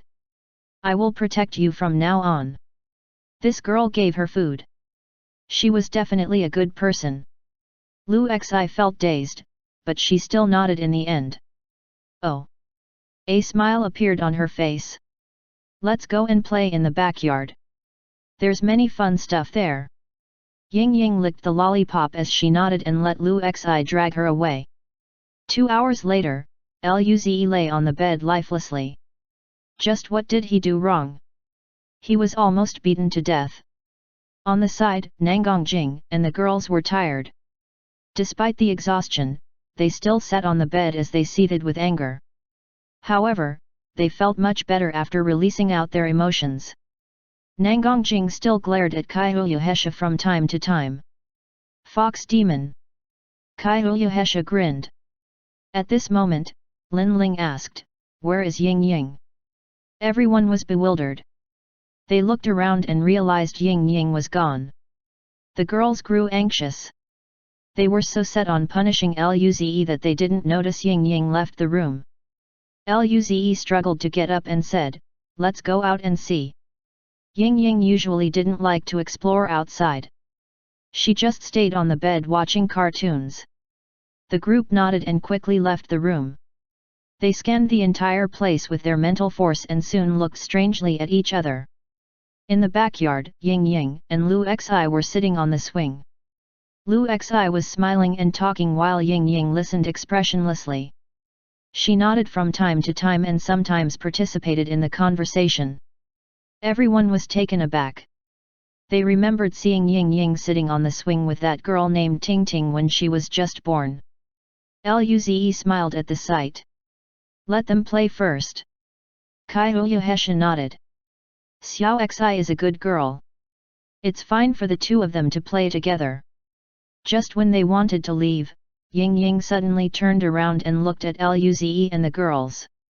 Ying Ying, let me tell you, the so-called adult game is.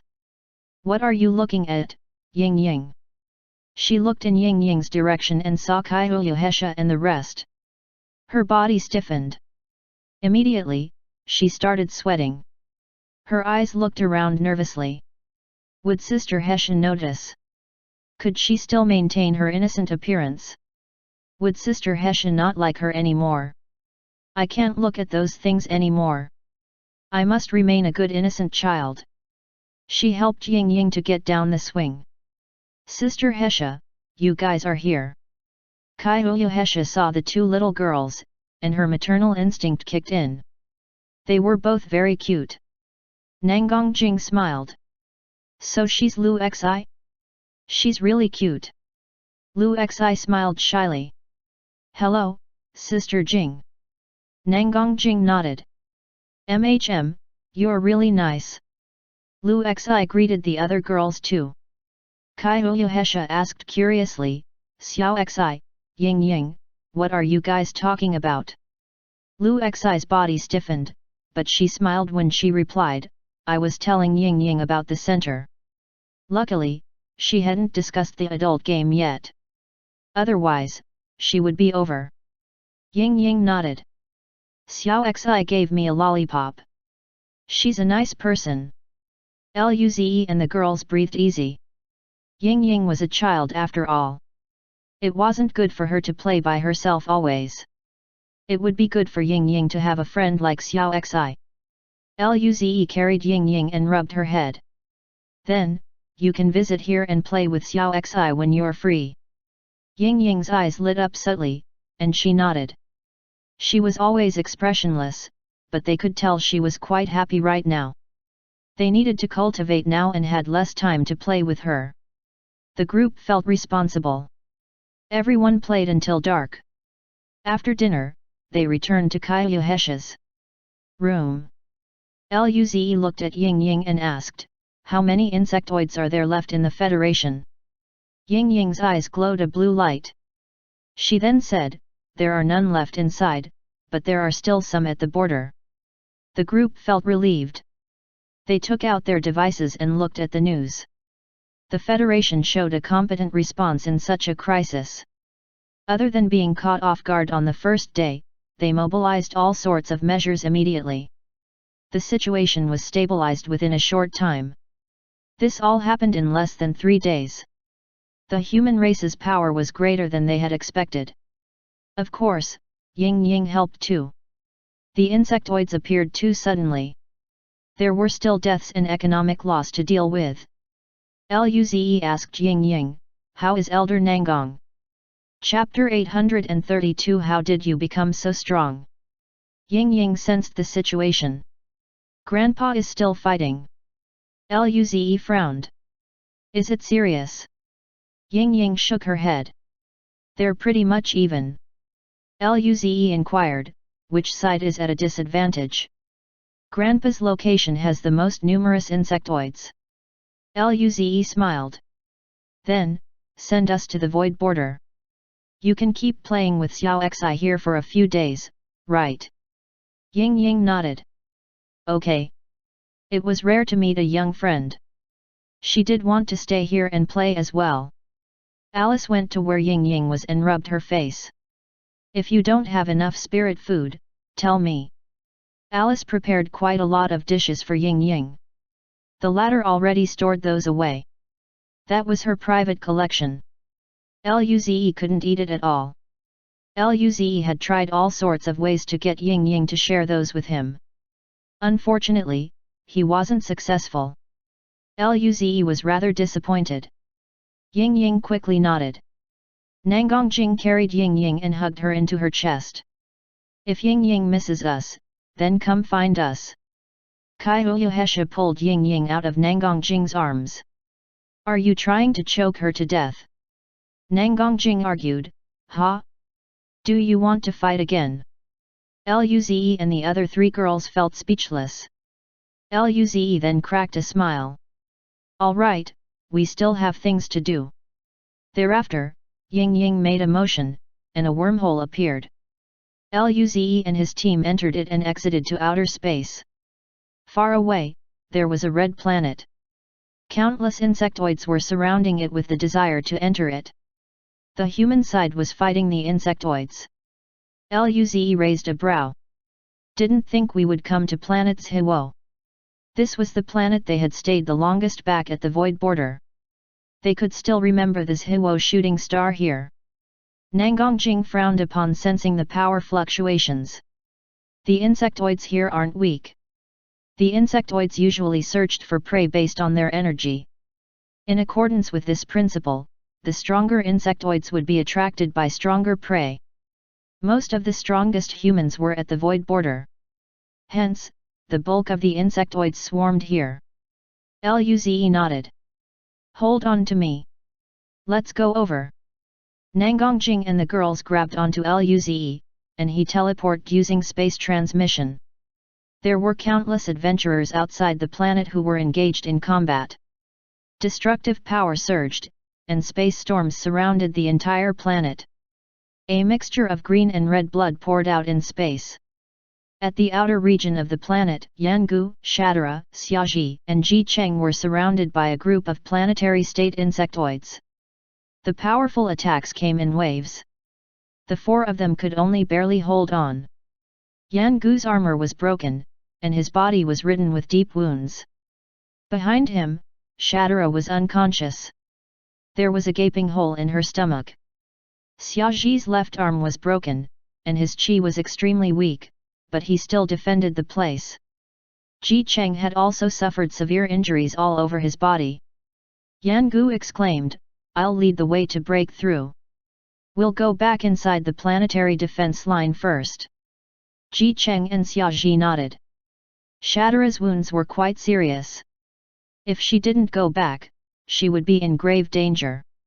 Xiaozhi lamented, it's all my fault. I went too far. If it weren't for him, they wouldn't be surrounded by the sea of insectoids.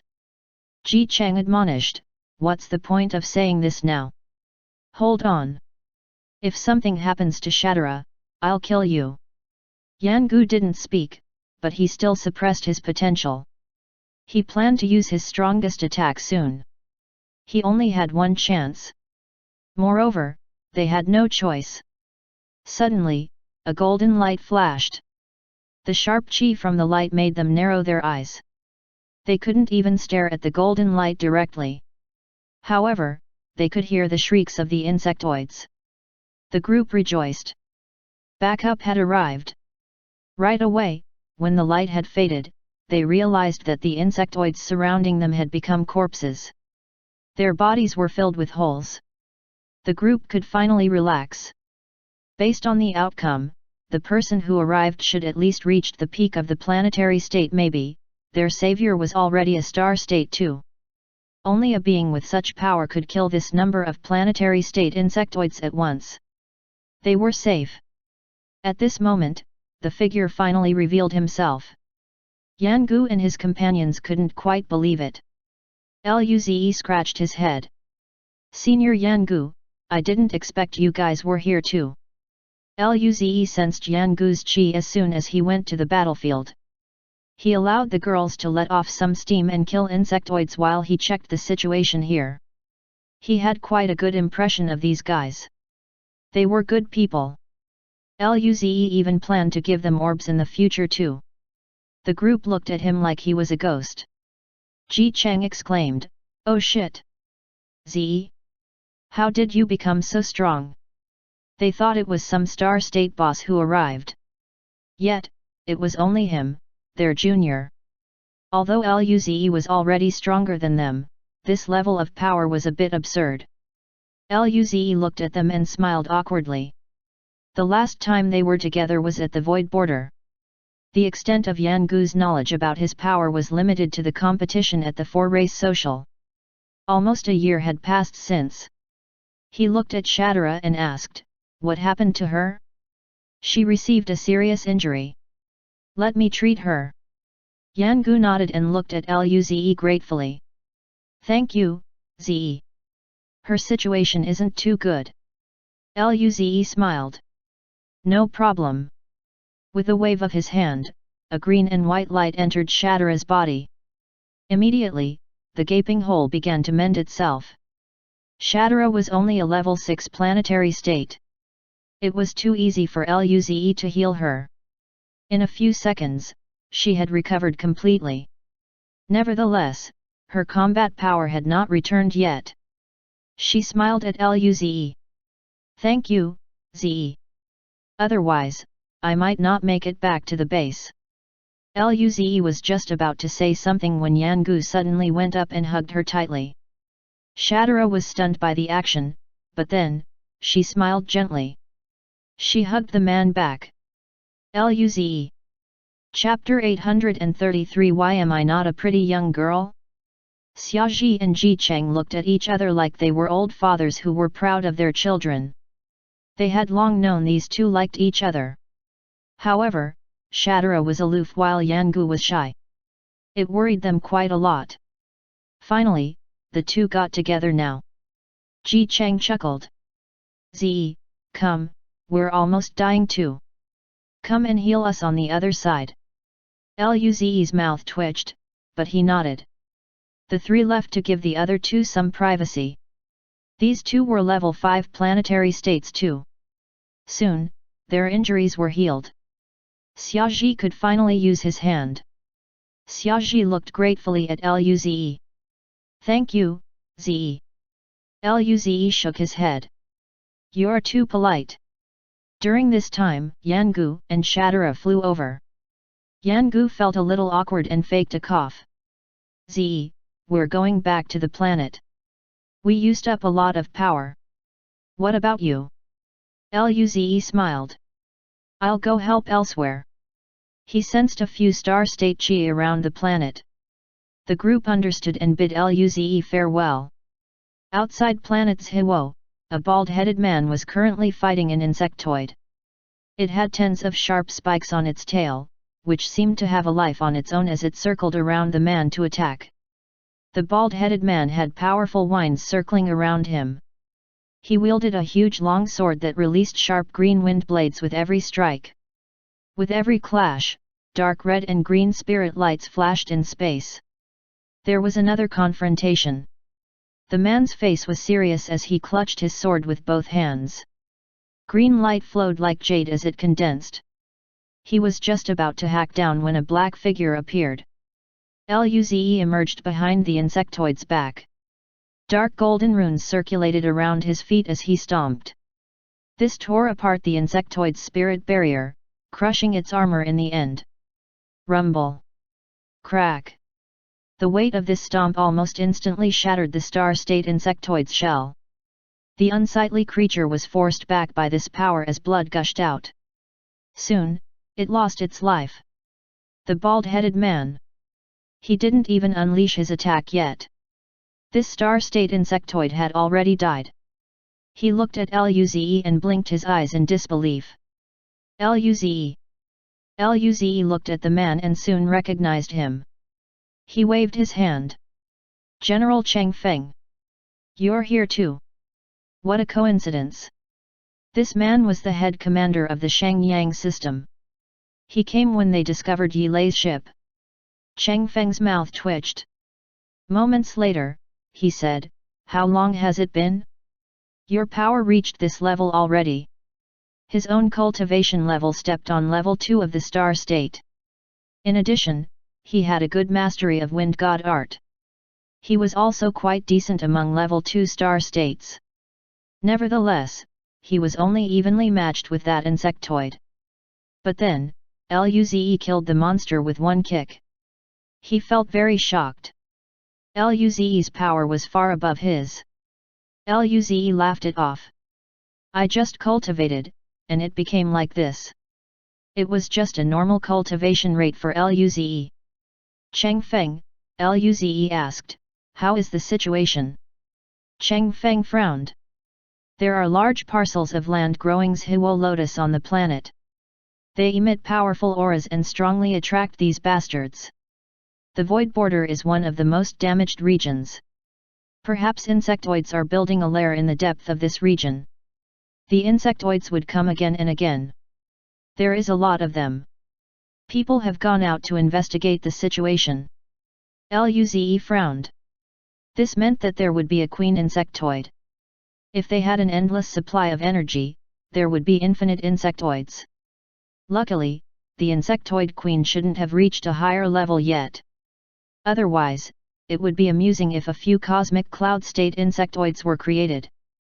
Luze relaxed. When the hive was located, he would go over and check it too. Cheng Feng smiled. All the races in this region of space have joined up to search for the lair. We should be able to destroy it when we find it. We need to clear out the threats to our own territory first. Luze nodded with a smile. Then, I'm going to search for more prey. Goodbye, General Cheng Feng. Following such, Luze disappeared from the spot. Cheng Feng's mouth twitched. This kid was indeed the strongest prodigy of the Federation. He shook his head and took off too. At this moment, Nangongjing and the girls were fighting a sea urchin-like insectoid. Lu Li had dark mist swirling around her and the insectoid to distract its senses and vision. It could only wave around its spikes and tentacles.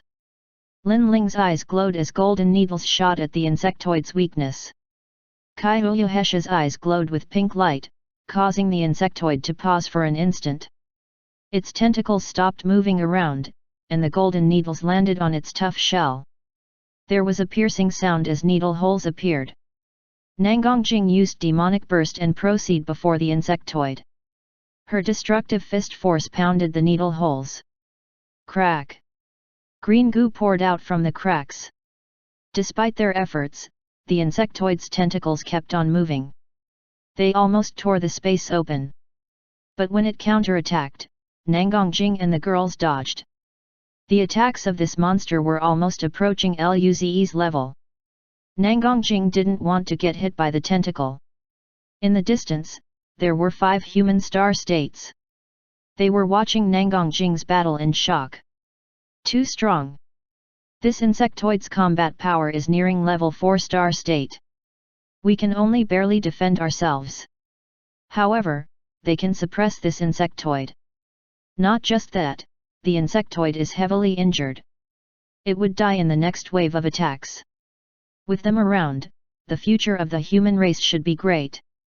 Indeed, other than Luze, they are quite strong too. By the way, they seem to be, with Luze. Did Luze help them? Doesn't that kid have a powerful cultivation god art? Why am I not a pretty young girl? As the group discussed, the insectoid grew more ferocious, but there was always this dark mist around it. During this time, Lu frowned.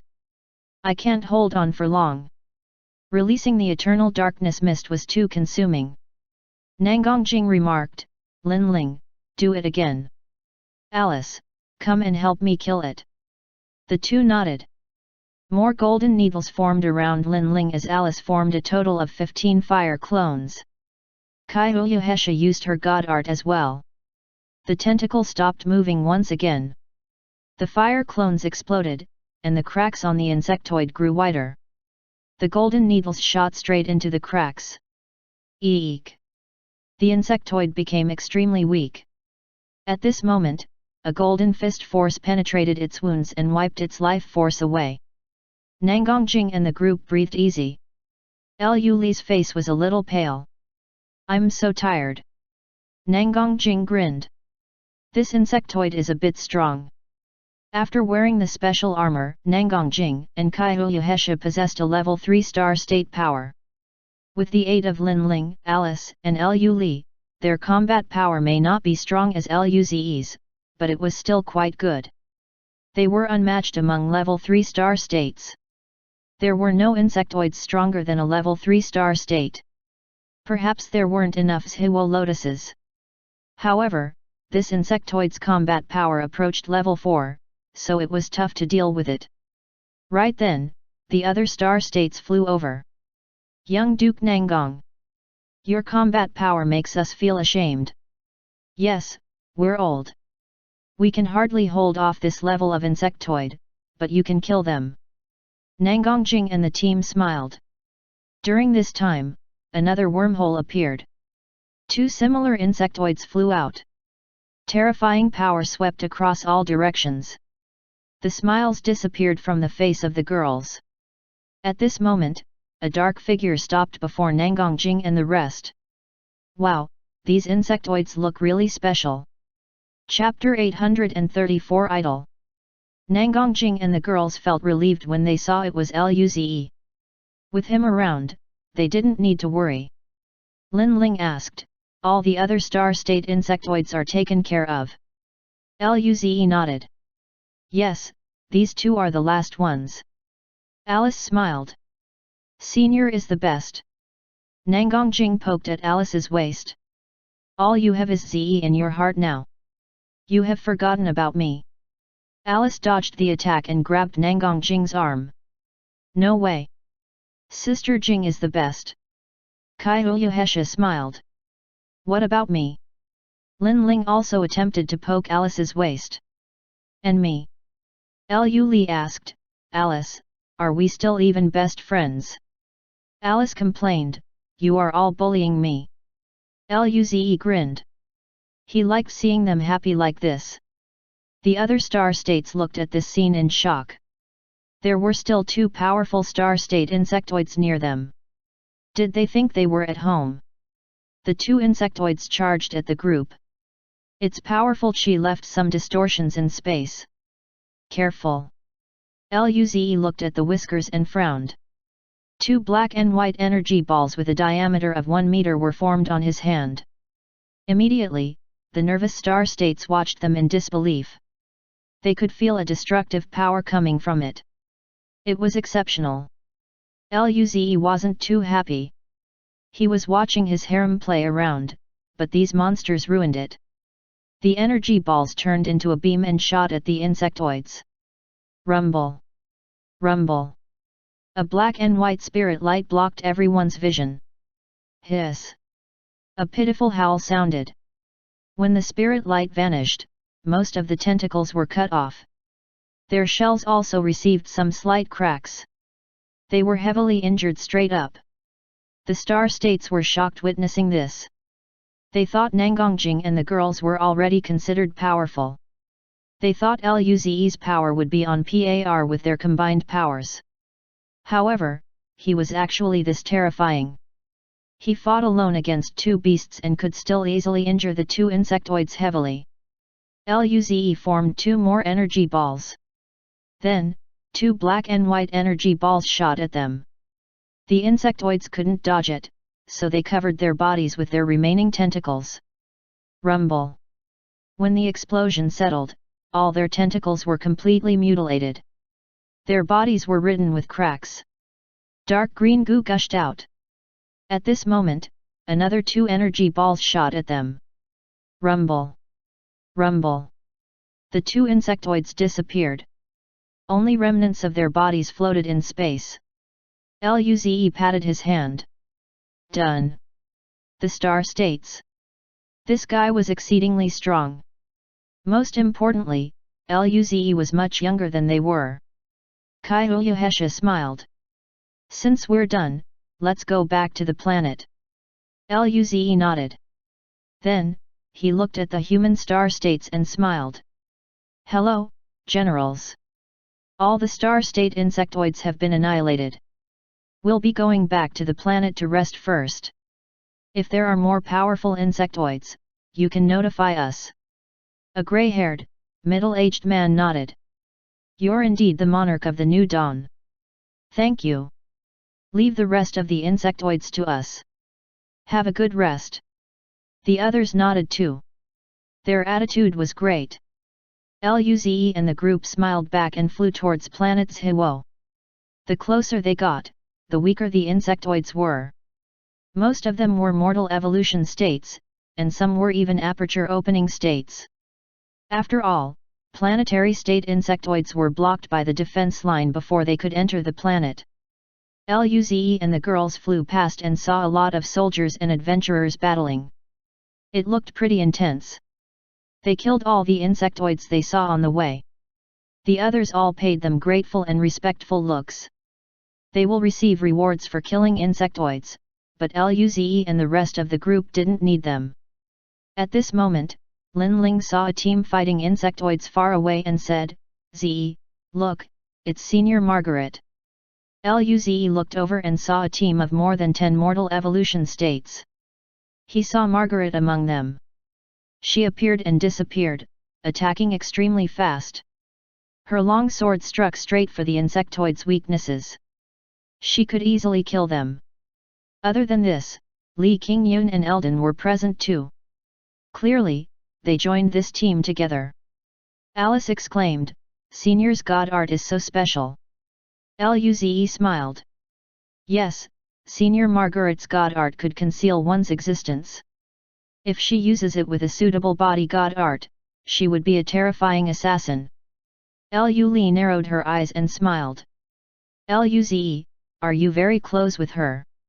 Luze quickly explained, Lin Ling and I have collaborated with her before. We're just friends. Everyone smiled. Nangongjing remarked, let's go and say hello. Margaret and Li Qingyun are my students. Luze rolled his eyes. Nangongjing still remembered she was a teacher. At this moment, Kaiuyuhesha smiled. Pink light flashed in her eyes, and all the insectoids killed themselves. Margaret's group was taken aback when they saw all the insectoids die by their own hands. Did they do this because they were too ugly? During this time, Luze and the girls revealed themselves. Lin Ling giggled. Hello, Senior Margaret. Long time no see. Luze also nodded to her. Senior Margaret, Li Qingyun, and Eldon. Long time no see. Everyone was stunned when they saw the group. A tall and skinny man exclaimed, "Monarch of the New Dawn." Oh my! They were so close to each other. This was his idol. He was not only extremely talented but invincible at capturing girls' hearts as well. Should he ask Luze to teach him how to get girls? Margaret was dumbfounded for a moment, and then, she smiled. Long time no see. Li Qingyun and Eldon seemed more nervous. They weren't as close as Margaret. Luze and the girls didn't mind. After some conversation, Luze learned that they just recently arrived at the void border. Due to the need for defense here, they came to stop the insectoids. No wonder. Margaret was only a level 2 mortal evolution state. She shouldn't be on planet Zhiwo. Luze smiled. We should be here in the following period of time. If you need anything, you can come and find us. They would be staying here until the insectoid lair was located. Margaret smiled and nodded. Okay. Thereafter, Luze and the girls left. Chapter 835 Change in the Pocket Hunting Dimension. Soon, Luze and the girls entered the base of Zhiwo. Unlike last time, there were fewer people on the roads. People came and went hastily. The atmosphere was tense. After all, there were numerous insectoids outside. Most adventurers and soldiers went out to kill the menacing beasts. Luze and his team proceeded to the hotel they stayed at last time and booked a suite. Once inside the room, Kaiuyuhesha stretched out and smiled. It's very late. Everyone should rest early. Luze nodded. Indeed. He should sneak into the fox demon's room tonight to socialize. Luze felt quite hopeful.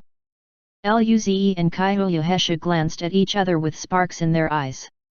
Hearing the words, Nangongjing and the girls glanced at the other two, and the atmosphere became uncomfortable. Li cracked a smile and held Kaiuyuhesha's arm. Sister Hesha, let's sleep together tonight. Alice held Kaiuyuhesha's other arm and giggled. I want to as well. Nangongjing remarked, in that case, we can all sleep together. Let's hold a pajama party. Linling responded, agreed. Luze's smile froze on his face. Oh shit! Weren't they over the top? How could they ruin his plan with something like this? He faked a laugh. Don't you guys cultivate at night? Wouldn't that be inconvenient? Nangongjing narrowed her eyes. Last time, we shared a bed too? It's no trouble at all. Luze. Still, he shouldn't just give up like that. Luze offered, then, let's all sleep together. I want to join too. By the time the others began cultivation, the two of them will have their chance. Linling rolled her eyes. We girls have private matters to talk about. Why are you forcing your way in?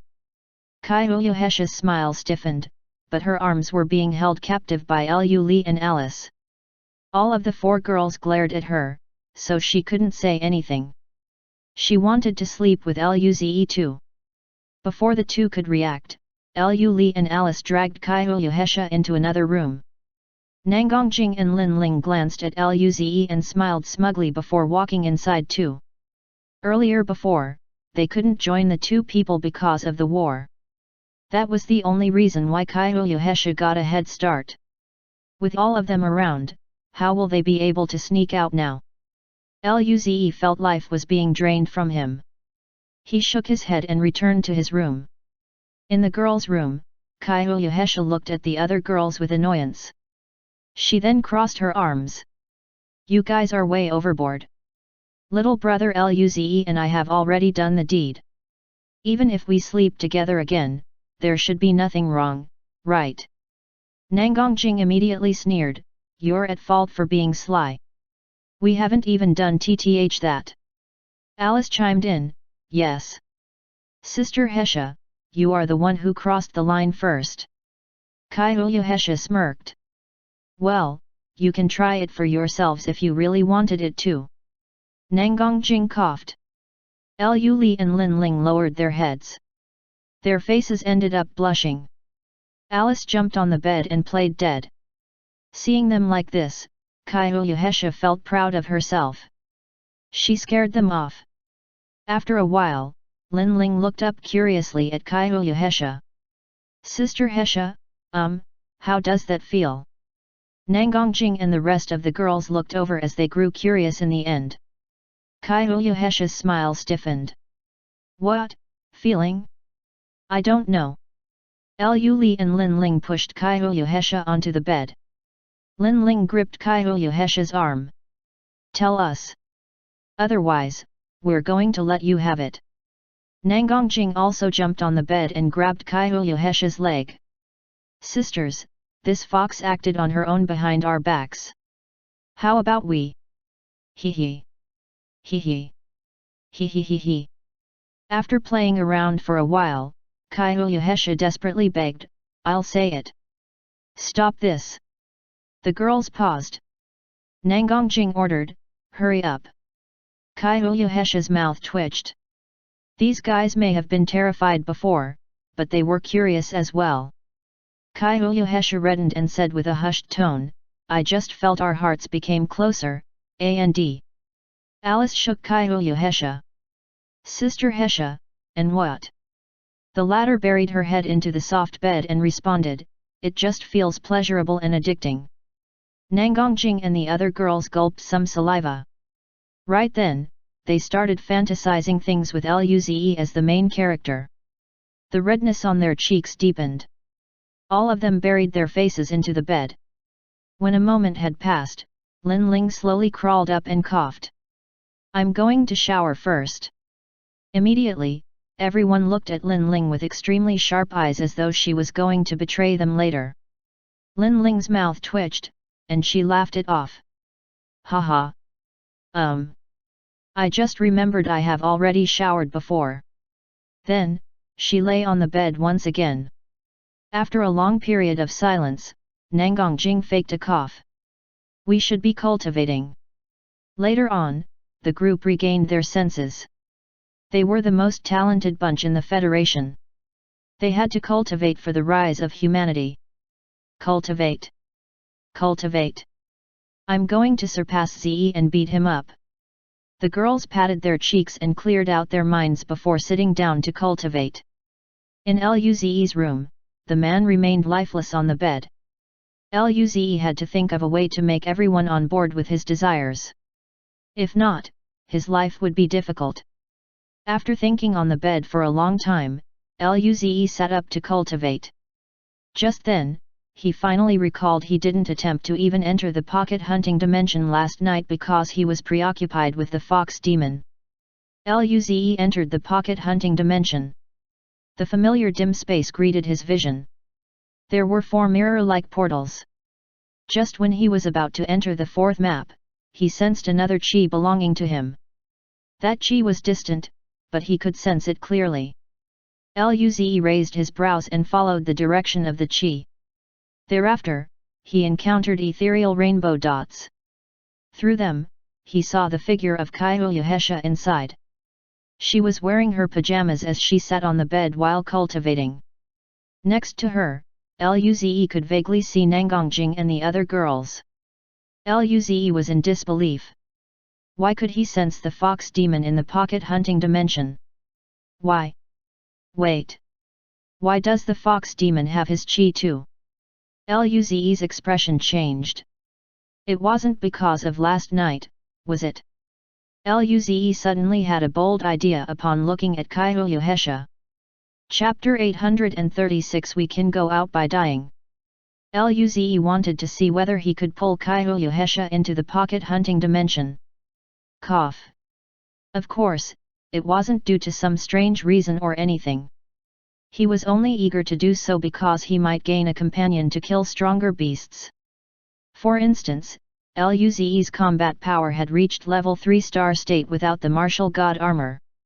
He could barely fight evenly with level 1 star state beasts. If Kaiuyuhesha was with him, he could finally kill them.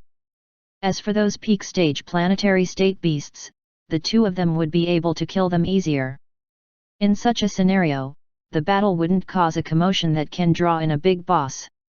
Thinking about this possibility, Luze tried to connect the dots with his mental force. As soon as his mental force touched the dots, the rainbow spots materialized, increasingly becoming vibrant with every minute. Amidst the light, a pretty figure suddenly emerged in the space. Luze grinned and smiled excitedly. It worked the first time. As for Kaiouhesha, she was just minding her own business as she cultivated. Out of nowhere, her consciousness suddenly dimmed. When she woke up, she found herself in a strange dimension. Immediately, Kaiouhesha looked around vigilantly. Soon, she saw Luze standing on the side. She knew it was the real Luze, not just an illusion. She didn't know why, but her gut felt very certain. It seemed like both their Kais had fused together. In consequence, she relaxed a little. Kaiouhesha smiled. "Little brother Luze, you're here too." She rushed towards Luze. Luze opened his arms and smiled. "I brought you in here." Kaiouhesha quickly ran into his arms and embraced him tightly. She frowned and looked up. "You brought me in here." She thought Luze was also suddenly pulled into this place like she was. Luze rubbed her head. You already know I have a very special cultivation god art." Kaiouhesha immediately realized it and looked around. "So this is your god art?" Soon, her eyes stopped at those 4 portals. Luze explained, "This is a boundless dimension. I call it the pocket hunting dimension. It's my world. I don't know how to explain things too clearly, but after I kill the beasts inside I can gather those orbs." Kaiouhesha carefully listened to him while he explained. She smiled sweetly as he spoke. Luze asked, "What's wrong?" Kaiouhesha shook her head. "Now, little brother Luze has no secrets from me. The others don't know about this. I am the only one who knows." Kaiouhesha and the girls were actually very curious about Luze's cultivation god art, but he didn't explain it to them, so they didn't ask as well. Luze laughed. "Is her attention solely focused on that?" Kaiouhesha continued, "I didn't know you owned a world. Then, I'm profiting hugely." Luze grinned and lifted up Kaiouhesha's chin. "Of course, you're profiting from me. Having me is like possessing an entire world." Kaiouhesha rolled her eyes and swatted Luze's hand away. Luze said, "After you enter this dimension, the time outside will not run. We can kill beasts here, until..." Kaiouhesha's eyes lit up as she said, "You said the time will freeze." Luze nodded. "Yes, why?" He. After a while, the two tidied up their clothes. Kaiouhesha stretched her back in satisfaction. Luze scratched his head speechlessly. "By the way, I brought you inside, so we can kill beasts together." Kaiouhesha spoke languidly, "You were clearly more excited than me." Luze. He coughed. Let's go in." Kaiouhesha smiled and grabbed Luze's arm with both hands. The two entered the 4th map. They ended up at a familiar place. Kaiouhesha looked at the tall trees and vast forest in shock. Luze nodded and said, "Hesha, use Chi stealth god art. We need to be careful." "There's..." Before Luze could finish, 2 extremely powerful Chi erupted.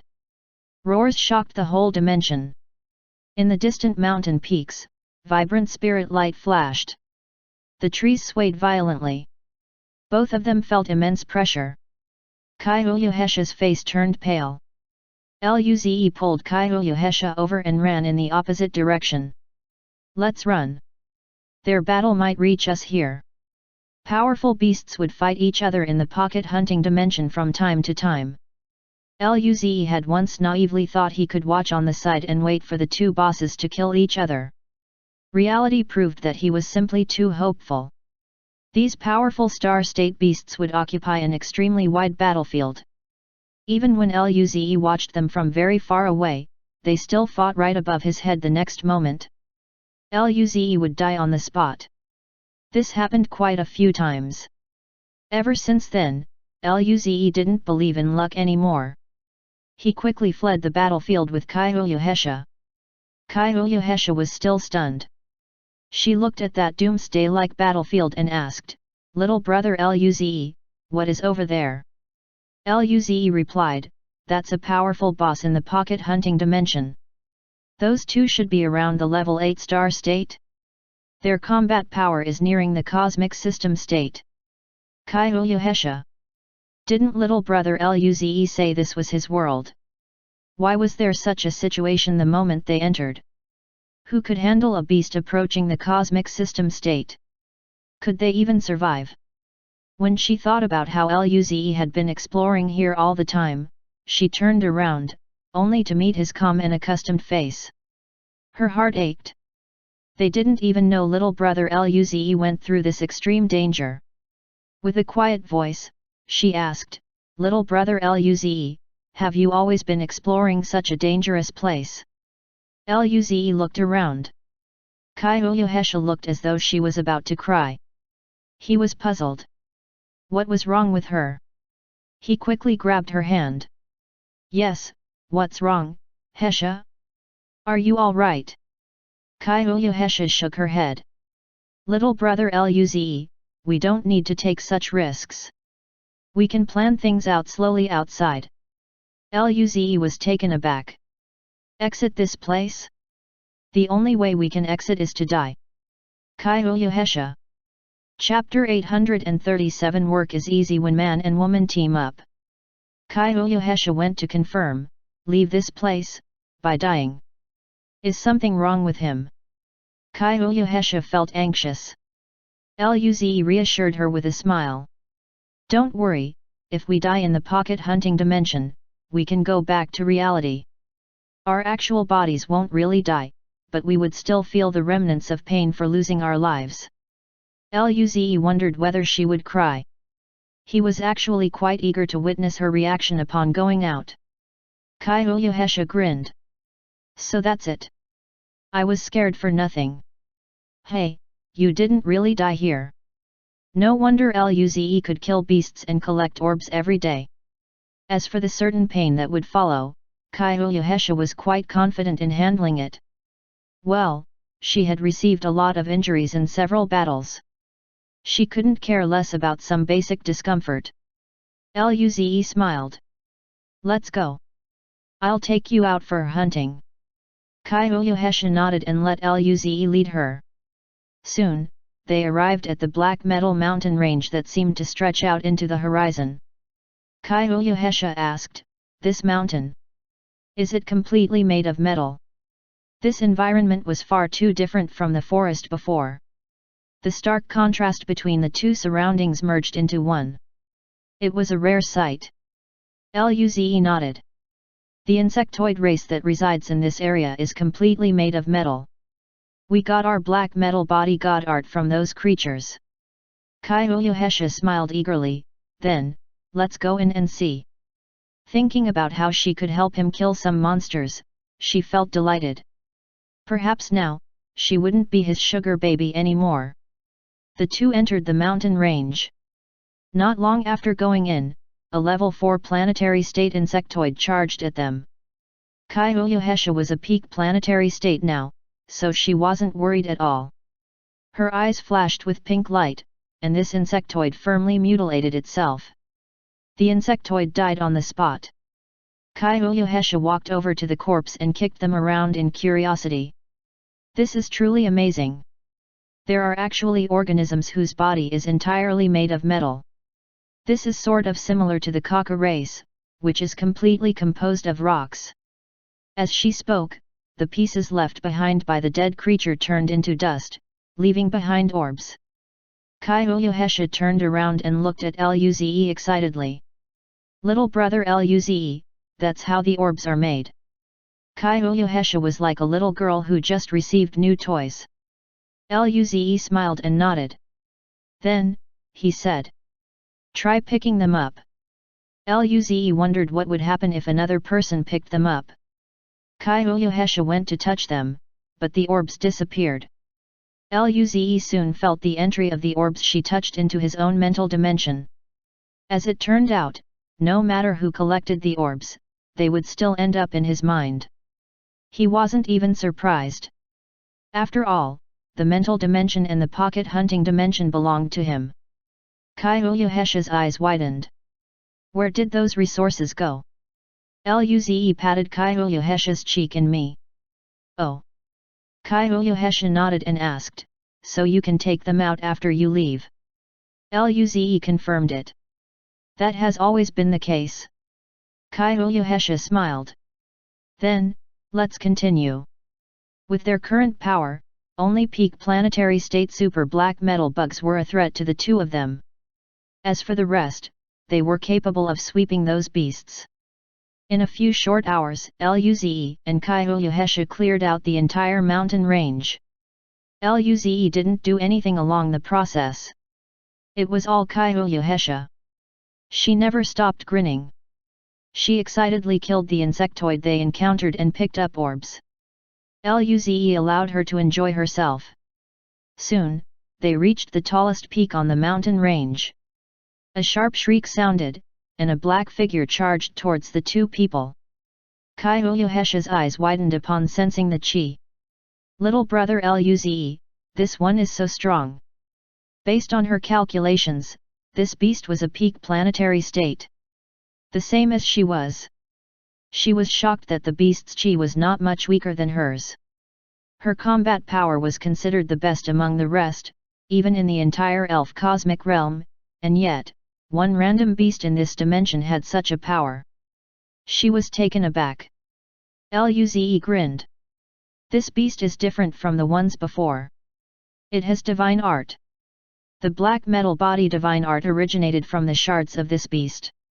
Luze continued, "It's best to finish the battle quickly inside this dimension. Otherwise, powerful beasts might be attracted by the noise." Kyohesha nodded. You decide." She used seduction god art. Thereafter, that super insectoid immediately became much weaker. During this time, Luze appeared before the super black metal bug. Darkness buff, fire buff, golden fist art. Luze's fist landed on its head. Rumble. The super black metal bug was crushed to pieces. It couldn't even defend itself. Work is easy when man and woman teamed up. It was too easy to kill the super black metal insect with the fox demon on his side. This beast had possessed strong defenses. Luze would need quite a few rounds to kill it in the past. All sorts of drops came out thereafter. Luze picked them up. Kyohesha went to him. "This is pretty easy. If she were alone, it would take some effort to kill this enemy. Luze kissed her because you're helping me." Kyohesha grinned happily. "Let's go find other beasts." Luze responded, "We can go and find a level 1 star state beast and try." Kyohesha understood. 7 hours later, Luze and Kyohesha were hiding in the crest of a massive tree. The two were covered in blood. Good thing they had healing god art. They were staring at a beast that was resting on the rocks not far ahead. It was a 20-meter-long tiger with jade-green fur. A level 1 star state. They finally found a suitable prey after 7 hours. A lone level 1 star state beast. Luze said, "Hesha, prepare your seduction god art. Interfere with it as soon as I go up." Kyohesha agreed to do it. If she faced this opponent alone, it would be hard to even escape. Luze took a deep breath and used fire buff and darkness buff immediately. Demonic chi burst around him. Rumble. The tiger jumped up immediately. Luze appeared on the tiger's back as dark golden runes surrounded his fist. Roar. Ku. The wind around the tiger transformed into violent storms. At this moment, its body was trapped, and the winds around it weakened. Luze smiled. Hesha was great. He hit its back with an overwhelming force. When his fist came near, the green light around the tiger burst out, and the vines appeared again. Roar! Luze exclaimed, die! The dark golden fist tore through the vines and landed heavily on its back. Chapter 838 Hold it in. Don't cry. Rumble. Luze's fist landed heavily on the tiger's back. The destructive power made it crash onto the ground. The rocks under it cracked due to immense pressure. Fragments of rocks flew out across all directions. Roar! The green tiger spat out some blood bearing the same shade as its fur. The pain made it crazy. The vines around it became extremely sharp. Wind blades formed and tore through the air. All the wind blades shot towards Luze. Before they came into contact, Luze felt a tearing pain. He bit his lips as dark golden light circled around his body. He used his black metal body. Immediately, the sharp chi clashed with the black metal body. Luze used demonic chi as he dodged the wind blades. This gave the tiger the chance to stand up again. At this moment, Hesha's spirit chi surged. Pink mist emerged around her as she used seduction god art at full power. That tiger ended up dazed again, and the wind blades went out of control. Luze relied on demonic burst and went behind the tiger once more. He clenched his right hand into a fist as he punched the area he did before. Rumble. A heavy rumble reverberated as the tiger was struck down again. Thereafter, a hole appeared on its back. Blood that seemed to contain wind god art came pouring out, turning into vines in the air.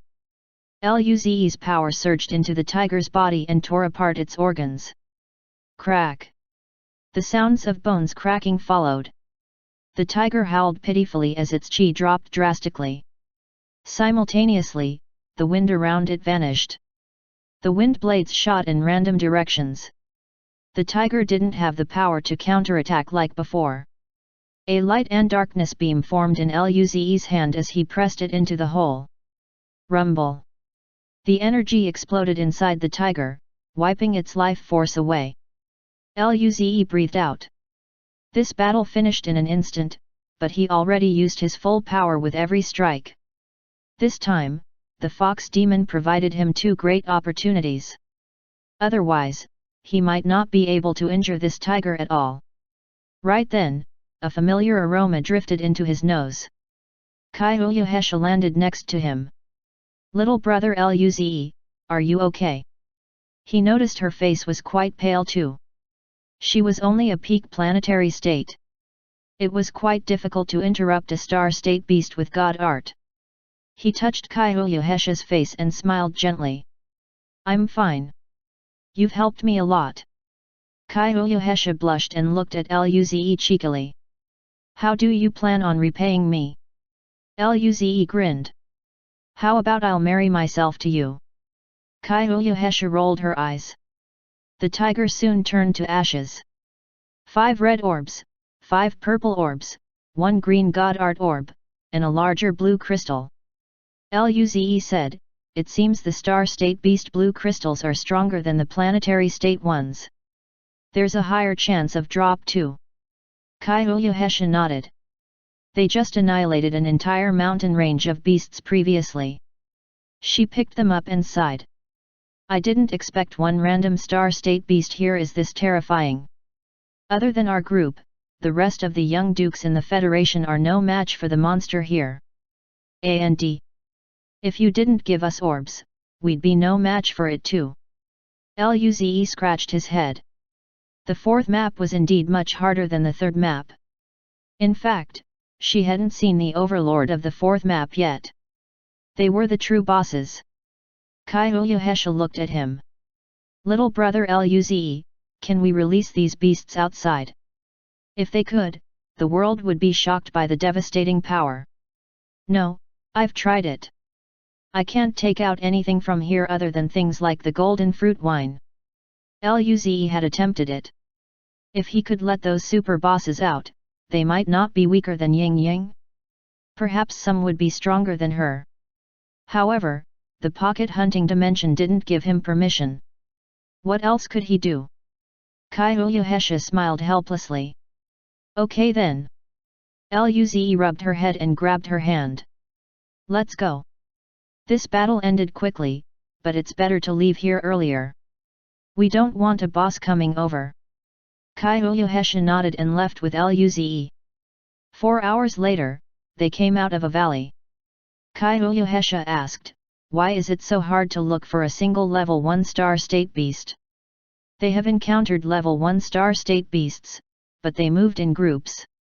Luze responded, we can try fighting 2 level 1 star state beasts. Kaiouhesha agreed. Right then, the sky suddenly dimmed. Luze's heart went cold. It was a super boss. Before he could say something, he already died.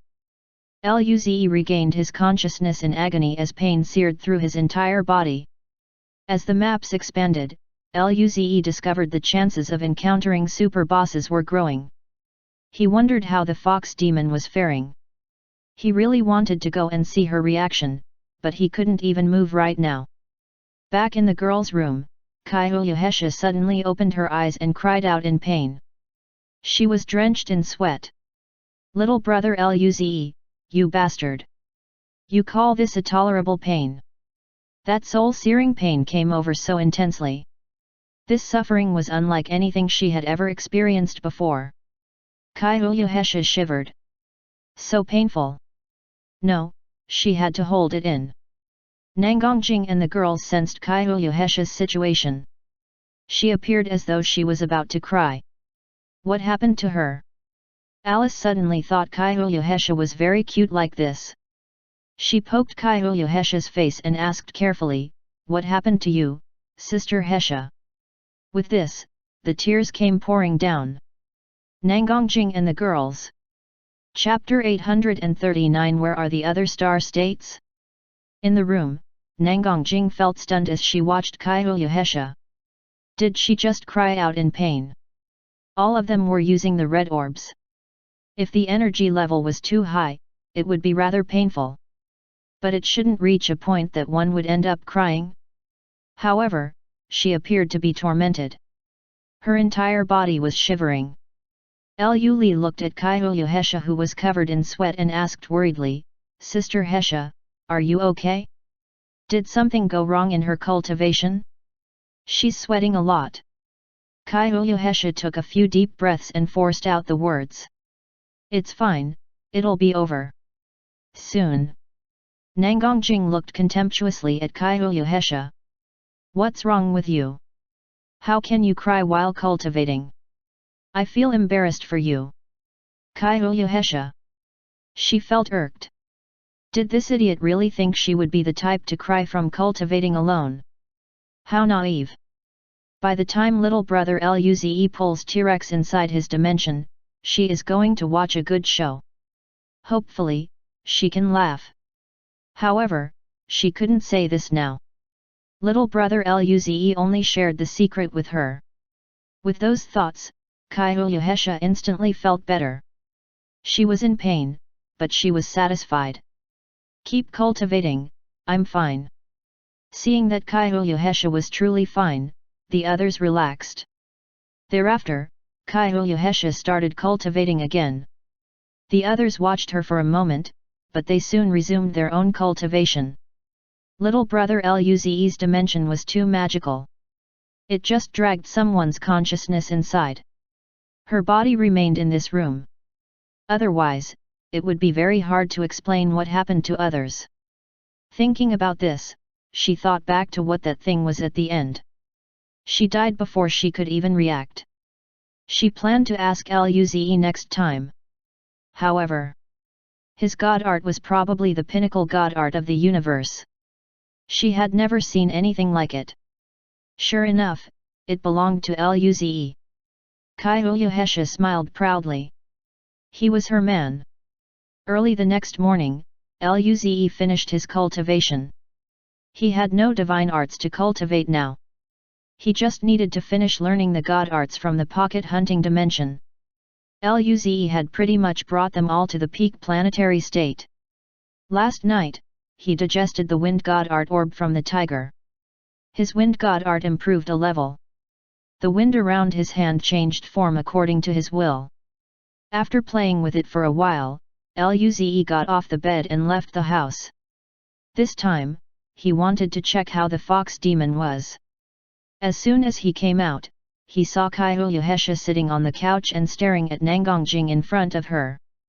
She slammed the table. "Do you want to fight?" Nangongjing leaned back lazily and gulped some golden fruit wine while looking smugly at Kaihulyuhesha. "Ha ha ha, am I wrong then? Didn't you cry while cultivating last night?" Hearing the taunt, Luze's expression turned strange. Did she really end up crying last night? Why couldn't he be in their room too? It was a pity he could not watch the scene personally. Before, it was only him dying from pain. This time, there was someone else, but he didn't get to see it. Nangongjing immediately gloated upon seeing him. "Zi, the fox demon cried from cultivation last night." "Ha ha ha ha ha." Kaihulyuhesha charged at Nangongjing. "I'm going to kill you. Come. I'm not scared of you." The two immediately began fighting on the couch. Luze scratched his head. These two went from arguing like juvenile youths to fighting like immature kids. Just when he planned to stop them, the other three girls came out of the kitchen. "Time to eat breakfast." Nangongjing and Kaihulyuhesha immediately stopped quarreling. They sneered and didn't look at each other. Luze walked up to the table and got ready to eat. Kaihulyuhesha threw him a look filled with grievance. "Little brother Luze, you bad egg." Luze asked, "What's wrong? Didn't you say it would only be a bit painful to die? Why was it so gut-wrenching?"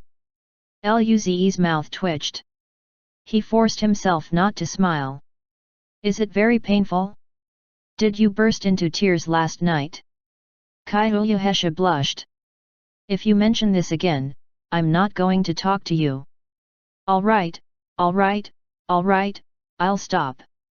Then, how about not entering the dimension in the meantime?" Kaihulyuhesha immediately responded, "No. I'm going."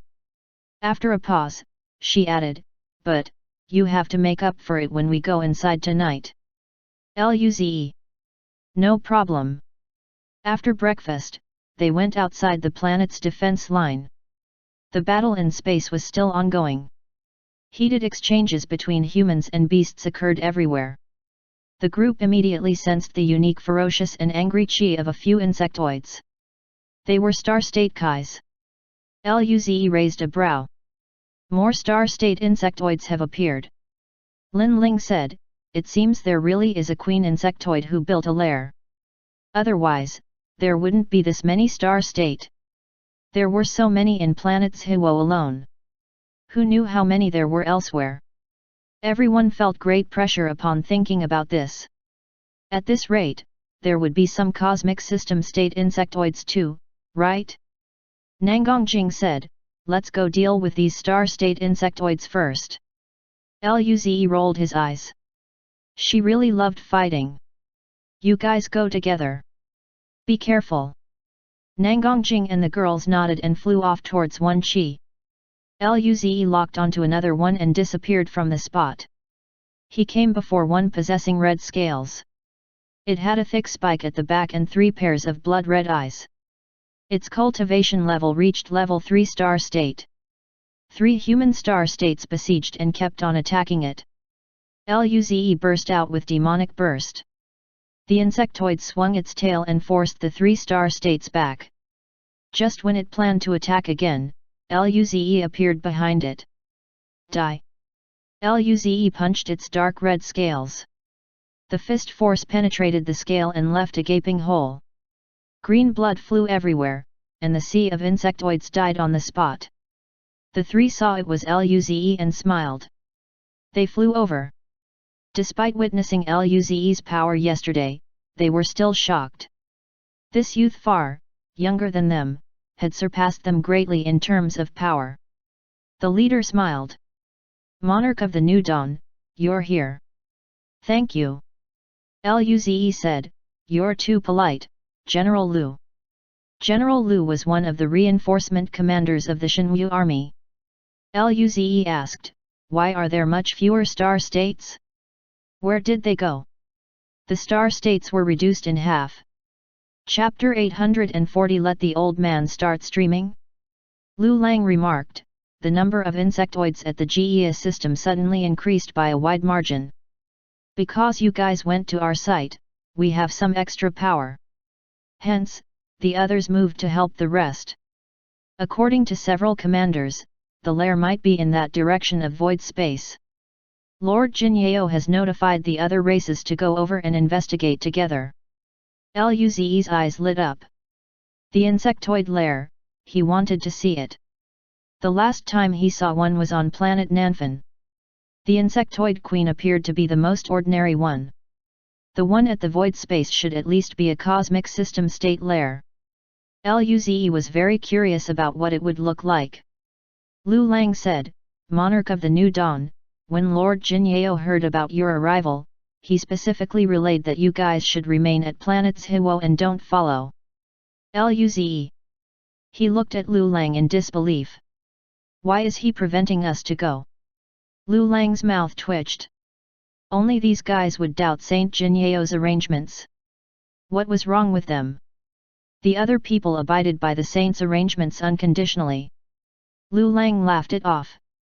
He said that all the races existing in this region of void space would participate. Blade demons, dark metal demons, and black smoke race would go too. It might be chaotic. It would surely be dangerous if you guys went. After all, you're the major target of the enemy races. Although the blade demon race might be unaware of his current power, they would still know he placed first during the four-race social gathering. Luze could already imagine that if things went haywire at the insectoid lair, those three races would try to ambush them. Although they had Ying Ying and didn't need to worry about safety, they didn't have to go. Luze's eyes flashed. When he reached the star state, he would take out more orbs and distribute them to Lin Kuang and the rest. By then, the human race would have more prodigies. Given enough time, humans will be able to fight against three opponents at once soon. Luze understood it. Okay, in that case, we won't go. Currently, he was wondering whether he should ask the old man to stream the events for them. But then, the battle would be pretty intense. It was a question of whether the human race even had streaming equipment that could handle cosmic system state confrontations. Never mind. Luze smiled at the group. Then, I'll go help in other regions. Lu Lang felt relieved. He was worried Luze would be difficult to persuade. Fortunately, the latter's attitude was great. This made him feel even better about the young prodigy. Luze was pretty much one of the most important figures in the human race, but he didn't act cocky at all. He smiled. Okay, Monarch of the New Dawn, go and help. We'll give support too. Luze left. There weren't a lot of star state insectoids this time. They were soon all killed with the help of Luze's group. All the star states were freed. They helped clear out planetary state insectoids. The sea of insectoids was endless. Several soldiers and adventurers didn't get enough time to rest properly. Hence, Luze and the girls had to remain. In a region near space, Boss Zhu and an extremely beautiful woman from the Shenwu army were fighting against a large pack of planetary state insectoids. Purple flames ignited and left some fluctuations in space. Planetary state insectoids shrieked. The two sides were engaged in an intense battle.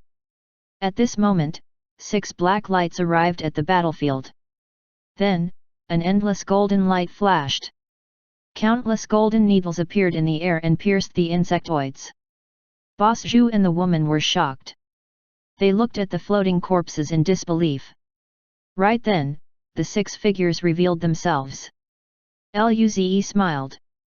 Boss Zhu, long time no see. I didn't know you were fighting here. He knew Boss Zhu was considerably strong before, but he didn't expect the latter to be a peak planetary state. he would be able to reach the star state soon. His combat power was approaching the star state too. His talent was on par with Luo Bingqing and his respective team. Lin Ling and the girls waved at Boss Zhu and then looked at the woman on his side with curiosity. Boss Zhu was stunned. Luze? And you, girls? Your power. They killed a lot of planetary state insectoids and a few peak planetary state ones as soon as they arrived. Luze grinned. We came yesterday, but I didn't get to see you guys. Boss Zhu looked at the woman and then grinned. I was recovering with my wife yesterday. We only got healed today. They encountered that star state beast last time. He thought they were going to die, but luckily, Saint Lindong came just at the right time and killed all the insectoids. Otherwise, they would literally die together. He pointed at the woman and smiled. Let me introduce her. She's my wife and also the commander of planet's Huoshenwu army, Anna. Anna had a similar personality to Boss Zhu. She smiled and nodded at Luze and the girls. I watched the 4-race competition. You guys are really great. You brought honor to the human race, especially Luze. Luze and his tram smiled. Luze asked, healed?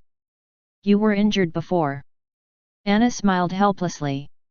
When the insectoids had just arrived, a star state insectoid went here. We were the strongest, so we had no choice but to fight it. Otherwise, planet's Hua would be destroyed. If Saint Lindong didn't come over at the last minute, we would have died. Old Zhu said we haven't even had kids. Yet. Cough. Cough. Boss Zhu blushed and quickly interrupted her. He said, we'll be going to help elsewhere. Do your thing, Luze. Luze smiled. All the other insectoids have been killed. Boss Zhu. His smile froze on his face. I have used up quite some energy. I'm going to rest first. Thereafter, he dragged Anna away. Come to my restaurant these few days. My treat, it's free. Luze and the girls found the scene endearing. Chapter 841 What are you proud of? Luze smiled. Let's go back too. Everyone returned to the hotel and had lunch. They went to their own rooms to cultivate thereafter. Luze sat on the bed and used the red orbs from the tiger. Star state red orbs were stronger than peak planetary state super beast red orbs, but the energy was also more volatile. Luckily, his body was rather sturdy, and he didn't need to worry. As the red orb converted into energy, it slowly began to strengthen Luze's body. During this time, Luze's cells were flashing with bright starlight. His cells had 9 planetary runes. Milky white spirit force was constantly being formed inside. Currently, his spirit force was rather dense. It almost turned into spirit mist. 5 hours later, Luze slowly opened his eyes. The red orb energy had been digested. He got off the bed and stretched. Upon looking outside the window, there was a large red star slowly sinking below the horizon. The Zhiwo fire lotus formed an ocean. Under the winds, the lotus swayed, forming waves of fire. Spirit light flashed non-stop. Luze raised a brow. It's starting again. They just finished annihilating the sea of insectoids in the afternoon. It had only been a few hours, but more insectoids were already invading the place. Inside the room, Lu Li and Nangang Jing were sitting on the couch, leaning against each other. How is this? Haha, they would be dumbfounded. But this really suits him. Hee, yes, right. Li, aren't we good sisters? No, go away. Wow, that hurts. Luze. What were these two doing? Didn't seem to be talking about him. Luze wanted to go over sneakily and find out what was going on. But then, the two girls turned around, so he could only stop in his tracks. Luze asked, what were you two saying about me? Lu's body stiffened. She flipped her long black hair. Nothing. Just a topic between girls. Not gonna tell you. Nangongjing guzzled some wine. You finished cultivation? You came over without even telling us. Are you trying to scare us off? She waved her fists at Luze. A topic between girls that was related to him. Luze was more curious now. However, those two shifted the topic with a stern face. He knew he wouldn't be able to get it out of them, so he sat between the two. Li smiled and leaned against Luze's shoulder. Her head moved a little to find a comfortable position. She closed her eyes to rest. Meanwhile, Nangongjing passed the golden fruit wine to Luze, who then took a sip. She smiled and continued drinking herself. The three huddled together to chat. Soon, Lin Ling, Kaiyuhesha, and Alice came out too. Luze thought about what Lu Lang said yesterday and said, by the way. Elder Nangong and the other seniors seemed to have uncovered the insectoid lair. They have gone over to check now. Nangongjing was eager to go. Then, let's go as well. Lin Ling was curious. I wonder how a cosmic system state insectoid lair would be like. She had encountered the insectoids at planet Nanfan too. Luze rolled his eyes. The elder didn't permit us to come over. Everyone felt stunned. Nangongjing questioned, why? Luze told them about Elder Nangong's reason. After hearing it, the girls felt a bit disappointed. Afterward, Lu grinned. Let Yingying watch Elder Nangong's situation. If anything happens, she can intervene in time. Luze had the same idea. Alice said, if you are able to get higher level red orbs, senior, you can give it to Elder Nangong and the other elders. They can still become stronger too. The others nodded in excitement. Kaiyuhesha's eyes lit up. She could enter the pocket hunting dimension and help him. She would put in the effort for Elder Nangong and the others too. With those thoughts, she looked across at everyone and felt proud. She was different from them. After discussing some things for a while, Alice, Lu and Lin Ling went to cook dinner. When they finished eating, everyone returned to their rooms to cultivate. It was already night. Nangongjing and the girls were still keeping watch of Kaiyuhesha. They must prevent her from stealing Luze. Hence, the girls would stay in a single room to leave the downcast Luze. Back in his room, Luze entered the pocket hunting dimension again. In the empty space, other than the 4 space doors, there was another rainbow dot, the one from which Kaiyuhesha appeared. Luze felt relieved. It didn't disappear. Fortunately, it wasn't a one-time use. Right away, he pulled Kaiyuhesha in. She was actually waiting outside. Her mind went blank, and then, she was transported to the pocket hunting dimension again. She beamed with a smile upon seeing Luze. He satisfied her with the compensation she asked for. Thereafter, the two entered the portal. Kaiyuhesha was much timider than yesterday. She looked around carefully. Little brother Luze, what was that last creature from last night? Why are we suddenly forced out of the dimension? She died without even knowing why. Luze's mouth twitched. That is a very powerful beast in the pocket hunting dimension. Kaiyuhesha inquired further, we're in this mountain range again. Immediately, she became nervous. Weren't they at risk of dying here at any time? Not really, Luze comforted. Kaiyuhesha breathed easy. However, Luze added, however, there would be bosses passing by from time to time. It's quite frequent. Kaiyuhesha. She didn't feel too good anymore. Did this mean they would every now and then as well? Kaiyuhesha suddenly didn't want to proceed anymore. Luze attempted to reassure her. Don't worry. There won't be bosses coming all the time. If we're lucky, we can survive longer. Kaiyuhesha. Luze felt quite happy now. Previously, he was all alone in jungling. It made him miserable. But now, he had the fox demon to accompany him. Not only his efficiency improved, but he also had someone to converse with. As they chatted, they moved rapidly, killing all the planetary state beasts while looking for star state beasts. Soon, they were approaching a vast lake. Luze's eyes lit up. He pulled Kaihuyu Hesha. Hesha, wait! He pointed at the lake. There might be something suitable here. He recalled the humongous turtle before. When he was killed by the water arrow, he sensed its power. It was a level 1 star state, possessing water god art, which was an element Luze didn't have. Luze decided to check whether the turtle was still there. The two carefully moved towards the lake. When they were near, the sky suddenly dimmed again. Seeing this, Luze and Kaihuyu Hesha froze. Kaihuyu Hesha frowned. Again. Luze's mouth twitched. He was helpless too. However, after the two waited for a long time, they didn't feel an extremely powerful chi. Just as they were perplexed regarding the situation, a silver pillar shot into the sky and penetrated the dimension. Chapter 842 Surprise. A silver pillar pierced the dimension.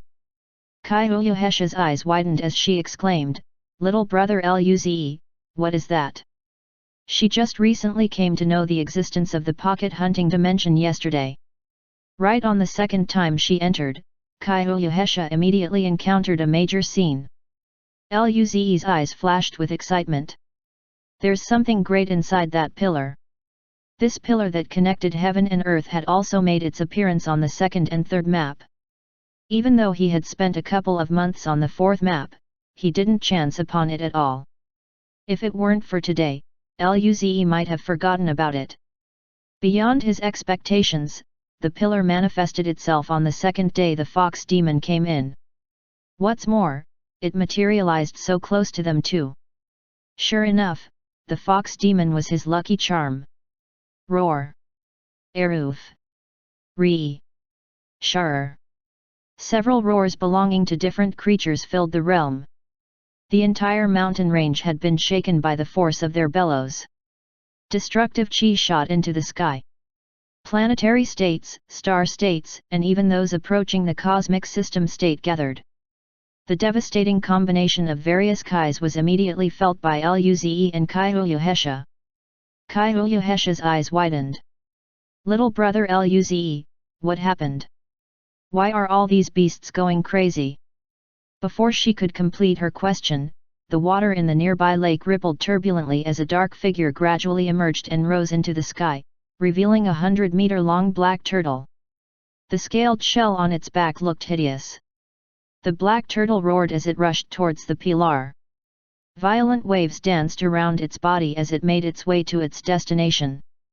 Accordingly, it brought upon rain in every place it passed by. A level 4 star state black turtle. Without warning, Luze hugged Kaihuyu Hesha and said, "No time to explain, we need to go and grab it.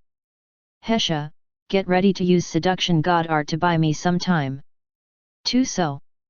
Kaihuyu Hesha frowned, but she nodded. At this moment, all the beasts were attracted by the silver pillar. Not a single one of them had the time to care about Luze and Kaihuyu Hesha. This gave Luze the chance to use space god art. He disappeared from the spot together with Kaihuyu Hesha. Outside the silver pillar, a 300-meter-tall giant elephant with pale bone armor went near the pillar. Just as it was about to enter the place, countless attacks fell upon it, bombarding it completely. In just an instant, this level 5 star state beast turned into a puddle of blood that showered the surrounding area. It couldn't even make a sound. All the beasts were behaving like madmen. Regardless of the strength, if any beast dared to approach the pillar, such a creature will inevitably be assaulted by the rest of the crowd. On top of that, the others would also attack all the beasts near them. Fights broke out near the surrounding area of the pillar, knocking down the mountain range. In a blink of an eye, the forest was obliterated into ashes, leaving behind empty land filled with ditches. The waves of battle swept across all directions. Spirit light of all colors shone through the landscape. Countless beasts wailed. Blood and flesh were scattered everywhere. Mew! A domineering roar echoed throughout the dimension, and a chi bearing a cosmic system state power burst out. Once it swept past the frenzied beasts, the latter could not help but stop in their tracks. However, they only paused briefly and became more insane in the following second. They desperately wanted to charge toward the silver pillar. Whoever went inside and snatched the treasure would reach the pinnacle of beast life. Whoever stopped them had to die. These were the thoughts carried by the beasts. During this time, Luze and Kaihoyuhesha appeared outside the silver pillar. Right away, the rest of the monsters focused their attention on the two small figures. The air turned dense from the overwhelming gazes of countless beasts. Luze's body tensed up under such pressure. Even Kaihoyuhesha couldn't prevent the stiffness of her body. Luze's mouth twitched. He couldn't use space transmission inside the silver pillar. Much worse, he could only stop outside the pillar. Right then, several spirit kais surged. Luze felt as though he became the target of countless attacks. His face turned serious. He used demonic burst and brought Kaihoyuhesha along to barge their way towards the pillar without a pause. Hesha! Hearing Luze's cue, Kaihoyuhesha, who had been gathering her power, launched her seduction god art in every direction. In that instant, her face became pale, and blood poured out of her mouth. There were too many beasts around. In order to buy more time for Luze, she had to forcefully exhaust her power in one go. In that moment, a major portion of the beasts, which were attacking, was interrupted.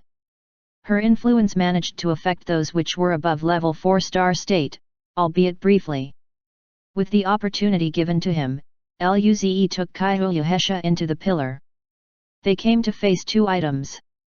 Grab one. Luze held Kaihoyuhesha with one arm and used his other hand to take the silver light. He couldn't really see the crystal inside well. Accordingly, Kaihoyuhesha grabbed the complex rune flashing with silver lightning. Right then, the two things, which were originally inside the pillar, disappeared. Simultaneously, Luze could feel their presence in his mental dimension. Luze rejoiced.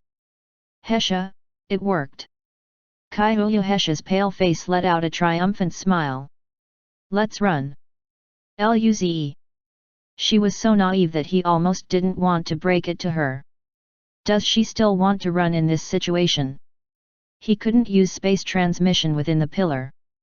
By the time they exit the place, both of them will be pulverized to nothingness.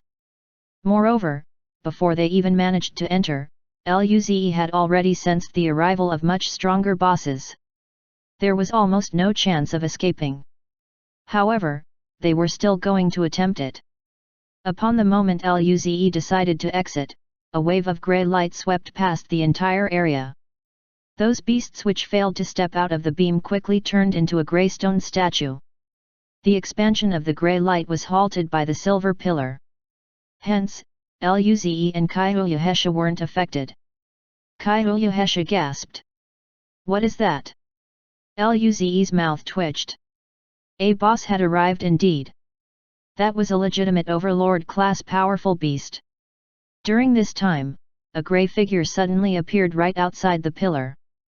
Luze and Kaihoyuhesha didn't even know how it appeared. It was a 20-meter tall bull that was made of grey rocks. Its grey eyes were shrouded in mist. It looked mysterious yet terrifying. Right now, the creature was looking at Luze and Kaihoyuhesha. The two felt anxious after being stared upon like this. Kaihoyuhesha hugged Luze tightly. Luze tried to at least crack a reassuring smile and attempt to escape. After all, this boss didn't appear vicious. It was more like a gentle cow.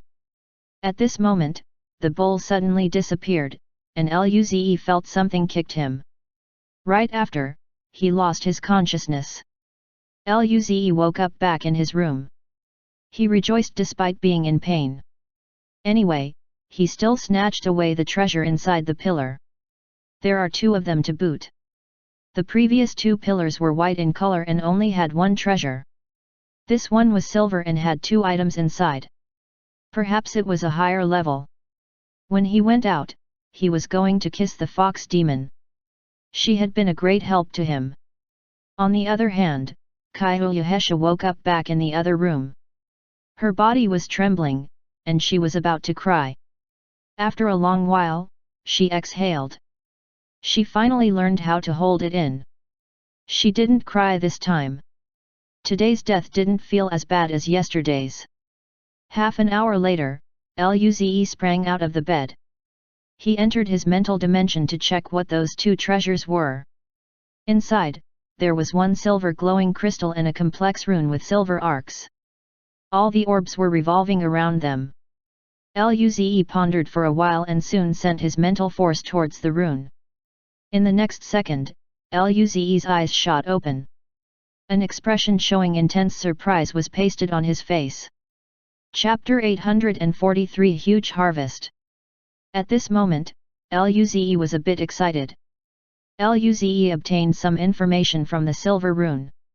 It was far more precious than he had imagined. This wasn't a divine art rune for cultivation. Rather, it was a one-time use attack divine art rune. Most crucially, it had reached the cosmic system state. Cosmic system state divine arts weren't something Luze could cultivate even if he had them. Moreover, if he somehow managed to cultivate one, he wouldn't be able to use it. This one-time use divine art rune didn't need his spirit force. It was a hard-to-control cosmic system state divine art, but he could manage it. This rune would be quite a nice trump card. After a while, he would be exploring outside the Milky Way. Although they had yin-yang, there would still be times she fell asleep. If something happened at those instances, Luze felt confident he could face anyone with this rune. Thereafter, his mental force connected with the glowing silver crystal. Roar! As soon as Luze touched the crystal, a terrifying roar deafened his ear. Following such, a silver figure appeared in Luze's head. It was a beast that had silver fur and looked like a wolf. It had a pair of horns on its head. This beast was 20 meters tall and had an athletic build. The destructive chi it released made Luze shiver. Cosmic Cloud State. This silver wolf was a cosmic cloud state beast. At this moment, information about the crystal appeared in Luze's head. Looking at it, he grinned and opened his eyes. This crystal contained the power of a pocket hunting dimension beast. After using it, he would be able to summon this beast to fight for him. It would continue to battle until the energy of the crystal was depleted. The energy inside the crystal was enough for the beast to fight for half an hour. At the same time, Luze learned of the wolf's power. It was a beast that had space god art and space divine art. Its cultivation level was at level 1 of the cosmic cloud state, but its combat power reached level 7 cosmic cloud state. Ordinary cosmic cloud states were no match for it at all. Due to the nature of space god art, ordinary peak stage cosmic cloud states might not even be able to capture it. This was an overlord beast. The crystal had a mini silver wolf inside. Luze's skin crawled. This was a real boss. This beast probably lived somewhere on the 5th map. Luze's head ached. There really was such a monster on the 5th map. He felt that even if he reached level 1 cosmic cloud state, he might not possess a level 7 cosmic cloud state combat power. Would he really be able to monsters like it? Hopefully, this beast was just a special summon beast and not a beast that really existed. Luze prayed. With these 2 things, as long as he didn't mess with cosmic realm states, he could do what he wanted, even if Ying Ying wasn't around. Luze relaxed on his bed and looked at the ceiling. He grinned. This was a huge harvest. These were things he didn't even dare to imagine existed. No wonder it came from the silver pillar. Luze sighed. After a while, he sat up and closed his eyes. Cultivate. These things were foreign objects after all. Only a power he cultivated on his own was an actual and genuine power. He was going to stand at the top of the universe.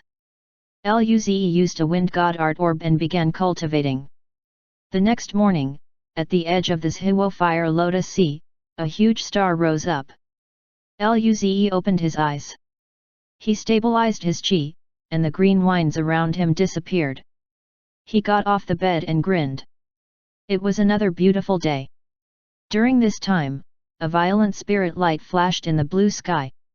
Luze's smile stiffened. These insectoids were too persistent. It was indeed the insectoid queen that was super good at giving birth.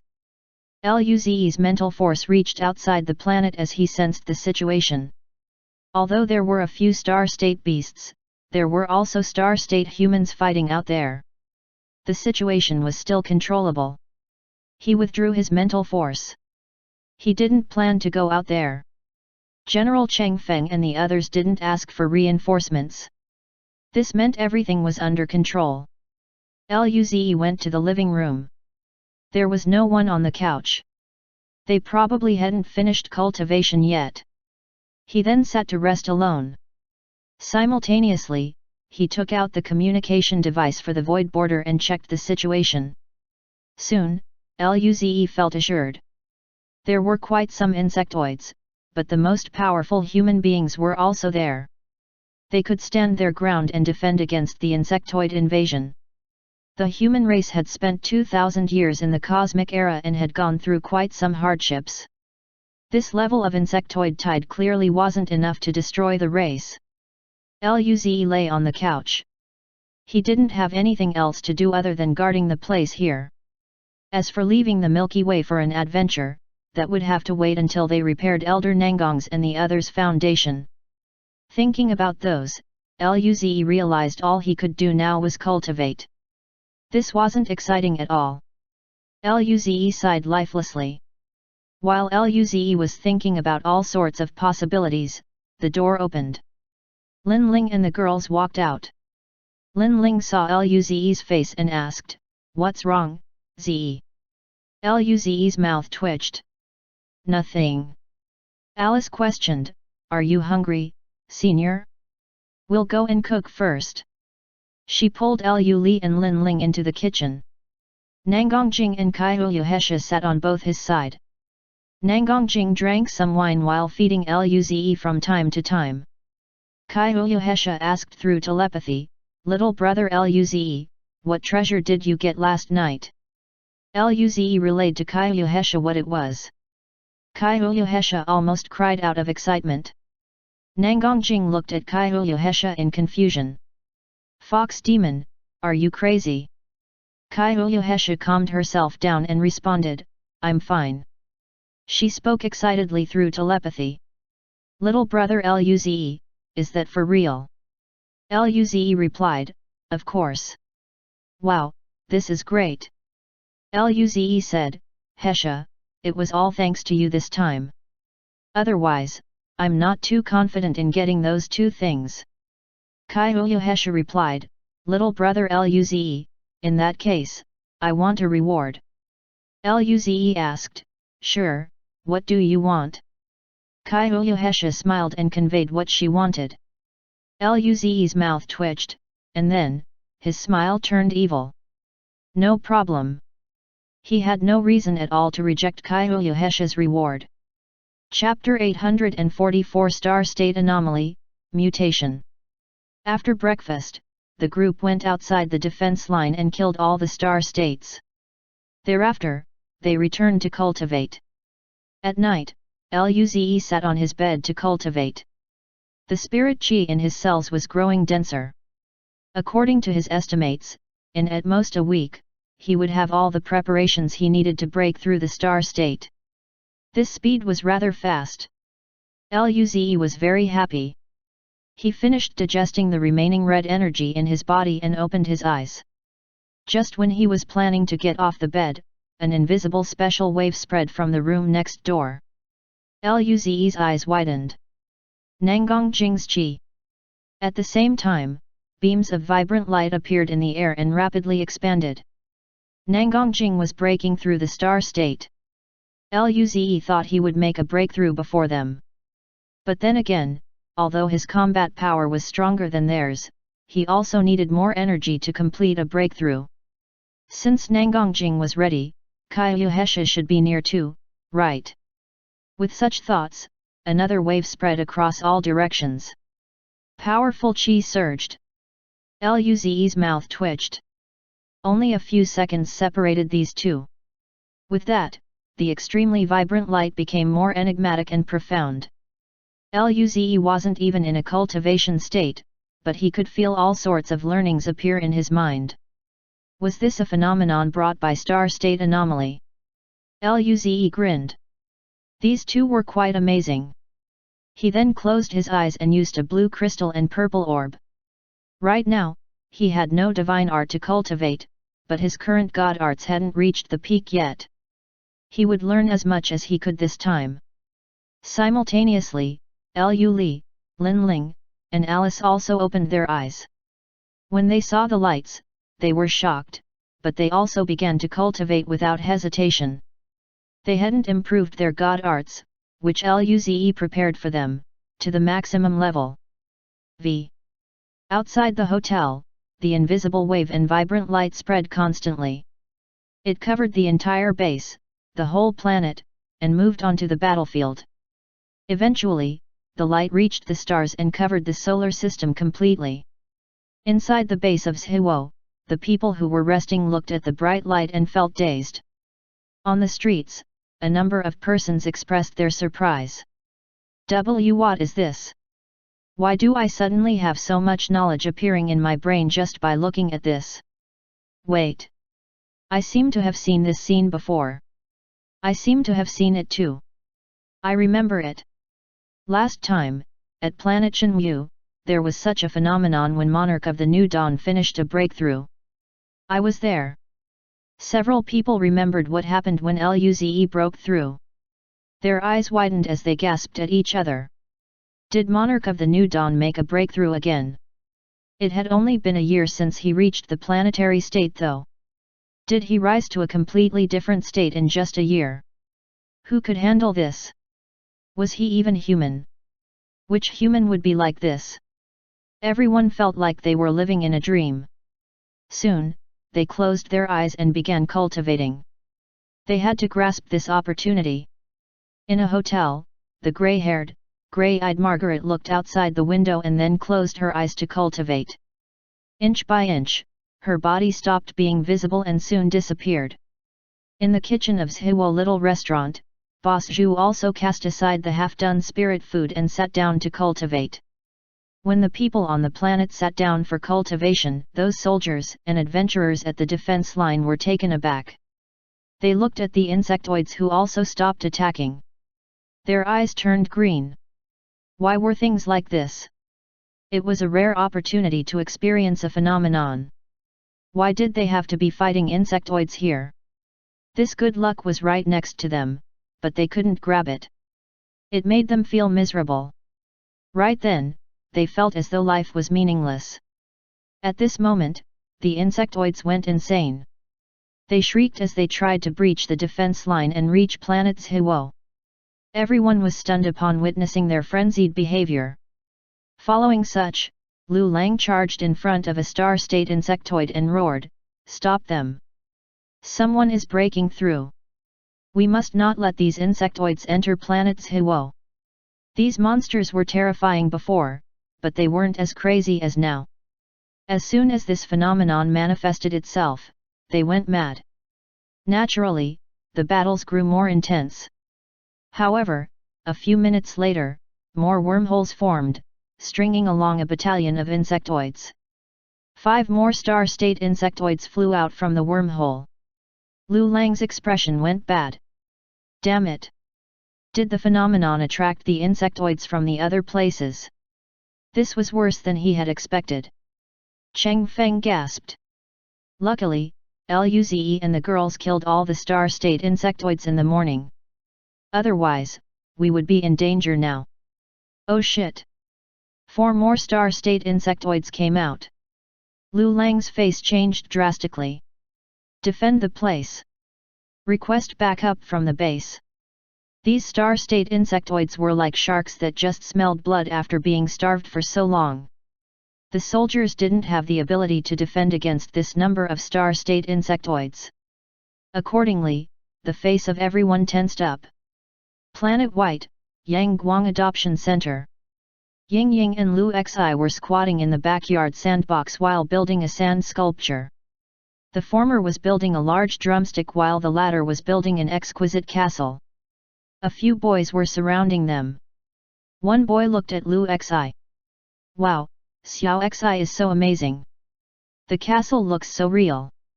Xiao Xi must have been a princess in her past life. Lu Xi smiled, but deep inside, she was vexed. Why did you guys come over? She looked at Ying Ying's drumstick and thought that Ying Ying must be obsessed with food. At this moment, a boy looked at Ying Ying's drumstick and clapped. Wow, Ying Ying is so amazing. This drumstick is so big. If it's real, it must be very tasty. His voice grew quieter as he watched the other party stare at the drumstick expressionlessly. During this time, Ying Ying suddenly took a bite of the sand drumstick. Lu Xi. The boys. Lu Xi charged over, ruining her castle in the process. Ying Ying, are you okay? You can't eat sand. Spit it out. She rubbed Ying Ying's face, wanting the latter to open her mouth. In return, Ying Ying looked at Lu Xi and opened her mouth. Lu Xi was dumbfounded. There was not a trace of sand anymore. Where did the sand go? Suddenly, Ying Ying's eyes flashed with starlight. She looked in the void border's direction. Lu Xi asked, "What's wrong, Ying Ying?"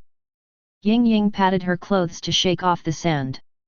"Xiao Xi, I'm going to sister's place first. I'll come to find you a few days later." Lu Xi understood. "Oh, you promise, you will come a few days later to play with me?" Ying Ying looked at Lu Xi. She seemed to recall that young girl in the park. She nodded vigorously. Then, she disappeared from the spot.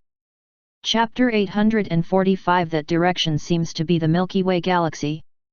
More and more wormholes appeared outside planets Hiwo. Insectoids came out like crazy and rushed over. Lu Lang and the star states had despair pasted all over their faces. Ah woo! An eerie sound echoed at this moment. All the insectoids were annihilated as though they had never been there. Everyone. The atmosphere was a little strange. The humans looked at the empty space. Everything appeared tranquil, rendering everyone stunned. Where did the insectoids go? Starlight suddenly emerged in Luze's suite. Ying Ying plopped onto the couch thereafter and observed the intense light. Her eyes kept blinking as she yawned. She rubbed her eyes and forced herself to stay awake as she took out a device to watch cartoons. 10 hours later, the ripples produced by Nangongjing and Kaiyuhesha calmed down.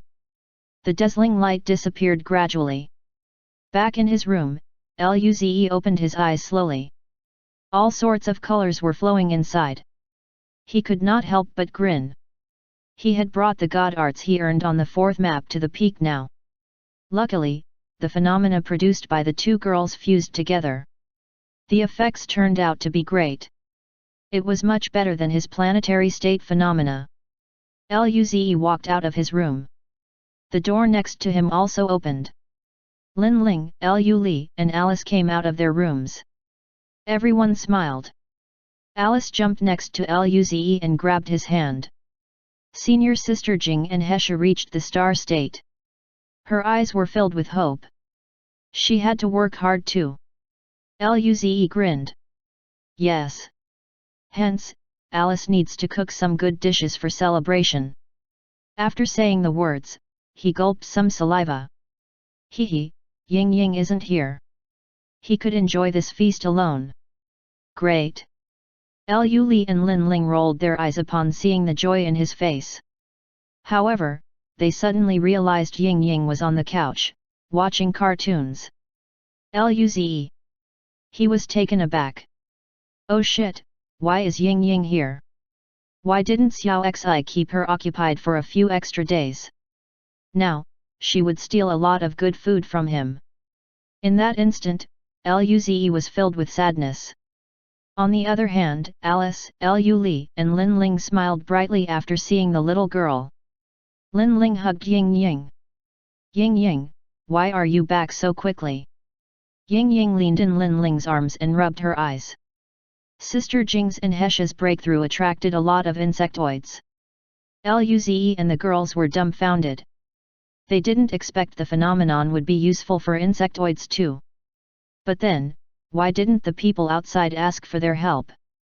Luze extended his mental force outside, only to discover that a small portion of soldiers was guarding the defense line. Only a few insectoids had remained. With such a scene, his face scrunched up. Did Ying Ying eat all the enemies? Lu Li looked worriedly at Ying Ying and asked, Ying Ying, are you feeling well? You seem very tired. Ying Ying nodded. I'm going to sleep. In the next moment, she closed her eyes, and the starlight began to swim around her. Alice smiled regretfully.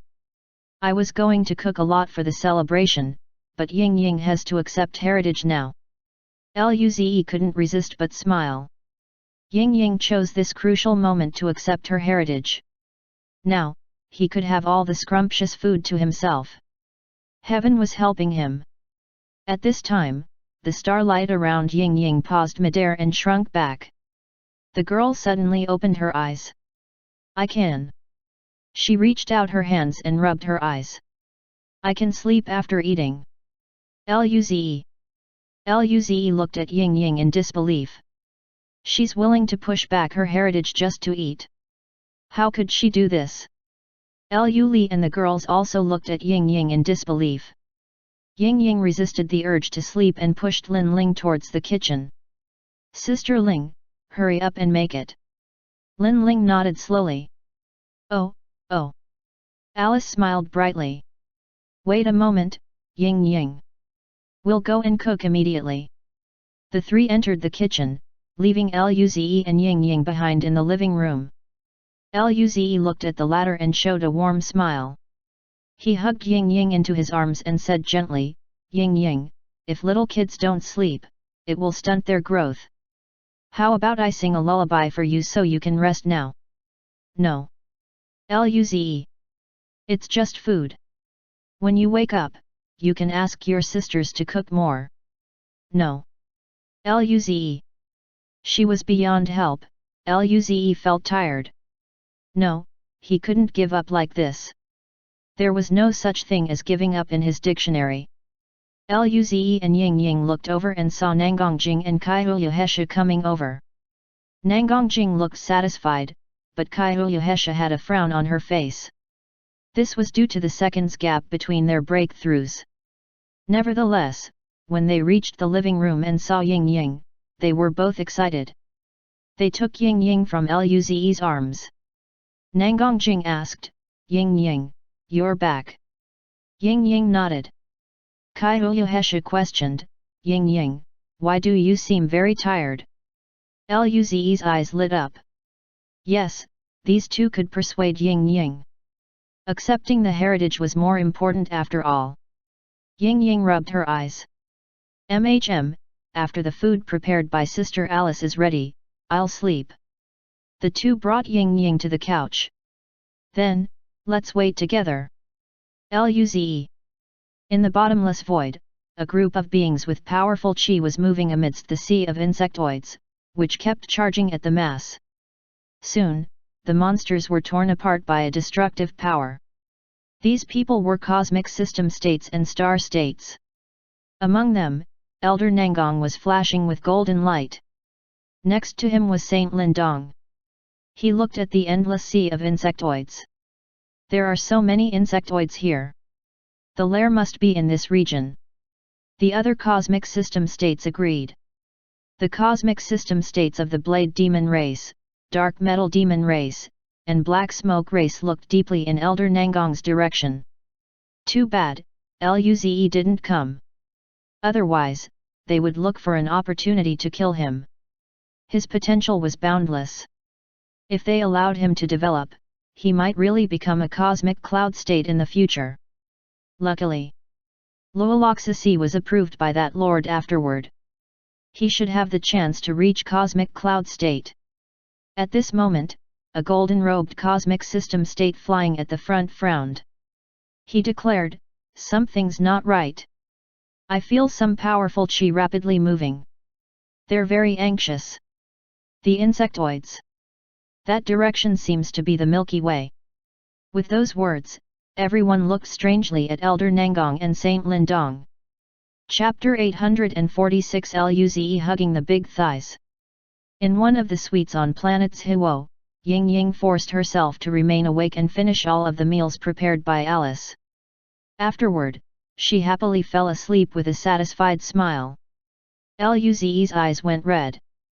Even when she was sleepy, he still couldn't beat her when it comes to eating.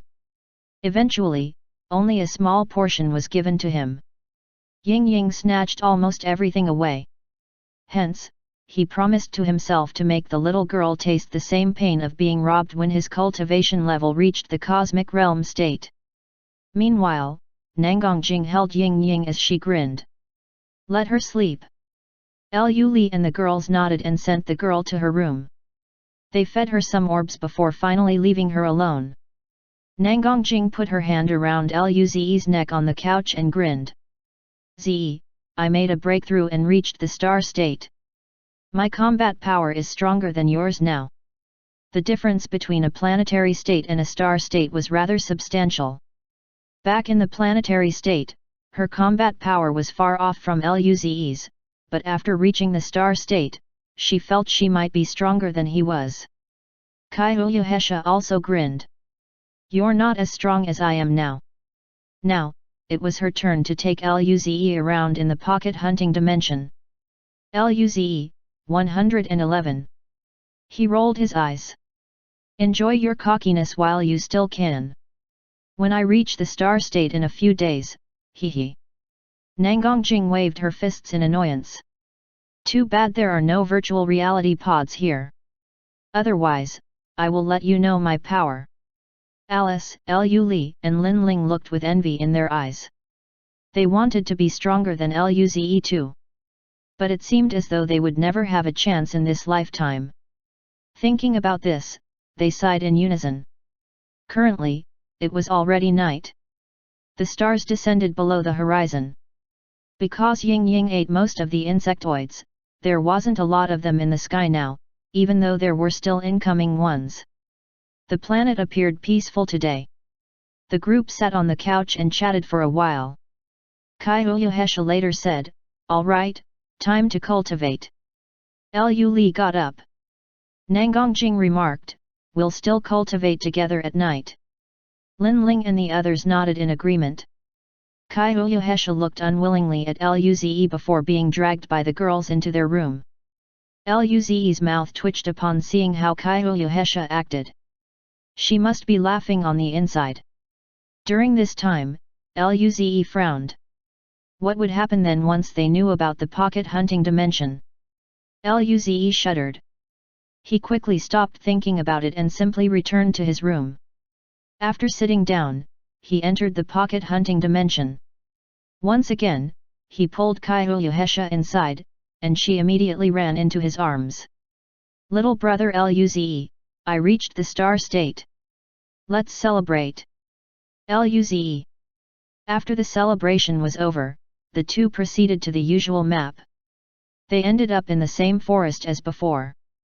Luze and Kaiuyuhesha concealed their chi. After making sure there were no powerful beasts around, they breathed easy. Right then, Luze asked, "Hesha, what is your combat power now?" Kaiuyuhesha thought about it and beamed with a smile. "I don't really know, but it should be near level 6 star state." Luze nodded.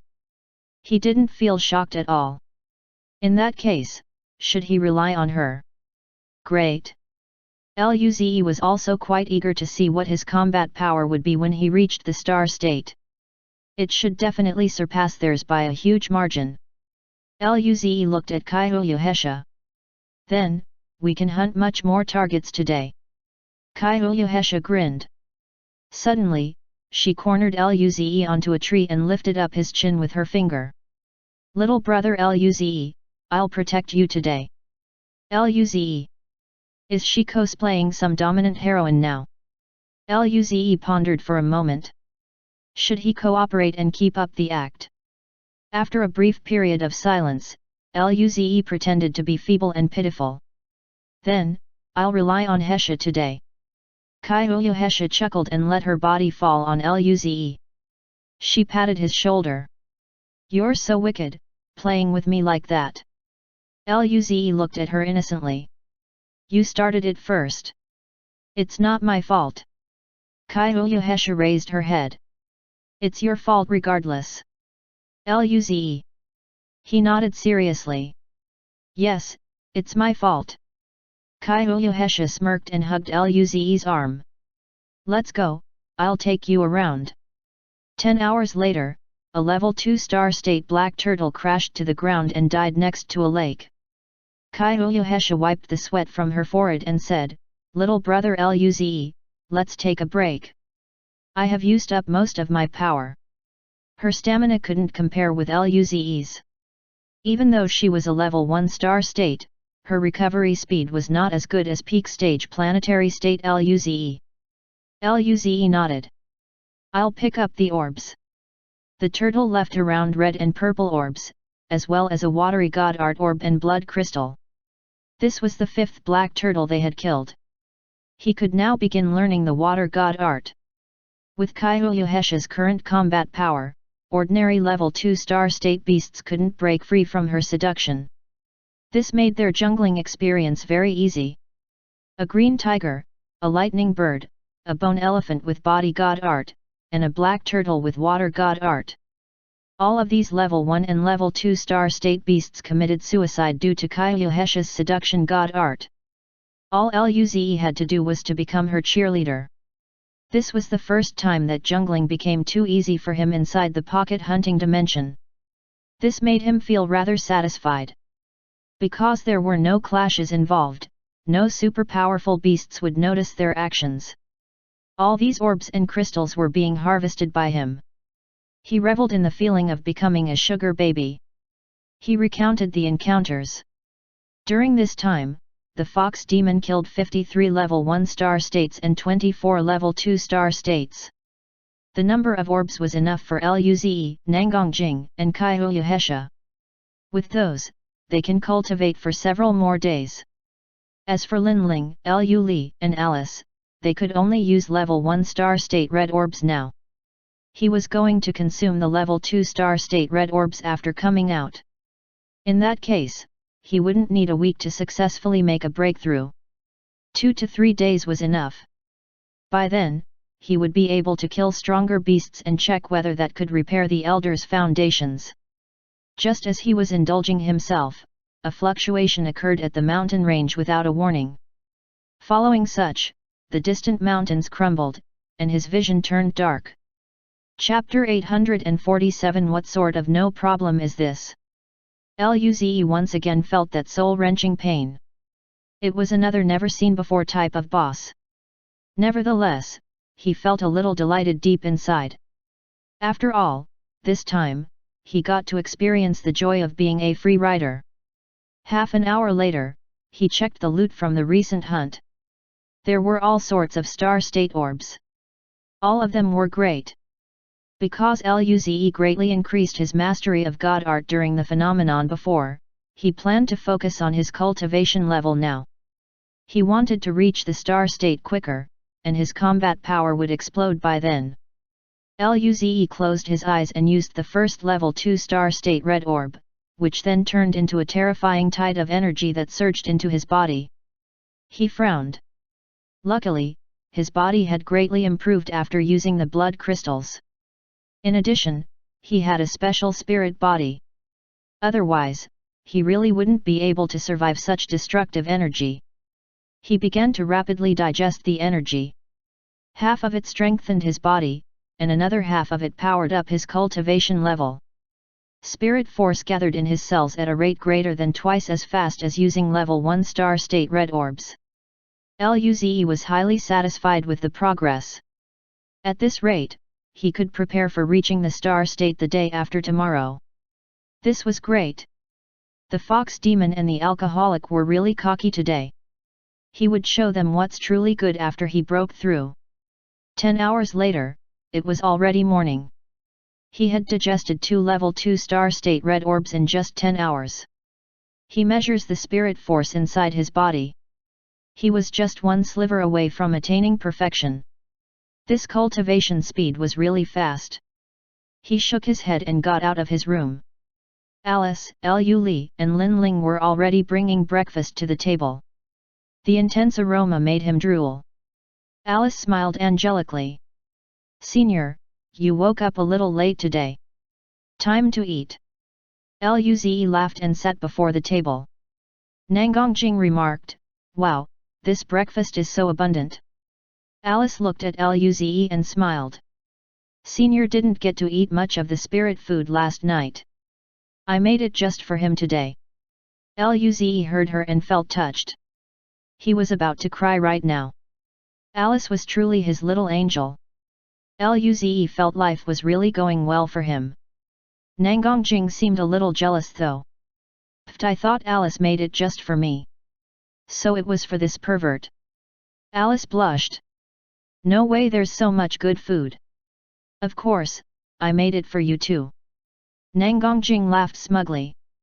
"I'm still angry, unless, of course, if Alice feeds me." Following such, Nangongjing closed her eyes and opened her mouth. Luze. Even he hadn't been fed by her hand before.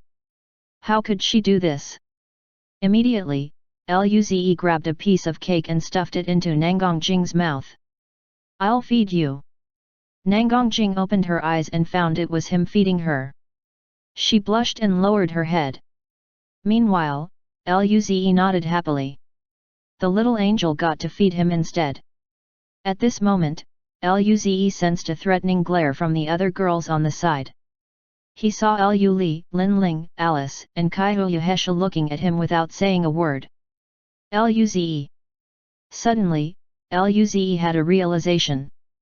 Who else wants to be fed? They opened their mouths at the same time. Luze. After breakfast, Luze sat on the couch lifelessly. It was too hard. They suddenly became babies and couldn't even eat by themselves. They quarreled just to get him to feed them. In the end, they finished all the dishes for breakfast and only left Luze a bowl of congee. Luze almost cried. If Alice didn't promise him to cook another big feast for lunch, he truly would have cried. Nangongjing and the girls realized their mistake and had another fight to decide who would do the dishes among them. After that, they went to check on Ying Ying and feed her. Thereafter, Luze took out his harvest from last night and shared them with the girls. Fox Demon and Nangongjing used level 2 star state red orbs naturally. The rest could only handle level 1 star state ones. Afterward, Luze's phone suddenly rang. He took it out, so he could check the caller. It was Zhuoqiu Sun's Huang. Nangongjing was surprised. "Mom? Why is she calling you?" Then, she complained. "Is she your mother or my mother? She didn't even call me." Luze grinned. "Did he pass the mother-in-law's test?" Luze said, "Let's go to the living room." Everyone went there as Luze answered the call. Zhuoqiu Sun's Huang figure was projected. She appeared with a stern expression. Luze asked, "What's wrong, Auntie Sun's Huang?" Zhuoqiu Sun's Huang replied, "The old man just informed us that the lair is heading towards the Milky Way. He's telling us to be prepared." Luze and the girls. Luze actually felt happy because of the news. Elder Nangong didn't want them to go before, but now, it was the lair that found its way towards them. He could finally see what a cosmic system state lair was like. Fortunately, he got those 2 trump cards.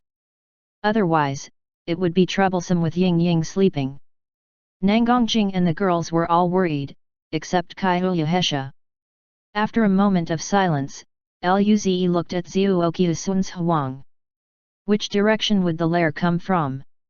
Zhuoqiusun's Huang responded, its Huo system. Perhaps Jingjing's and Hesha's breakthrough phenomenon attracted them.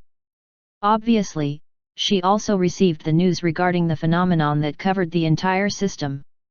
She discovered that her daughter might be stronger than she was. How could she handle this?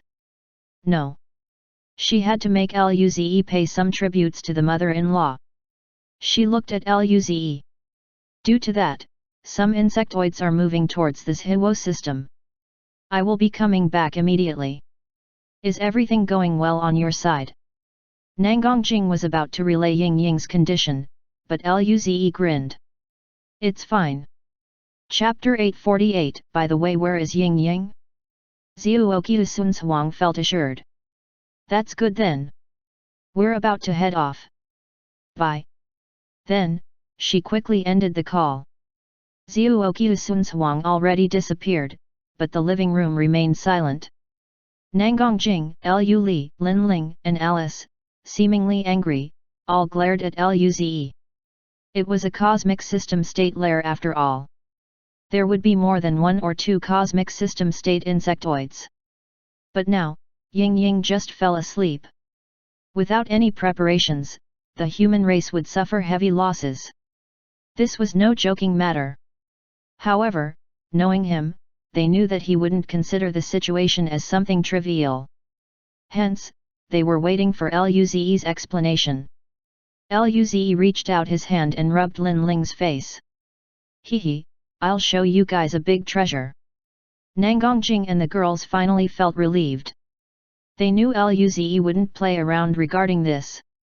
Lin Ling slapped away his hand and glared at him. Luze urged, let's go to Ying Ying's room. These two items were too precious. Ying Ying's room was filled with starlight. They didn't need to worry about being spied on. Nangongjing and the girls agreed. Lu Li asked, Luze, what treasure is it? Luze responded, I gave you guys some one-time runes before, right? Nangongjing and the girls nodded. Lin Ling inquired, did you get a higher level one-time use divine art rune?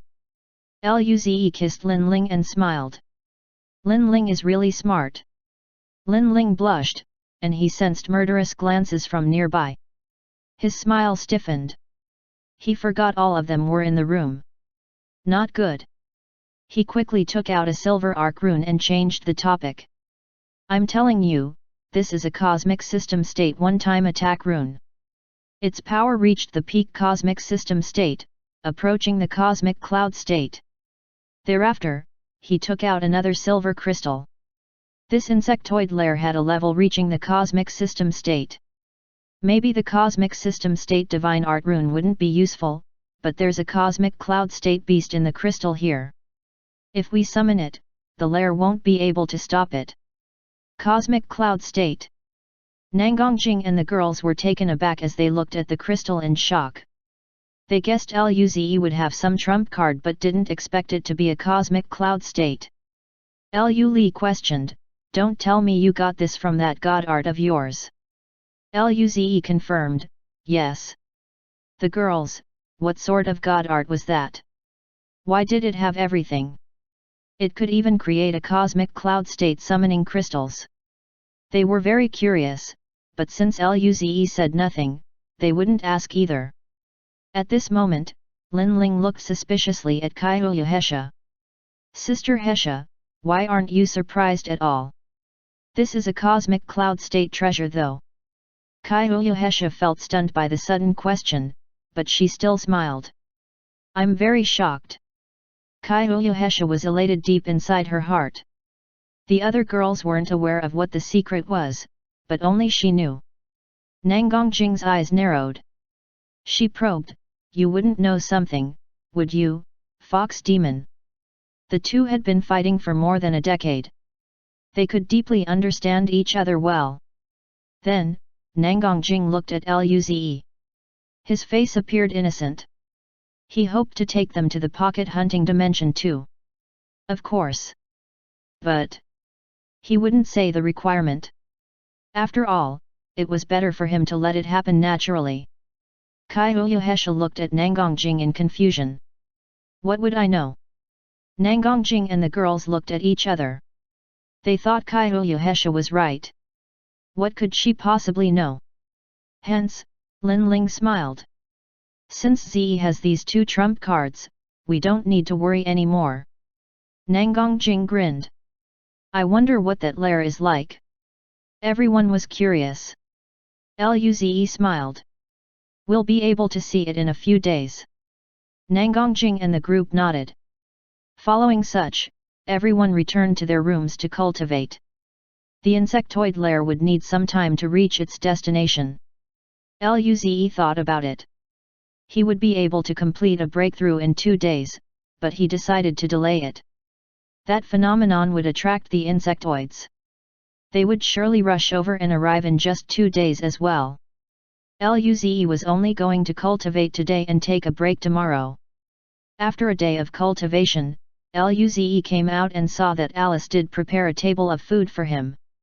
When lunch was finished, they returned to their rooms for another period of cultivation. Soon, it was already night. Luze's mouth twitched.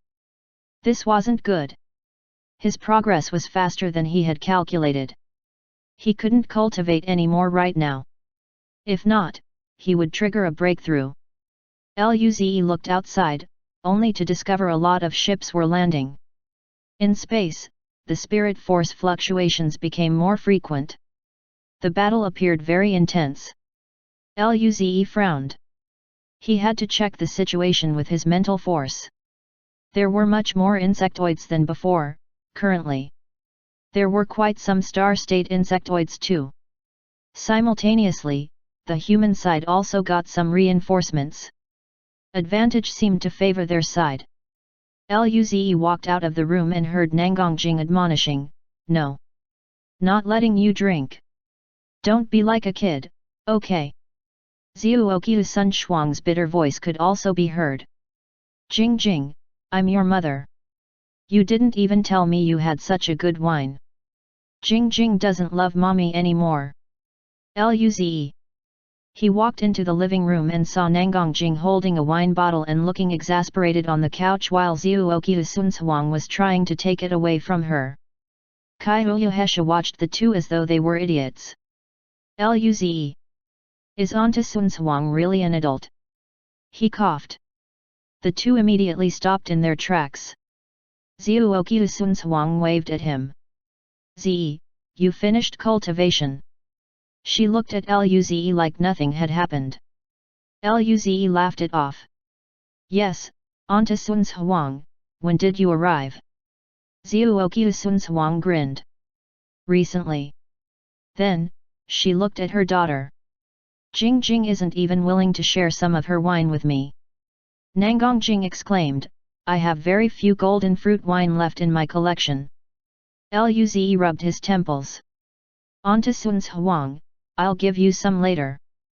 Zhuoqiu Sun Shuang's eyes lit up. "Really?" She ran to Luze and patted his shoulder. "My son-in-law is better. Daughters are completely useless." Nangongjing. Nangongjing glared at Luze and said nothing. Zhuoqiu Sun Shuang studied Luze and nodded happily. "It seems you're about to make a breakthrough to the star state." Luze nodded in confirmation. "I can do a breakthrough tomorrow, but because of the insectoid lair, I'm planning to delay it a few days." Zhuoqiu Sun Shuang cleared her throat. "This kid is complaining he is breaking through too fast. This hurts." She quickly shifted the subject. "By the way, where is Ying Ying?" Chapter 849 Insectoid Lair. About 300 million kilometers away from planet Zhiwo, a barren yellow planet existed. At this moment, the space around this planet suddenly vibrated vehemently. A piercing white light flashed, which was even brighter than the star of the Zhiwo system. When the light disappeared, a black planet had emerged in the empty space. The planet then released a dark red light. Terrorizing destructive chi left some distortions in space. The yellow planet started quaking violently. In the following second, it cracked like a weak egg. The land crumbled and lava shot out. The entire planet was painted red. Rumble. A vibrant red light swept across the void. The planet burst into pieces, immediately turning into space dust. During this time, a dark red veil materialized all over the black planet, easily blocking the explosion. Roar! Countless insectoids on the planet shrieked. The creatures at the front were 15 insectoids covered with black shells. They had a different appearance from ordinary ones but were all hideous nonetheless. Their bodies bore the color dark red. Space ended up distorting upon coming into contact with their power. Their eyes were fixated on a red planet a few 100 million kilometers away. On the battlefield outside planet's Hiwo, the Shenwu army and adventurers were fighting another batch of insectoids. The surrounding tens of millions of kilometers of space turned into an intense battlefield. Right then, a chi swept across space. As light brightened up the surroundings, a shocking rumble followed. The humans who were engaged in battle felt a cold sensation. Feeling shocked, they looked up in the direction of the chi, only to discover the disappearance of the barren planet that used to be near. It had been replaced by a black planet. Right now, it was glowing with a dark red light. That destructive chi originated from the black planet. That's the insectoid lair. Damn it!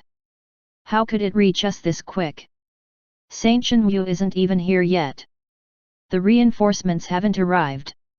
Unlike humans, the insectoids were fired up. They shrieked to the skies as they charged towards their opponents once again. Back in the hotel, Luze was about to explain the situation when the destructive chi made itself known. The entire space was painted with a thin layer of dark red. Everyone felt immense pressure. It was difficult to breathe. Zhuoqiu Sunhuang was in disbelief. How can it happen so fast? It had only been a day since the old man contacted me. She even felt a few kais of cosmic system states. These auras were formidable. The human race wouldn't be able to stop it at all now. Nangongjing attempted to comfort the other party. Don't worry, Mom, we have Ze. Zhuoqiu Sunhuang then recalled that they still had Ying Ying. She was a cosmic realm state. She could handle this easily. She relaxed with such a thought and smiled at Luze. Ze, let Ying Ying intervene. Luze scratched his head. Ying Ying is still sleeping. 11. Zhuoqiu Sunhuang's smile stiffened. Luze quickly explained, don't worry, Anta Sunhuang. Even without Ying Ying, it should be fine. I can stop it. Zhuoqiu Sunhuang. Without Ying Ying, how is this kid going to stop this? Luze said, I don't have the time to explain everything. Let's just go out and check the situation first. They had to deal with this right away. Nangongjing and the girls followed Luze. Zhuoqiu Sunhuang was around, so they didn't feel comfortable hugging him right now. They could only grab his hand. On the other hand, Nangongjing grabbed Zhuoqiu Sunhuang. The group disappeared from the spot. They reappeared outside the border of the battlefield. Not far away was a high-level Star State battlefield. A white-haired soldier was taken aback and admonished, Sunhuang, it's so dangerous here. Why did you bring the kids over? Zhuoqiu Sunhuang. She was the one brought here, but she didn't have time to explain either. She directed her gaze towards the planet of destruction. She didn't feel confident at all.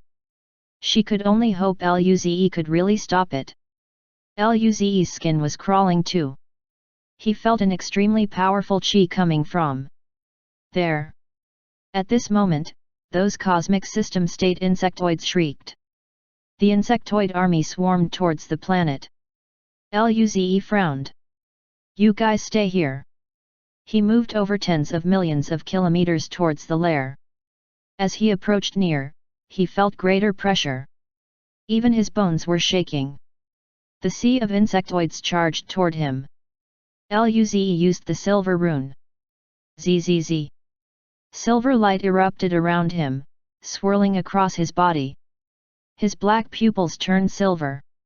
Simultaneously, silver light filled the space and spread over 1,000,000 kilometers. Those star-state humans were completely dumbfounded. They looked at the ocean of silver lightning in disbelief. One old soldier blinked. "That's Luze." Everyone else was in shock. Nangongjing and the girls looked at Luze with pride. He looked quite handsome right now. Even those insectoids paused for an instant. Still, they revealed no fear. They charged towards their opponent at once. Right then, the silver lightning encircled the whole sea of insectoids. Almost instantly, the insectoids were burnt to crisp. The humans stood where they were, not daring to move. Although this lightning didn't seem to bear the intention of hurting them, they weren't absolutely sure what would happen if they accidentally touched it. Luze was immersed in this power. This power was exceedingly strong. His own power was just a tiny speck in the ocean compared to this. If he really wanted it right now, he could destroy the entire Zhiwo system in an instant and deal more damage to it.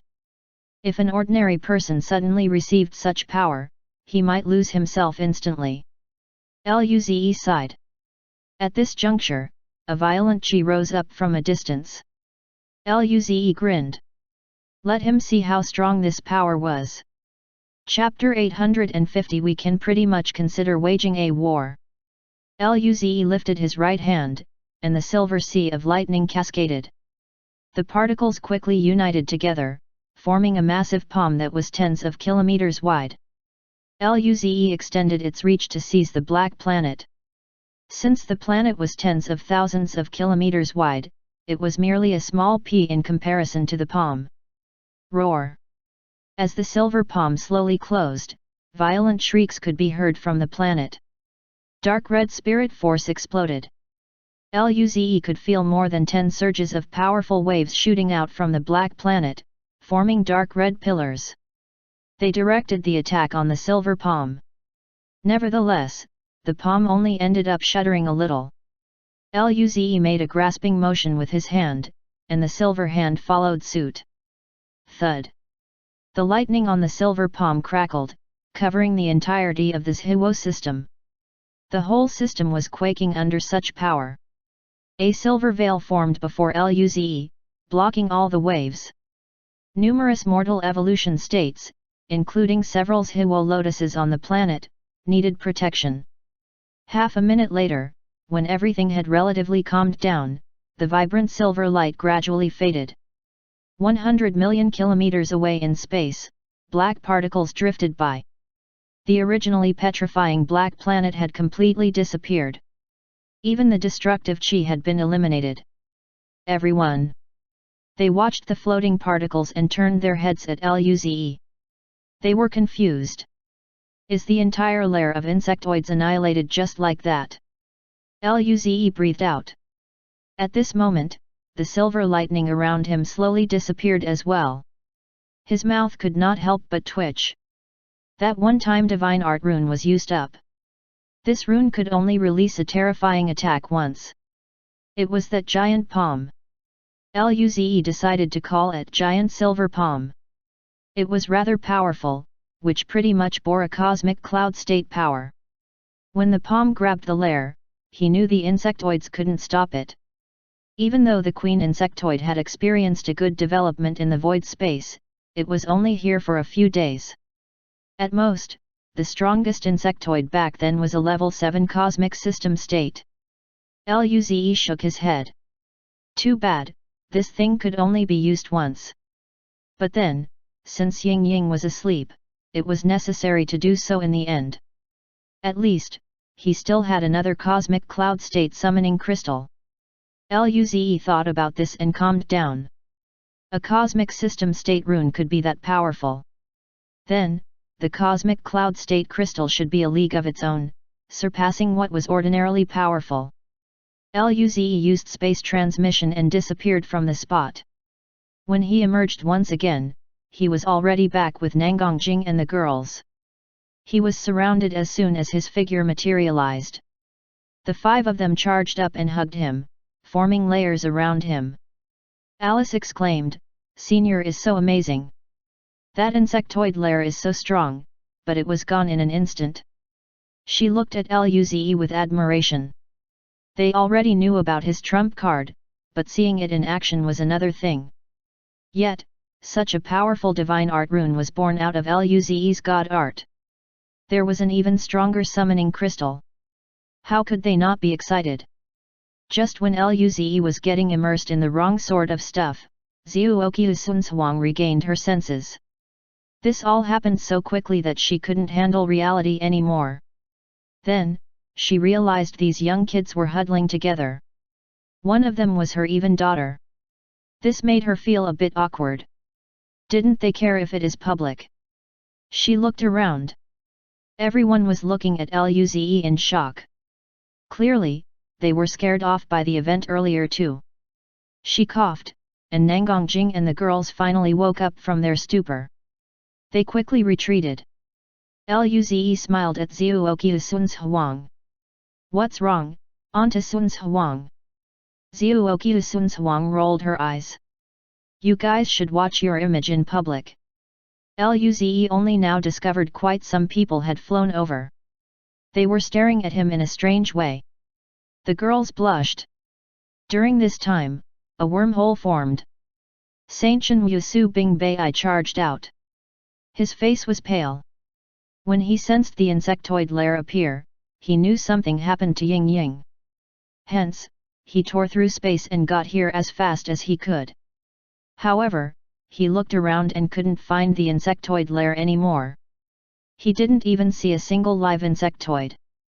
There were just particles of what seemed to be bodies floating around. He looked at Luze and the girls, asking Zhuoqiu Sunhuang thereafter, Sunhuang, where are the insectoids? Where's the insectoid lair? Zhuoqiu Sunhuang replied, they've been annihilated. She pointed at a few floating black dusts. Saintchen Wu felt greatly relieved. He laughed and touched his white hair. I thought some accident happened to her. This scared me. He was planning to save Luze and the girls even if it risked his life. He couldn't care about the others. Luckily, nothing happened to the group. The Star State's mouth twitched. They looked strangely at Luze and Saintchen Wu. They really couldn't say that Luze destroyed the lair right now. Sensing the strangeness, Saintchen Wu raised a brow. What's wrong? Did something else happen? Zhuoqiu Sunhuang laughed it off. Old man Su, let's just talk when we return. Saintchen Wu nodded. The moment Luze annihilated the insectoid lair, the cosmic system states making haste suddenly stopped and gawked. That silver light flashed, and everything returned to its tranquil state. Everyone looked at each other.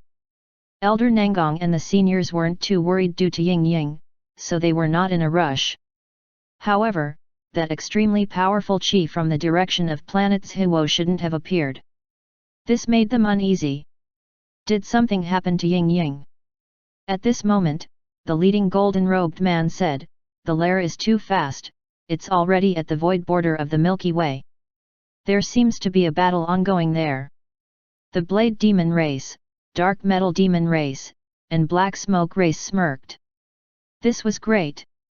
The humans are probably suffering a huge loss. If the humans bore such devastating damage, they could pretty much consider waging a war.